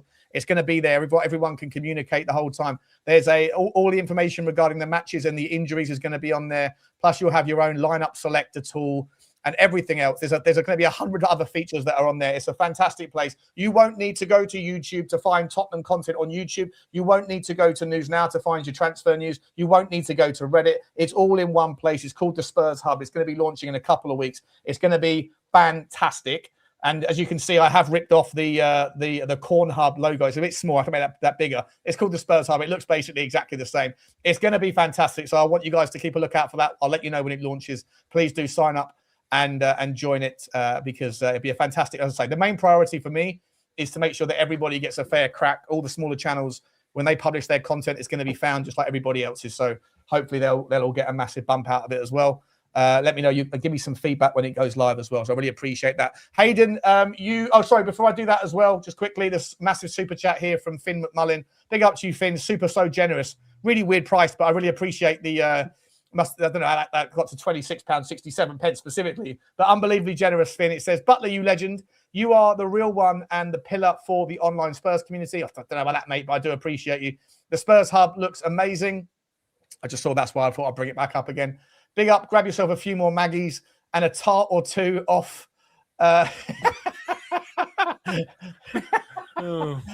love you, mate. I love you. You know me, bro. I can and will and shall dip my toe. Come on, you Spurs.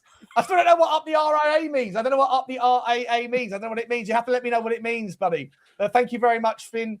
That's super generous of you, mate. Absolutely sensational stuff. Thank you, mate. Very, very generous. And Talk and Ball, member for 35 months. Big up to you, Colin. Big up to you, Man City for ages. Big up you, Beauty. Spurs Hub looks incredible. Yeah, it's going to be fucking phenomenal once it's done. I'm going through beta tests. I've got loads more features to add to it, but it's going to be sensationale when it's done. Hopefully it'll be live in a week or two. We've got Brian Tinlin's coming in the background. Quickly, big up to you, Brian. Hayden, you wanted to drop a stat, you said. I saw you say you got a stat that's insane. Me? No, Hayden. Sorry, mate. I'll come to you in a second. You're on mute, though. Hayden. I was on mute. I'm an absolute donkey on mute. So basically, I've just received a message of the Premier League away table this season. So who do you think is in first place? Tottenham Hotspur. No. Arsenal. Arsenal first. Yeah. Then Everton. We're not far away though. Who are second? Everton. Man City. Who are third? Tottenham. Yes. How on God's green earth are we third in the Premier League away table? Because we get battered everywhere we go. We've got 26 points away from home. And How many points got at home? Our remaining points have come at home. It doesn't matter. It doesn't matter. We're going to beat Leeds and we're going to stay up. That's it. We are third in the Premier League away table, which must mean we are. I don't know what we are at the home table. We must be that was down to Eugene's favourite manager, Thomas Frank. Third in the Premier League away table, which for me is just like, what are we doing there? Like, I've seen Core Denny. That's come on, slander. Come on. Fucking love it, lads. How you doing, Brian? You right, mate? I'm fucking buzzing, man, and I'm drunk as well. Oh, good man, good man. What do you think about the game? What do you think about De Zerbi's comments? Did you see? Did you watch the De Zerbi's talk show there? Not De Zerbi talk show. De Zerbi. I didn't really pay attention to it. It was after a show because I was kind of jumping around the room. Yeah. Good game though, right? Yeah, I thought we were really good. Like we basically only give up one chance, and then there was a set piece chance as well. That was it. Like if you do that in every Premier League game, you are golden, man. You know. Yeah, 100%, 100%. For those of you who did hear the press conference, was it all? It's brilliant stuff, right? He's just saying that he loves it when you see Polinia doing the shirt pumping stuff. He said he was happy with the performance and the 3 points. I mean, when Polinia did that tackle, and he started celebrating for his tackle. Yeah, I was like, that's fucking it, man. That's it. No, that's fucking what we need. Like, yeah, I just want to I was against also like him. Porro did. Sorry about my cursing, by the way. I know you're. Okay. I was very down on Polinia when I play under Frank in a double pivot with Bentancur. I was down on both of them. I'm like, Polinia is not good enough for us. But now under De Zerbi, the way both have been playing, actually, I'd be happy for us to bring him back. I think it was down to Frank more than it was down to both him and Bentancur. That never made any sense to me, Eugene, because like how many Paulinians have we seen throughout history? Like there's so many great water carriers in history through great teams. It's not to do with Paulinia that we weren't passing the ball out. It was to do with bad coaching, bad belief in the players, etc. You know, you saw today we had 70% possession or whatever it was. At times it was like 85% possession. Paulinia's passing today, by the way, was, let me bring it back up. At least in the first half, I haven't seen the second half stats.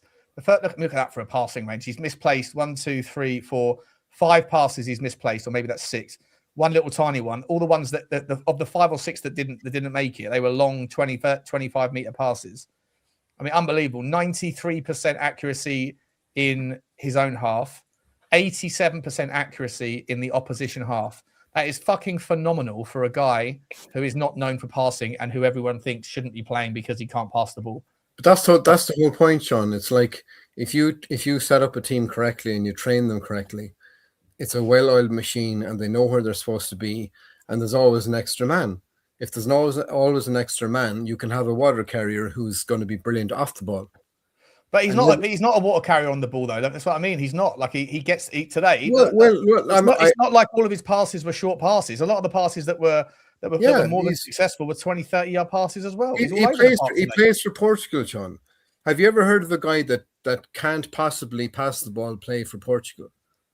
No. You know, does he still play for Portugal? This is what I've been saying all season. Like he's not a fucking idiot. Like he can pass the ball. Yeah, he's only 30. He's only 30. If we stay up, would you guys make him permanent? 100%. Yeah, 100%. Hayden, would you make him permanent? Paulinho? Yeah. I don't think he suits the De Zerbi way of playing, but I think the passion and desire that he shows on the pitch and the fact that he is only on loan and is on the pitch and tends to give a shit, for me, that's quite a big win. The whole Moani walking off the pitch, clapping the fans, giving everyone a high five, to me is a load of absolute bollocks. But you miserable bastard, it was fantastic. Mate, bollocks. He's like high-fiving because he's had half a good game. I ain't buying it. But finally, people are behind him and he's actually performing. You know what I mean? He's crap. Paulinho for me is on the pitch. You can see he genuinely wants to do the best for whichever team he's playing at.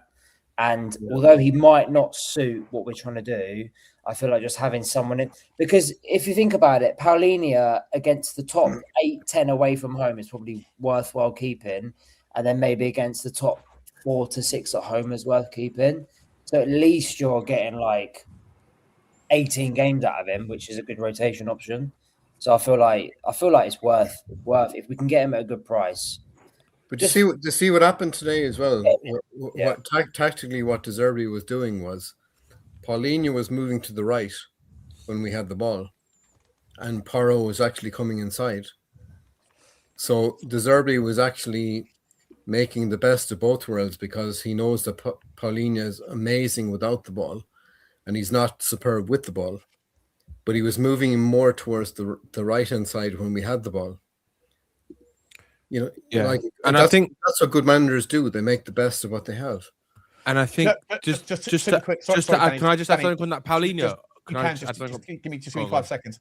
Guys in the chat, Desto, Deston, I think it's Matt as well. Can you guys please be cool? Eugene is I feel like you're being a little bit. I haven't been keeping up, but like Eugene is my boy. So like relax, your mods on the channel. But I don't it's all good, Sean. Desto, I just had a few sliders. Okay, it's okay. But you guys are mods on the channel. You're not supposed to be invoking the shit that you're supposed to be modding other people from. So like, I love you guys, but like, let's just relax on that stuff, right? It's a good time. Don't want any nastiness. Sorry, Danny. No, it's all good. I just think that with Paulinho, like we always talk about all the time. Spurs fans talk about we need to build a squad. We need to build a squad, right? Here's the exact epitome of what you want in your squad. He is the exact type of player you want in your squad. If we're going to have a team that's going to be successful going forward, right, in the Premier League, you need to have a player like that in your team, because I'm fed up of seeing players like Sarr. Like I don't want to see Sarr on the bench ever again. I don't want to see players like Sarr. I don't want to see these crap players.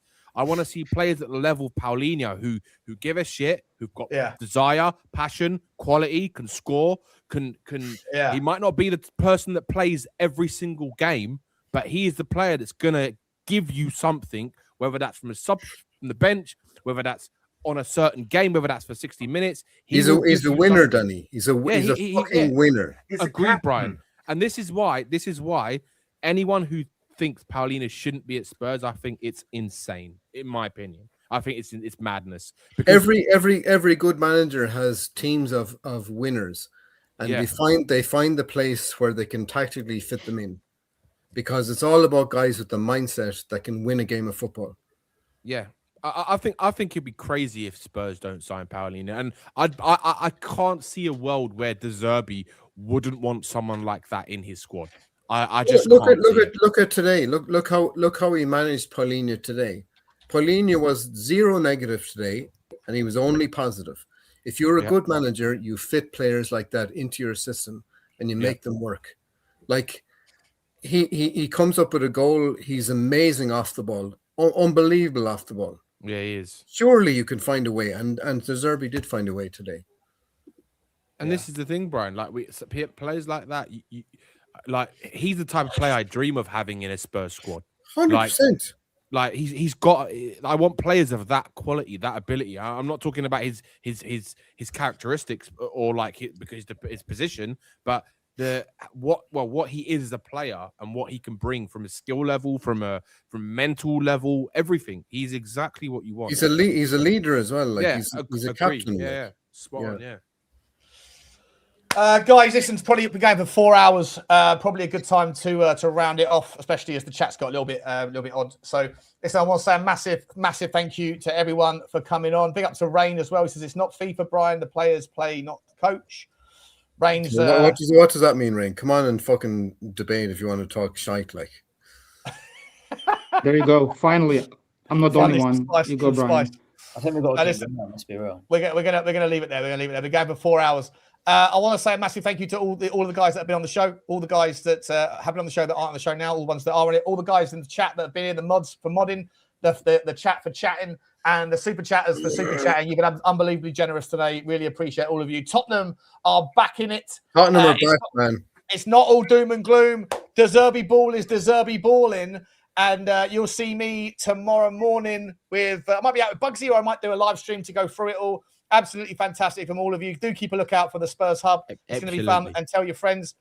Danny, Eugene, Hayden, Roy, and Brian, thank you, all of you. Anyone got any channels or anything that needs to be plugged? No. Okay. Quantum learning. Quantum learning. Not football stuff, but if you're interested in quantum learning, check out what's it called? Is it called Quantum Learning? That's the actual YouTube channel, is it? Yeah, and quantumlearning.info is the website. Yeah. There you go. Yeah. Big up to you all. Love you all. Thanks again. We'll see you tomorrow. And as always, guys, come on, you Spurs. Bye. Come on.